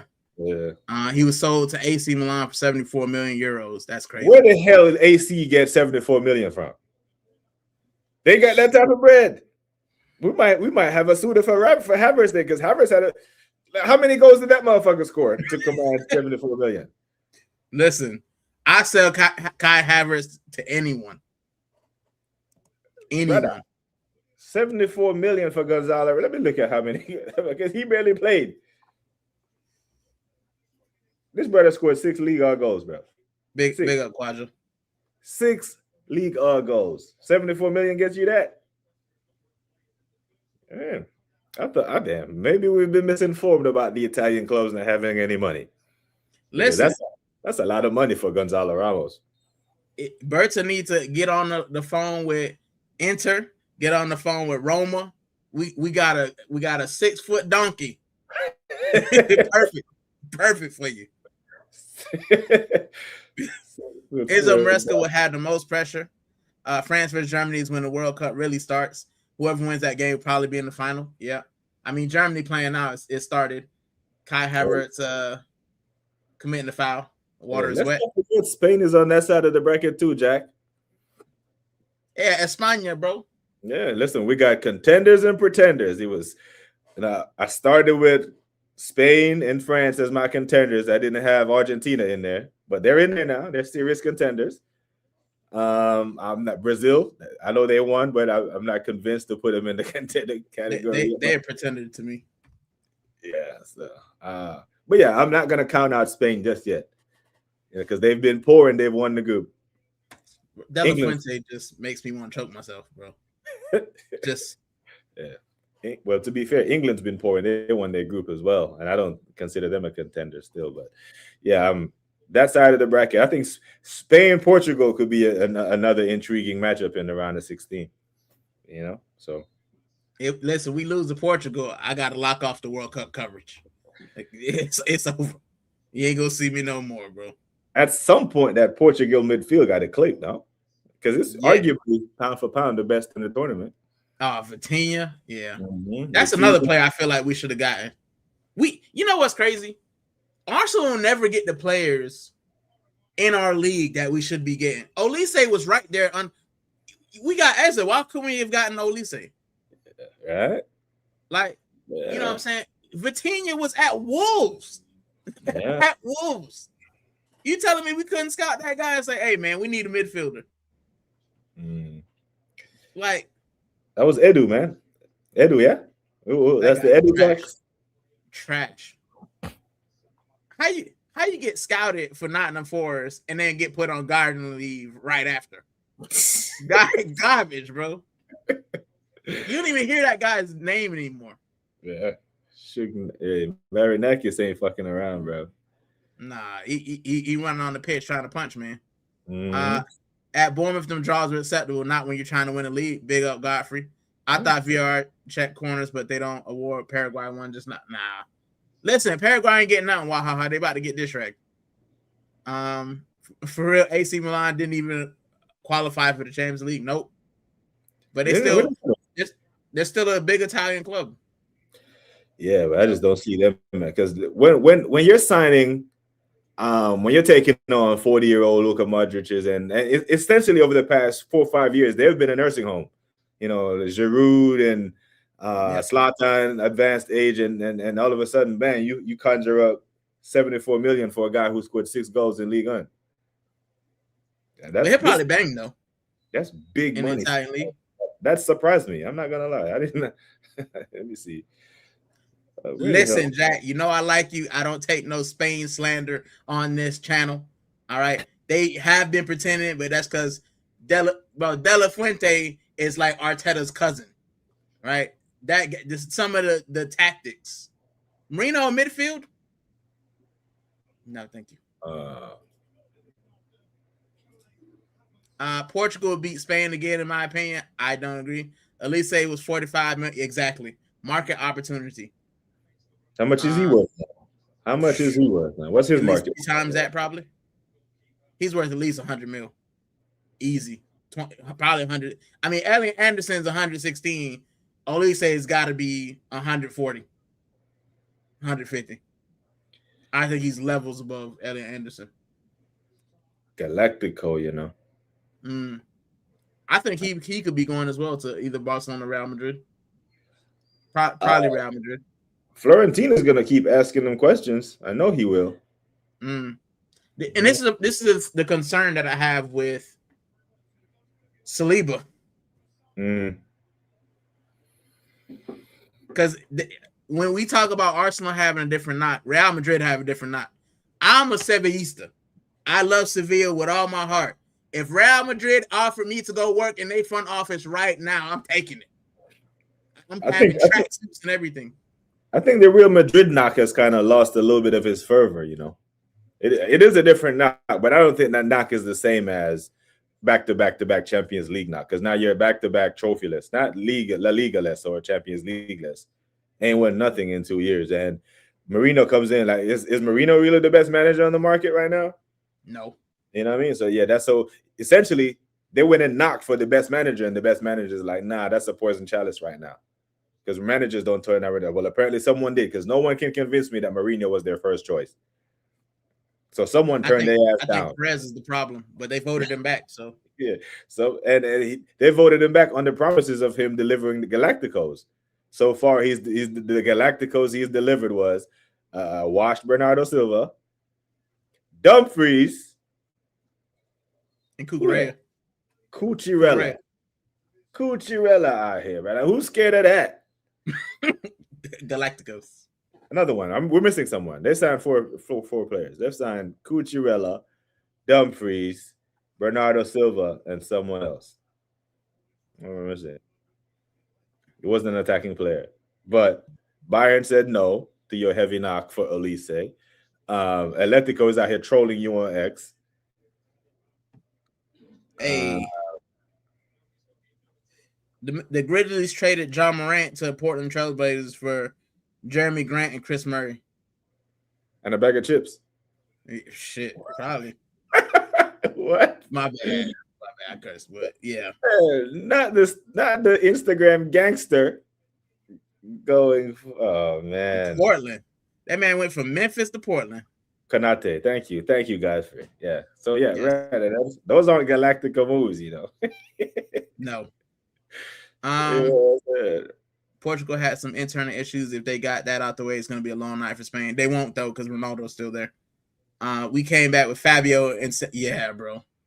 Yeah. Went there and got Fabio. Elise is 3 times. And so, yeah, 1/3. That's what I said, man. 120, 1/3. He got to be. Harry Kane signed a new contract at Bayern despite Barca making an approach to sign him. Okay. If I was Arsenal, I'd be waiting for the transfer window, get the Ross clearance prices. We don't do business in January though. That's a problem. Cucurella is mad good though. I think he'll be better for Real Madrid. Yeah, I don't buy the Cucurella hype. I'm sorry. And Morant is a fraud. Yeah. Morant's issue is he doesn't have a good support system. Yeah. He got freaking. You got his daddy trying to be his friend. That's what he got. Yeah. You need your daddy to be your damn daddy. You know what I'm saying? Your daddy out here living vicariously. You try to be the cool dad and come on, bro. You know? Hey, Godfrey, I was going to say this, bro. Career over, man, with the Portland. Yeah, the Greg Oden treatment, bro. I was thinking it, bro. I was like, you go to Portland. But isn't Damian Lillard there? Yeah, I'm confused now. That's another small backcourt is what they had with him and CJ. That never really. Yeah, I don't. So they got John Morant now and Dame, and they got Chauncey Billups is in prison. Yeah, or did he get bail? I know got caught betting, and they didn't give Thiago Splitter the job. I think he went to Chicago. I heard they got a new coach on a 1-year deal. Yeah, it's a graveyard, isn't it? We talked about that's what we're talking about now, John Morant. That is that's It good, could be man. good for him. I wanted Dame time in Miami. Listen, they did everything. They bend over backwards, pause for Giannis in Milwaukee. Like they fired a championship winning coach in Mike Budenholzer for him. They fired Adrian Griffin for him and bringing Doc Rivers. They traded Dame, waived Dame while still paying. They still owe Dame all that money. They signed his two brothers. They did everything to try to keep that boy in. This is why you don't let the inmates run your team. You know what I'm saying? Or the inmates run the asylum or let. This is what Pat Riley is so hell bent against. That's why LeBron ended up leaving. He was like, "No, you play, we manage." When you cower to the demands of these damn players, this is what happens. Now, he ended up leaving anyway.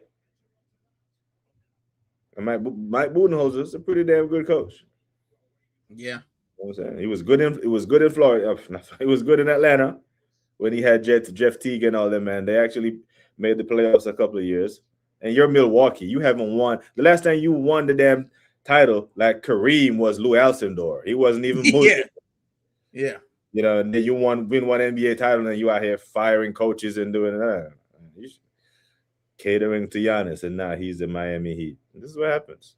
But then we have small market teams like OKC, you know, like Denver, who come on and win NBA titles. So you can, if you draft well and develop your players and sign certain superstars or stars, perennial all-stars, you give yourself a chance. All right? Because if you look at Paul George getting traded from here, there, and there, when OKC traded Paul George to the Clippers, those picks turned into SGA and Jalen Williams. Now at OKC have NBA titles. Jason That's another Taylor, wasted talent. Yeah. Paul George, yeah. Because when he's in Indiana, I thought it was him and Hibbert. I think it was him Hibbert, David West, George Hill. They had a very good team. They had a good core. They just ran into us. That's the problem. They had a great team. They just ran into the Miami buzzsaw. But ever since then, man, every team he goes to is just trash. Yeah. Hot garbage. Playoff feet. So this Germany-Paraguay game is dead, by the way. Yeah, it might be another. Wait a minute. Why is Walter Mate warming up? Is Kai injured? Is Kai injured? I don't know. Is that Miguel Almiron? Yeah, did he play or did he get suspended because he did the red card for the? He's playing. That was 2 games ago. Yeah, that was 2 games ago. He got suspended against someone. Now Kai is all right. He probably gonna score a header, and then everybody's gonna say, "Oh, he's great. I love you, Kai Havertz." Hey, Nagelsmann loves him, man. He's his guy. I just don't understand. I would love to be a fly on the wall to understand how guys like Kai Havertz and Nani Madueke is another one. Like, bro, what? Listen, Terry, what did Nani Madueke do for Arsenal that allowed him to go into the England team? This guy is good enough to. You left Cole Palmer at home for Nani Madueke. I'm not understanding it. I think Tuchel looks at the World Cup. Okay, so you have 3 group games, round 32, 16 quarters, semis, final. So 8-game run. You don't have to win all 8. He's probably looking at, okay, I got 11 to 15 guys that I'm going to play the core of my team. And then I want some other guys, some fringe guys that will do whatever the hell I tell them. If he took the Ghana game, right, that drew 0-0, if he took Cole Palmer and Phil Foden, and that game is 0-0 and he didn't play them, he would get asked about it. Why didn't you bring on Cole? Why didn't you bring on Phil to try to unlock him? Any game, regardless of the result, if he doesn't play Nani Madueke, no one asks him shit. No, I just don't think he wants. Yes, so he won't want the. He wants his team. He doesn't want the distraction of having the answer for this player and that player, because that's essentially what the British media did to Southgate. They say he was picking players based on name and instead of picking a team. But the problem I have with Tuchel is the Nani Madueke signing is one thing, but he undoes all that when he takes Henderson. You know what I'm saying? I didn't know Henderson was still playing. Not only did he still playing, he came on the pitch the other day. Yeah, he played. Did. So he plays ahead of Kobe Mainoo. Why?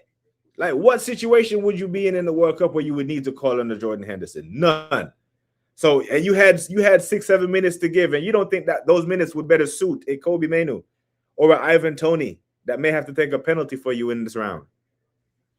So what did Ivan Toney come here for? That man ain't even, or Ollie Watkins. Ollie Watkins got on. What did Ivan Toney come here for? That's what I'm saying. You know what I mean? So now he's undoing some of his some of his selections that I understand. He's undoing it with these crazy. And even if you didn't bring a Cole Palmer or a Phil Foden, take Morgan Gibbs-White instead of Jordan Henderson. You know what I'm saying? Because he's a 10 that works his ass off and defends and tracks back and does all this type of stuff.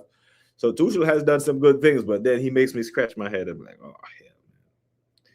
Jordan Henderson should never play. Like, just think what it would mean for Kobe Mainoo as a young player to play at the World Cup. No, and that third game after you've qualified, or that third game into the qualifier is usually the game where the French players get it. And Deschamps did this shit too, because I thought some of the other guys would have got to run out. Like even N'Golo Kante would have gotten like 2 or 3 minutes, but he didn't even touch pitch. You know, so. Voltamade had a mad fall off. Big up Godfrey. Said, I wish I was in that boardroom. Arteta mentioned Nani would have given him a slap. Need that sign from your keyboard, BBK. Just yeah. That's a mad one. Yeah. I'm baffled why we signed that guy. But I remember I just started this channel. Mm-hmm. And I was like, oh, we linked with Nani Madueke. We ain't getting him though. That's what I said. I said we ain't getting him. We don't need Nani Madueke. We signed that guy. I said the headband, bro. Yeah, the headband tax. Not only, and this thing is played full price. I don't say full price, but 50 million sound like full price for Nani. You know what I mean? Feel like it's too much. Yeah, and we said I always look at the context of the situation surrounding the signing. And I look at Arsenal Football Club, regardless of what the final is, whether we were in Conference League or Club World Cup or whatever the competition is. We're not selling any of our wingers the day before a final. The fact that Chelsea was happy to sell that boy to us the day before they played a final said to me how little they rated him. But like, yeah, you know what? PSG may give us a problem tomorrow that you can help us solve, but go ahead. We will take our chances without you. Matter of fact, we will drive you to the damn airport before Arsenal changed their mind. They couldn't believe their luck, just like the Havertz signing. They were like, you want who? For how much? Hurry up and sign the contract. Type this shit up quick before they fucking change their minds. Right now. We can't believe our luck. I think Kai Havertz. Go on. Which Chelsea player you think we're getting this year? We overdue. It's not going to be straight from Chelsea. It's going to be he's still connected to Chelsea from like a year ago. Someone like Dewsbury Hall. You know, Dewsbury Hall or what's his name? The left back, pretty boy from a couple of years ago from their Champions League run. Chilwell. I think it's going to be Enzo or Garnacho.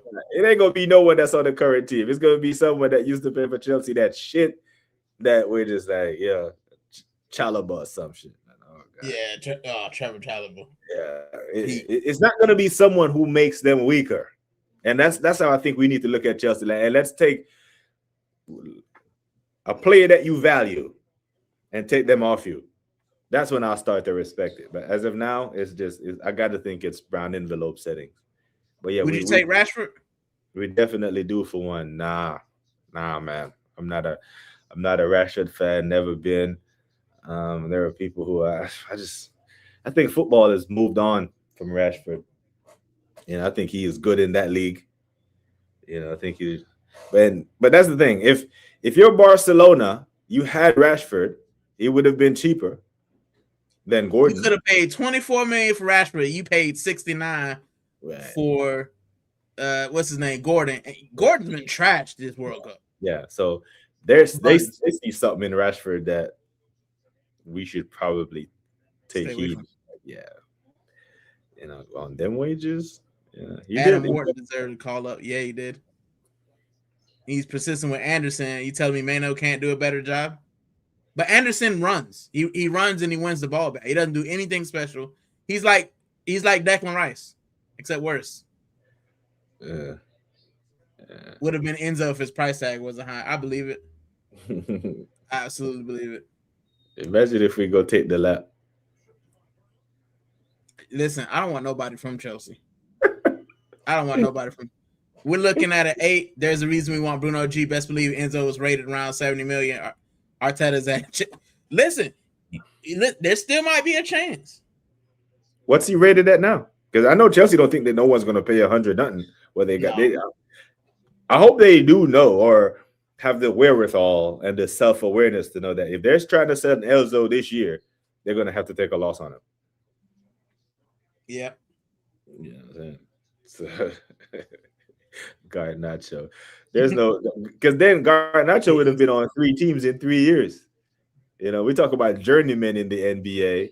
This would be the definition of this would be like him doing a Sterling, but Sterling was at the back end of his career. Garnacho is trying to get a career. Yeah, I think Garnacho just needs to leave England. He needs to do. What was his name? He went to Betis. Anthony. Cooking.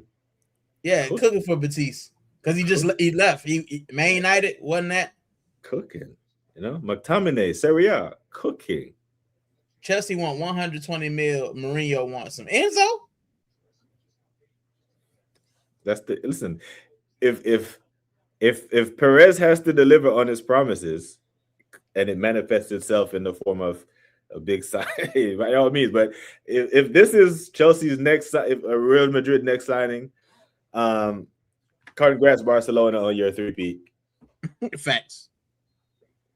You know, and listen, but if Barcelona do win, I think they'll get Perez on out of there. You can't lose to Barcelona 3 times in a row. I mean, he has before, but they were winning champs. You know, even when Christie was there, people forget that Christie only won 2 La Ligas in his 7 years there.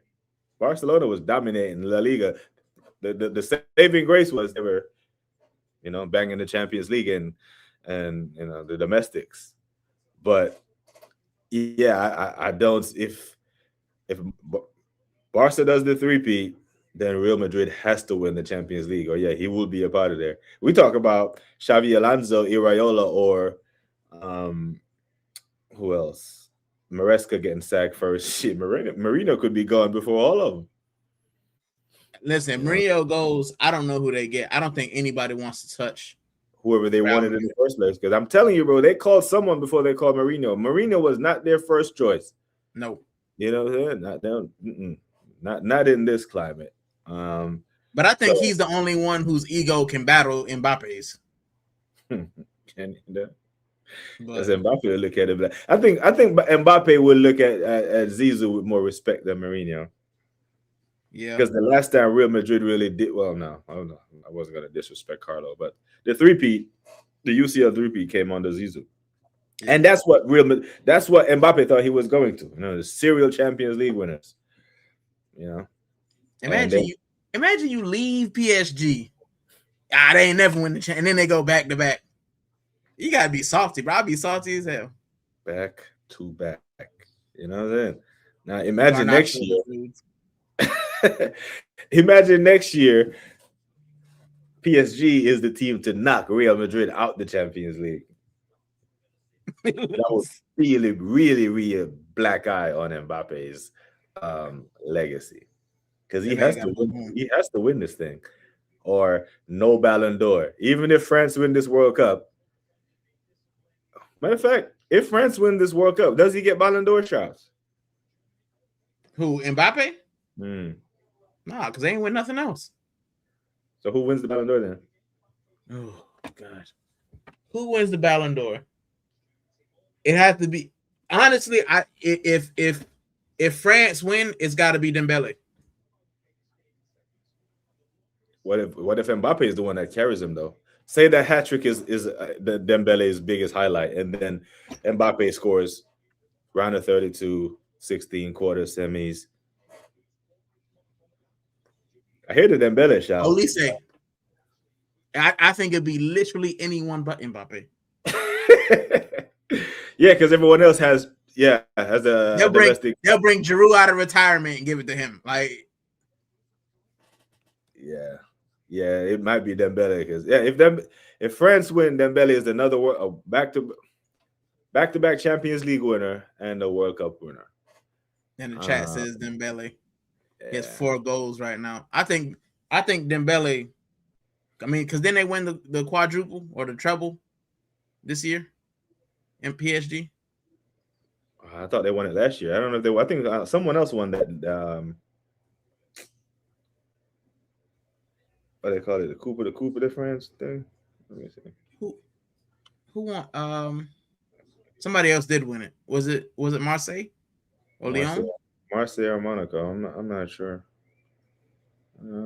Fucking hell. Where is my? Olise had a phenomenal season. He did. That's what player I want. Olise. If Saka ever dipped out, I want Olise. If England wins it, Harry Kane for Ballon d'Or. Declan Rice. Lons won the cup. Okay. Yeah. Nah. Declan Rice for Ballon d'Or. Deckers. So yeah, I mean it's not a whole lot of candidates, is it? No. Yeah. Which is crazy because you went from Thierry Henry, Ronaldinho, Messi, Ronaldo to we might give it to Dembele. We might. If Argentina wins it. Yeah, of course they're gonna give it to Messi. That would be bad. Didn't Inter Miami win like the MLS Cup or something? I don't know. I'm not gonna lie to you. I don't know. I know they won something, but I don't know. I can't watch MLS. I'm sorry. I love my team. I'm glad we got it. It's next to the airport. It's a beautiful stadium. I can't watch the MLS, bro. Oh God. I'd rather watch non-league football, to be honest, at times. Like, I don't watch it either, but from what I gather, it's better than yesteryear. But yeah, I can't. Maybe when you got a 62-year-old Messi, a 52-year-old Luis Suarez who's still biting people, like carrying a belly. He has a gun. He's carrying a belly. We got it wasn't Mascherano. Mascherano was the coach. Yeah. We basically had Barca 2015 Barca's like entire midfield. Is DePaul there as well? Rodrigo DePaul. I think they have some ballers on that team. Yeah, but also former, big names. Yeah, I don't know, man. Remember when MLS had penalty shootouts with players running the ball 1v1 on the keeper from the halfway line? Yeah. They did like hockey. So that was a football. That was soccer. If anyone asks you what soccer is, you show them that clip and be like, "This is soccer that the Americans play. Here's football that the rest of the world plays." I think the only way the MLS grows is if they get relegation. Yeah, they get promotion relegation, and they have the USFL that they can do it with. They just need to name the USFL and call it. Well, I was about to say call it the minor league, but then it's going to be MLS as well. You got Major League Soccer and minor league, and then they need something, man. They need some type of pyramid. Yeah. It's not working as is. Imagine Messi wins number 9. No way it happens again this time around. If Portugal weren't in my bracket, I'd actually want them to go to the final because I would love it if old man Ronaldo got the win, and then it would forever be who's the GOAT? Yeah, Messi, Ronaldo. Portugal win the World Cup, man. These damn United fans are going to claim it like it's a trophy because of Bruno and CR7. Facts. Yeah. No shots at Wahaha, but you know what I'm saying? Because they're serially collecting whenever their player scores a goal in the World Cup. See? I'm like, shit. Well, Martinelli just sent Brazil through. It's dead. Gabriel assist. Still want him sold, isn't it? But I tell you what, though, if Portugal gets to the final, it will be earned, bro, because they're on the gauntlet side. They would have gone through Spain, possibly the Netherlands or Morocco and France or Germany or Paraguay, because Germany out here fucking about. Yeah, I see. You know what I'm saying? Have they even had a shot on target yet? I've been watching it. They've had a couple. I don't think that the keepers had made any saves though. They had some shots over the bar though. I know for sure. But have total shots 2, 0 shots on target. I don't know if you believe in XG, but their XG is 0.007. What, Germany? 0.07. 82% possession, 0.07 XG. Paraguay actually has a 0.18 XG. I don't know how much stock. I don't put any, but it sounds like they've taken 2 wild shots, none of them on target. Yeah. If Paraguay were to win, it'd be crazy. I know an upset's coming. Some United fans were claiming Al Nassr's league title. Some United fans was going to the Arsenal parade, saying they was there for vibes. Vibes. Out here trying to get some Arsenal cheeks. So they got to pick up a little Arsenal honey. Man, we're telling me all year we should get Nagelsmann as an Amorim replacement. Listen, it's a hipster coach, ain't he? The young hipster. That's what he comes off. Amorim. How do you go from failing at United to getting a job at AC Milan? And then he must have convinced them to pay that $74 million for Gonzalo Ramos. It's Portuguese, in it. Portuguese connection. Oh shit, we done connect the dots now.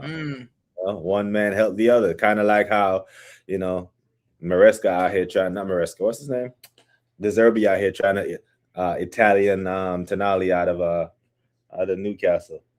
If Tonali goes to Tottenham, he's got no ambition.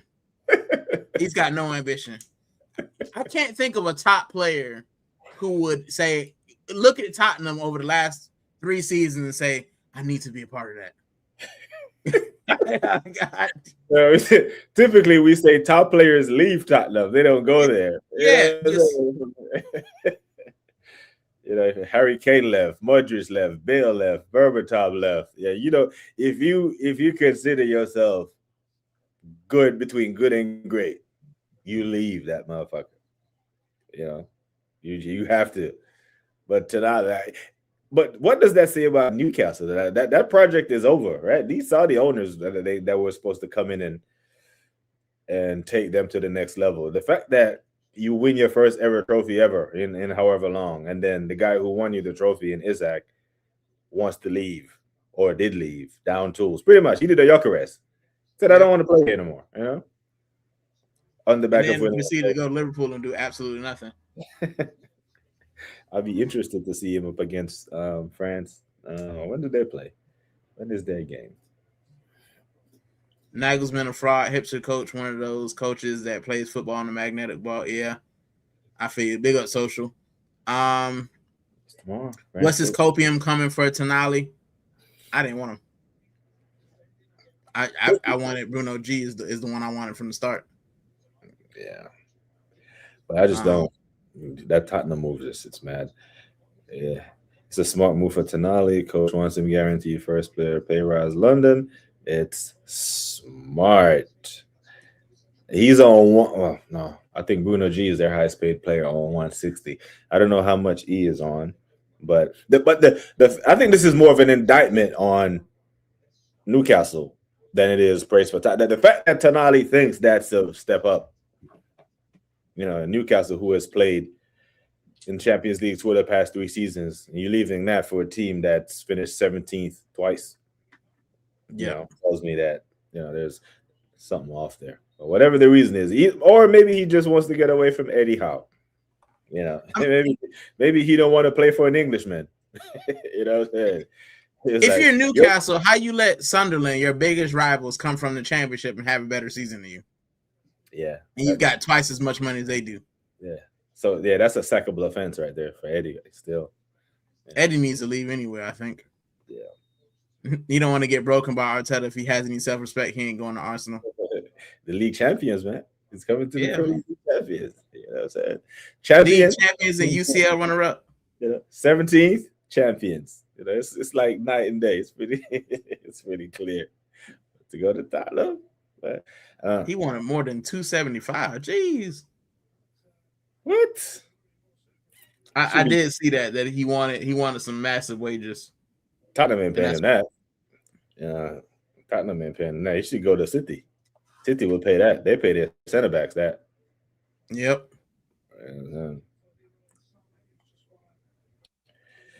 Sport ain't more important than stock and shares in Fortune 500 companies. Yeah. Yeah, but the way I understand PIF, like PIF is an unlimited pool of money, isn't it? A public investment fund. Like so it's. I just think that the PSR thing has affected them way more than they anticipated. If they were trying to do the Man City thing where they bought them, when did they buy Man City? In 2008? And 4 years later, they won the title. So these Newcastle, man, they've been around for 4 years, and Newcastle seem to be going backwards. So I wouldn't be surprised if they're looking to sell and just give up on that project. Like, maybe if they bought a London club, maybe if they had bought Tottenham, it would have been different. Well, which I'm glad they didn't. But Newcastle. Yeah, I need Tottenham to remain where they are.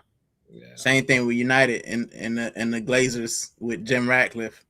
Stay where you are, my guys. Jim Ratcliffe is a great owner. I think he's one of the best in the Prem.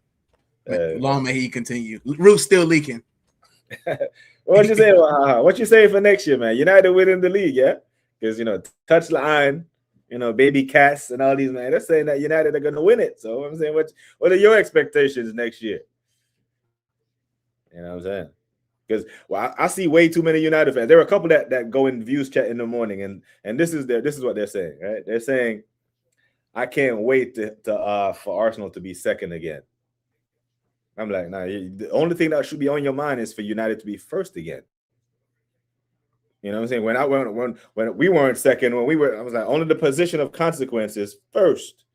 So you should be wishing that your team is first versus wishing that Arsenal are second. You know what I'm saying? But it's like, I can't wait till Arsenal singing second again, ole, ole. No, motherfucker, you should be singing. You should be wishing to sing Champions of England. Like, what are we doing? Yeah. I don't understand. And I'm not going to talk about nobody's channel, but you know who I'm talking about. The plants, if you will. But I've seen more rivals talking about Arsenal than Arsenal fans. I've seen more, like, I am going to say names. Terry Flewers, Never Foul, bro.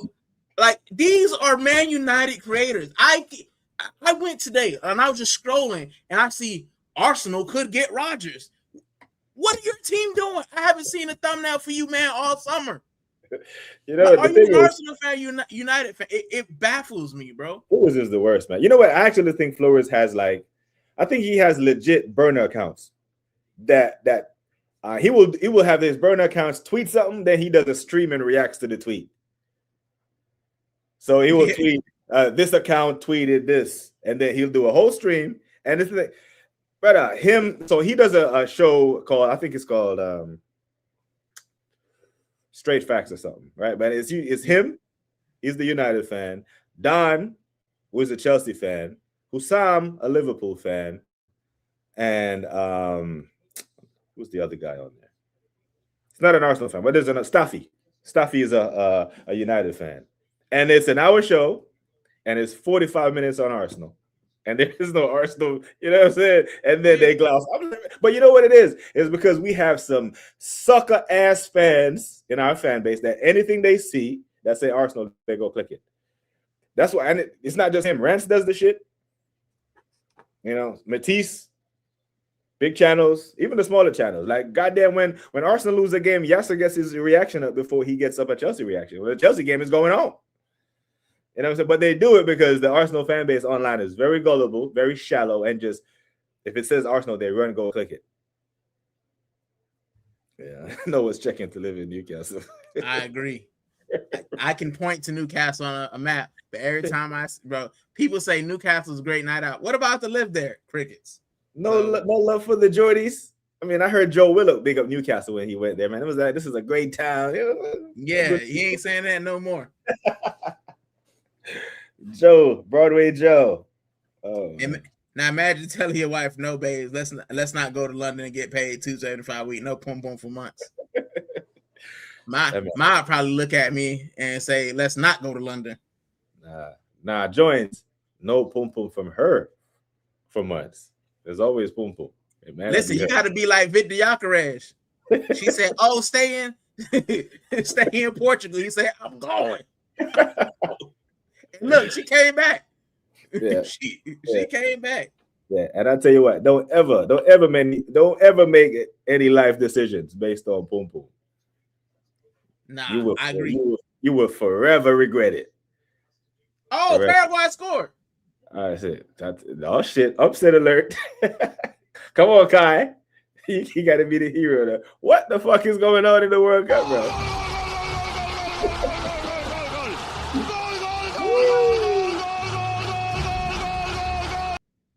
Germany are straight basura. I wasn't looking up. It's coming up on the screen. I wasn't looking at it. Yeah. Like the comment said, like Godfrey said, I was more entertained by the chat than the game. Is that Enciso? It is Enciso, the Brighton boy. Oh, what a move! Listen, Germany going out. They ain't coming back from this. They about to see the nastiest, stinkiest 2 backs of 5. Because this Paraguay team went down to 10 men and defended the last game when Almiron got the red card. Yo, if Germany go out, boy, everybody getting fired at the FA. But we've seen this before. Didn't Korea knock these men out in the 2022 World Cup or the 2018 World Cup? Yeah, I remember they did get embarrassed. They're used to it.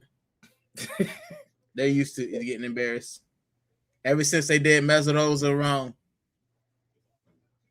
See, I think we did them wrong, to be fair, as Arsenal. What, Mesut Ozil? Mm-hmm. Nah, I think we should have been Mesut Ozil for Alexis Sanchez. I think we should. I think once when he had said what he said about the Uyghur Muslims, I think that was the end of him. Yeah. You know, I think the club really let him out to dry. But hey, you on your own. It's kind of like when remember when AFTV, when the Palestine thing had broken, there was a guy that used to be on there called Mo Hader. Yep. And he used to wear the Palestine flag, and Robbie got rid of him. Got rid of him, man. Yep. Yeah. Once you talk about that type of stuff in mainstream media on big channels, they bounce you up out of here, man.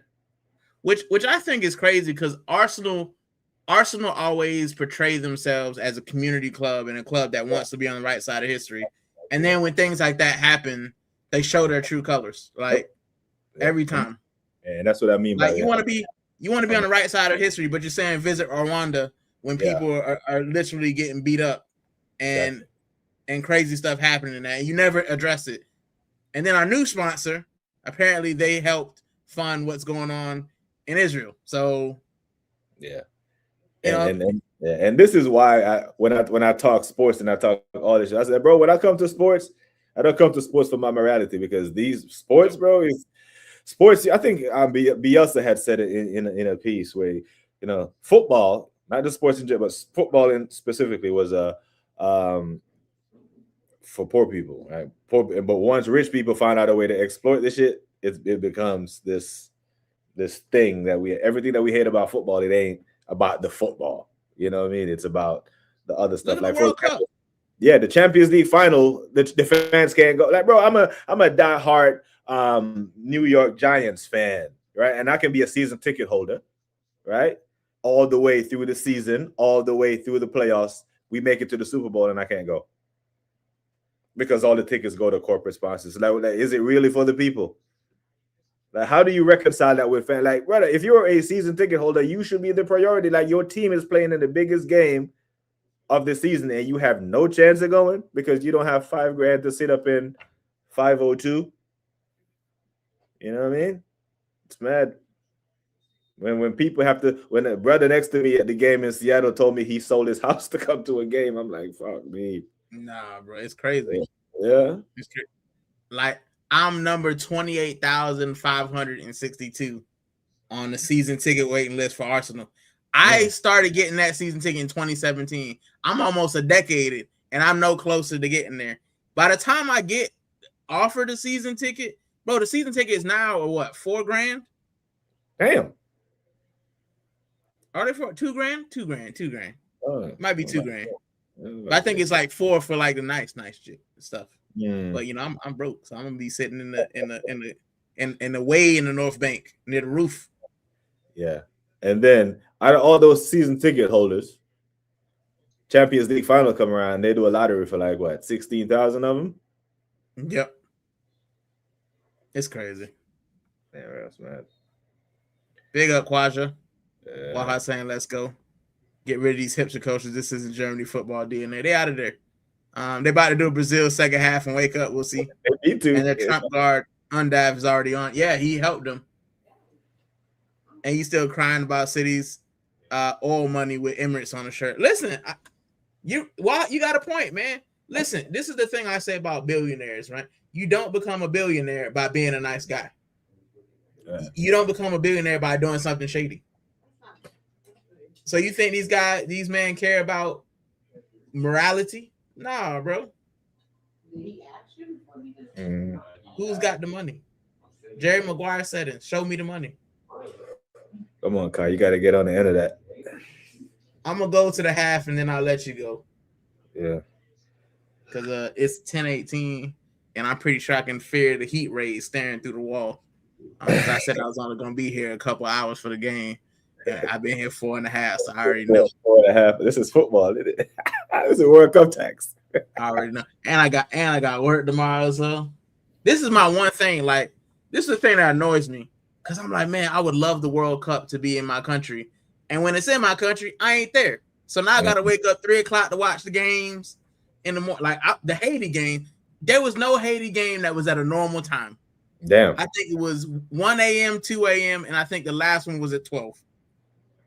Let me see. Can't even support my team. Yeah, the Mexico-Ecuador game tomorrow is going to be at 2 a.m. for you.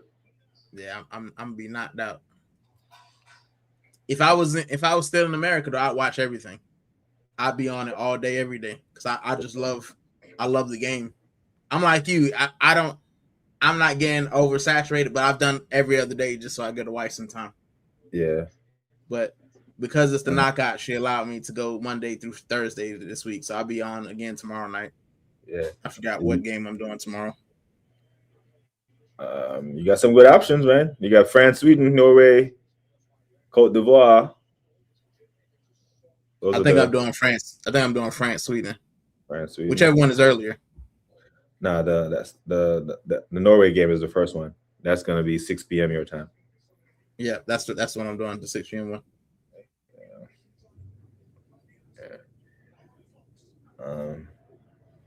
It's like because I get off at 5, so I'll be home, and then they make sure they put on the Argentina game at a good, well, not a good time, but you would probably want to stay up for that one. I think that's at 11 p.m. your time. When is that? That's on Friday. I might do that one. Everyone was. Yeah, we got you, Wahaha. You know, it's yeah, you know, so yeah. I don't get. Yeah, morality when they're betting smart, and it's the thing too, right? I look at some of the big channels and they say, "Oh, you know, we care about our subscribers and everything," but then you doing football betting. Mm-hmm. You selling fake kits. Like, how can you care about your fan base? Because I actually went on OK Jersey to see what it looked like. I was like, bro, I'm from Miami. You selling me a $40 jersey? I know that, you know what I'm saying? It's from Uruguay, from Paraguay. It ain't from, you know what I'm saying? It's not from Oregon, bro. Nike ain't. It's not from the Oregon shop, bro. It's from. Yeah. So yeah. And that's true. You can't. Mm-hmm. Like let the record show. Like, listen, these billionaires all park their yachts right next to one another. You know what I'm saying? These evil men and women who do fuck shit behind the scenes. They don't know one another. Hey Bob, how many billions are you making this year? Last year I did 4.5. You know, they'll be like, damn, that damn Jeff Bezos, he does 4.5 a day. On Cyber Mondays, he does 10. You know, it's like the NFL owners, man. Every time there's something that happens in the NFL, oh, my owners are good, they're nice. I'm like, bro, they all go to the AGM at the end of the season. They all sit in the same boardrooms, and share the same bit of money, but they don't care about you. Yeah, bro. They care about the bottom line. Yeah, man. He said, man, I don't know how you do it when Arsenal play at those times, BBK. Yeah, super early, man. Yeah, man, it's rough. Those early kickoffs be rough, man. Especially when we lose the game, then your whole weekend is ruined. You know what I'm saying? Whole weekend, right? You wake up can't even go back to sleep, and it's 6 a.m. It's fucking terrible. Man. I'm very fortunate that I watched Sevilla as well, mm-hmm. Even though they've been trashed this season. But watching Sevilla helped me, because when Arsenal had a stinker, I just watched Sevilla. Even though they had a stinker, they played better football. So we might lose, but it was exciting. Yeah. Last year, the Villa game came on at 4:30 a.m. and we lost that one. Remember the 2-1 at Villa Park? That was the worst weekend of the season for me, man. I was so pissed. I woke up at 4 a.m. Chilling. Yeah. He got ourselves fake shirts from China. Yeah, bro. No. I still want to get him on the channel just for vibes. Yeah. All the Adidas kits for next season look like they were printing in some Egyptian back alley. Yeah. They doing the template thing. Imagine watching the NBA at 4 a.m. That's why I don't watch it. Because Miami Heat games are always super late. Yeah. When I lived in Germany, I had lost touch. I couldn't catch any games, man. I lost touch of. It was terrible because I was still active. I was on active duty back then. I couldn't be up watching NBA games when I had to go run at 5. Yeah. So I'm almost done, cuz.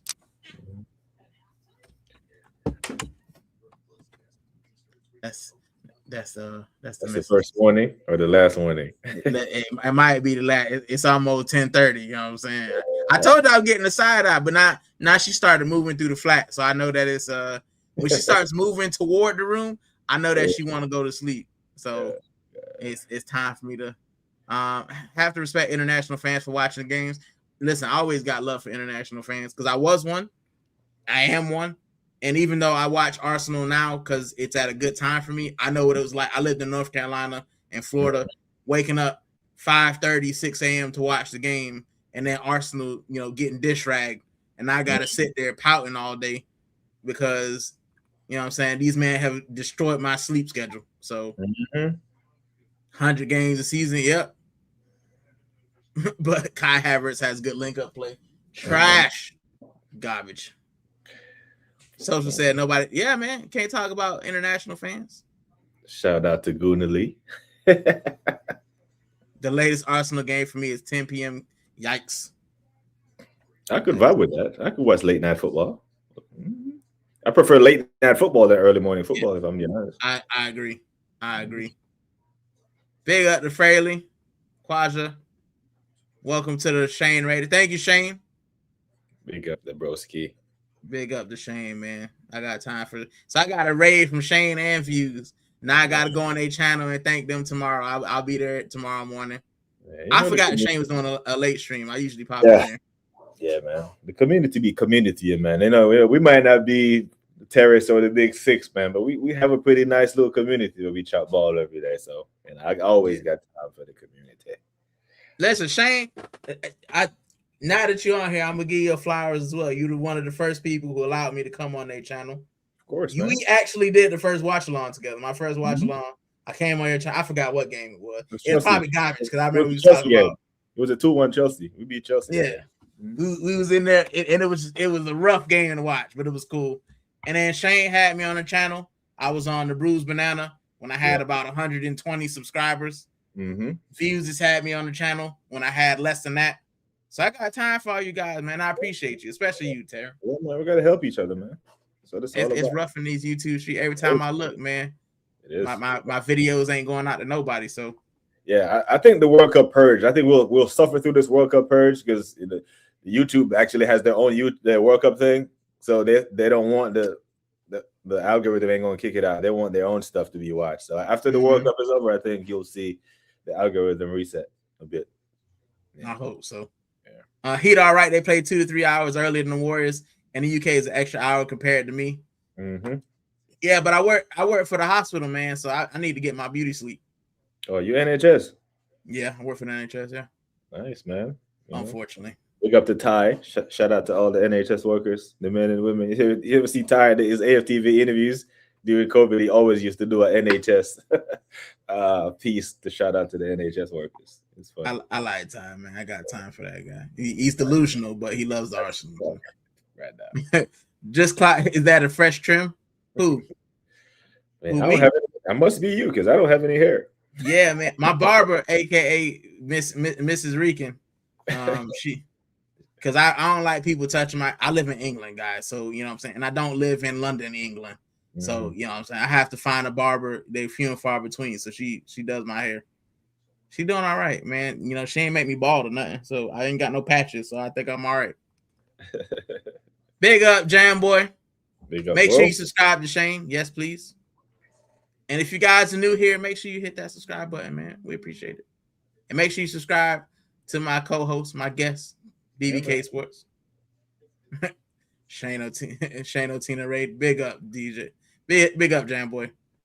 Used to wake up 3 a.m. to watch Arsenal and I lived in Australia. Yeah, man. Mad, man. We love the team, bro. We love it. Make sure you subscribe to Jam Boy. Big up, Gunnar, my favorite American Arsenal fans. Even though you're both American, one is on the other side of the pond from another. Listen, we is as far apart as you can be. Yeah. Right. This man is on the West Coast, and I'm on the South Coast of England. We are ages apart.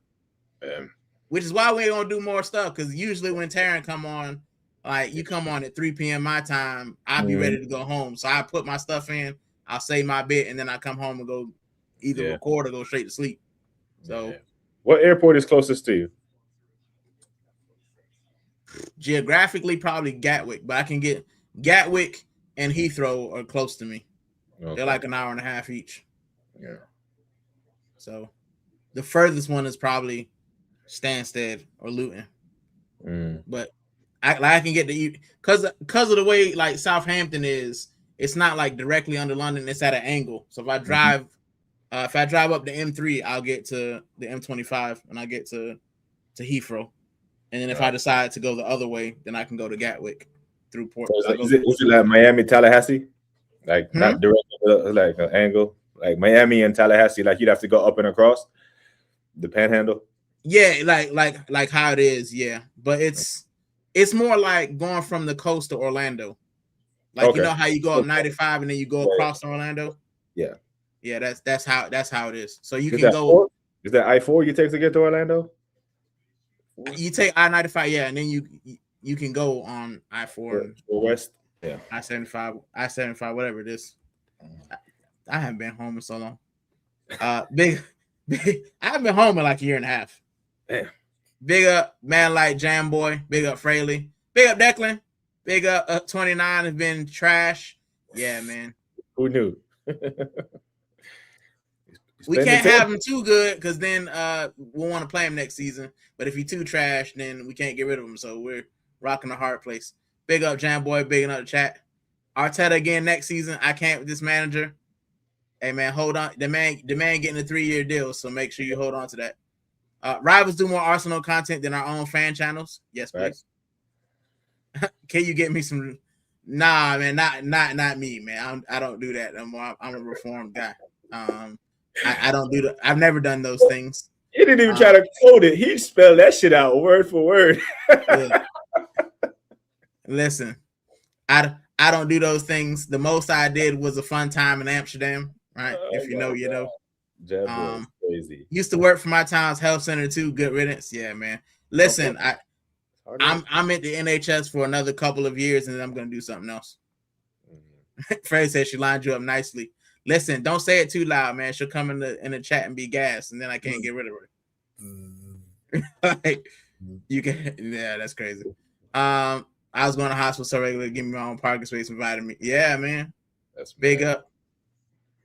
Big up to this hater. I mean, Rob Future. Big up to you. Because Rob Future is a Batiste fan. So every time he come in here, he says F Sevilla.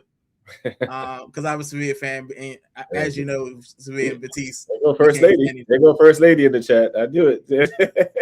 She popped in? Yeah. Oh, yeah.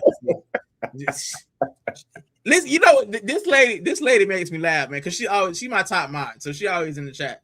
Yeah. But she never really says anything until I start talking about kits, and then she trying to get rid of the kits. Yeah. Or like if somebody says something nice, she'll pop up and be like, "Yeah, I did that. I'm the reason that it's nice." And she'll make that comment, and then she'll dip out. She won't say nothing else. Gotcha. She being there watching her shows, and then just pop in the comment. Big up to Friendly, man, and big up to Jam Boy. You don't need it. Watching Arsenal makes you feel like you're on opium. Put you to sleep, man. Put you to sleep. I didn't even read this comment. My bad, right? He said, big up Rican Tarrant. Germany need to sub off Havertz. People just don't learn about this guy. Listen, he runs, he smiles, and apparently Nagelsmann and Arteta love him. I don't have a rhyme or reason, man, but it's got to be something that I can't see. Facts. Just thinking it out. Yep. Make sure you subscribe to Rob and Jam Boy, Shane, BBK, and Views on Sport as well. It's painful. It is definitely painful. And it shouldn't be. While I said, anyway, lads, I'm gonna jump on African Kings for the second half. Always a pleasure. I'm leaving as well in a bit. Me and Taryn gotta go. Because I got work tomorrow and I still have to eat. I had a little bit at halftime, but I'm hungry, boss.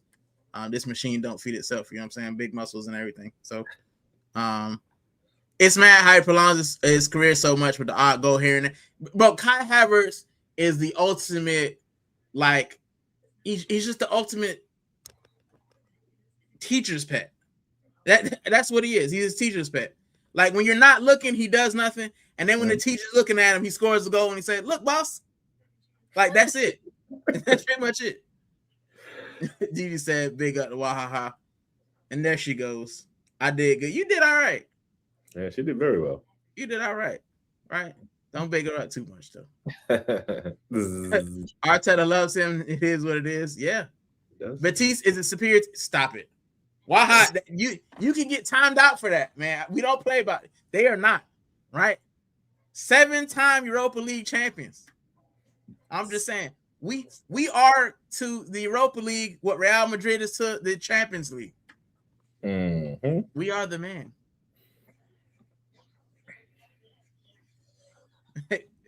Gee, big up. And Jamboy said I was joking. I know, man. We know, bro. We know. It's cool. Listen, I'm from Miami, man. I had to explain. I'm from Miami. I got thick skin, man. We grew up joking on each other, man. That's how we do. And the first lady bigging up the chat, which basically means that the ticker is going. You guys know. You guys have been here long enough to know when she start coming in chat late at night, it means like, hey, bedtime, my guys. Yeah. Right? Because I got to take her to work in the morning as well. Big up Stoney every time. Big up to the first lady. What special treatment does Havertz do for his manager? Gluck 3000. Yeah. it's got to be something, bro. Listen, objectively, I'm not saying Kai is straight trash, but he ain't great. Yeah. Like, we paid a lot of money for him. He's a 6 out of 10 player on his good day. He's like a middle of the road. He's like a better Norgard. Like he's the attacking version of Norgard. He just runs around. He'll keep the ball. He won't do anything stupid. But he's not elite. We make this guy sound like he's Erling Haaland, and I don't get it.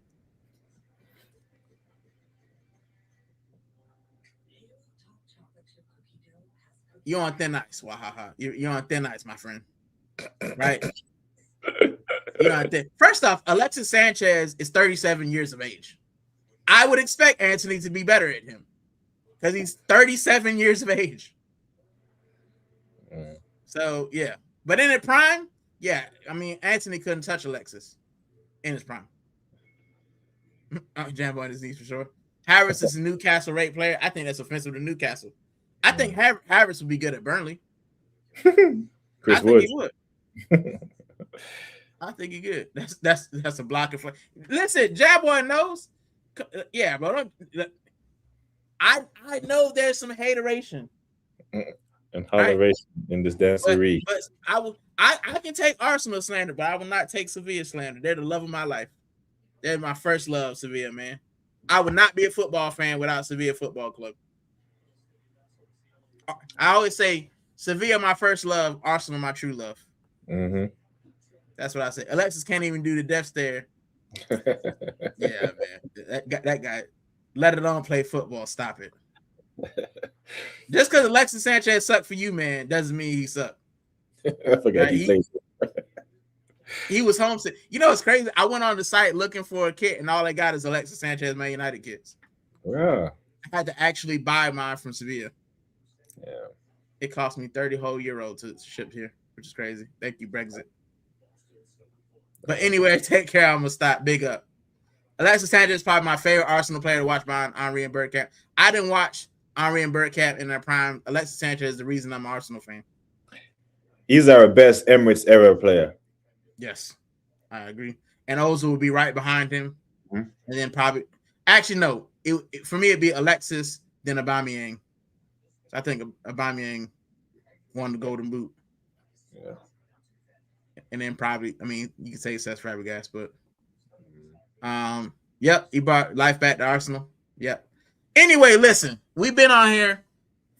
Taryn's been great as usual. I could talk to Taryn all day because you know, saying the American connection. We like sports. We live football. And we get annoyed by by Arsenal sometimes. So yeah, but I'm gonna let you guys go. Taryn, tell us what you got next, man. What you got? You know what? I'm on tomorrow, probably my same streaming window between 3 and 5 UK time. I don't stream on Wednesday because I'm going to the game. I'm going to the Belgium and Senegal game, so I'll be at the stadium for that one. So I'll probably do some vlog because I got corn for not doing any vlogs for the USA and Australia game. So I'll make sure I get some video footage of this one from inside the stadium. So yeah, big up for having me on, man, and big up for coming. Yeah, man. Big up to listen, these bigger channels, come to the minnows. I appreciate it. Right, I'm still growing, and I appreciate your time. Time is everything. Anytime, bro. Football brings the people together, man, and the community, and so here we are. But big up. Anyway, to the chat, I love you guys, and I'm gonna end it how I usually end it. I hope that everything that you want to happen happens. I hope that all the negativity, all the things you want to get rid of, leave your life. But most of all, I hope you enjoyed the channel. I hope you enjoyed the chat. And I hope to see you back on Rican Futbol TV. I'll see you tomorrow on the next stream. I will be doing another watch along. I'll see you tomorrow at 6. Y'all take it easy. Big up to the chat.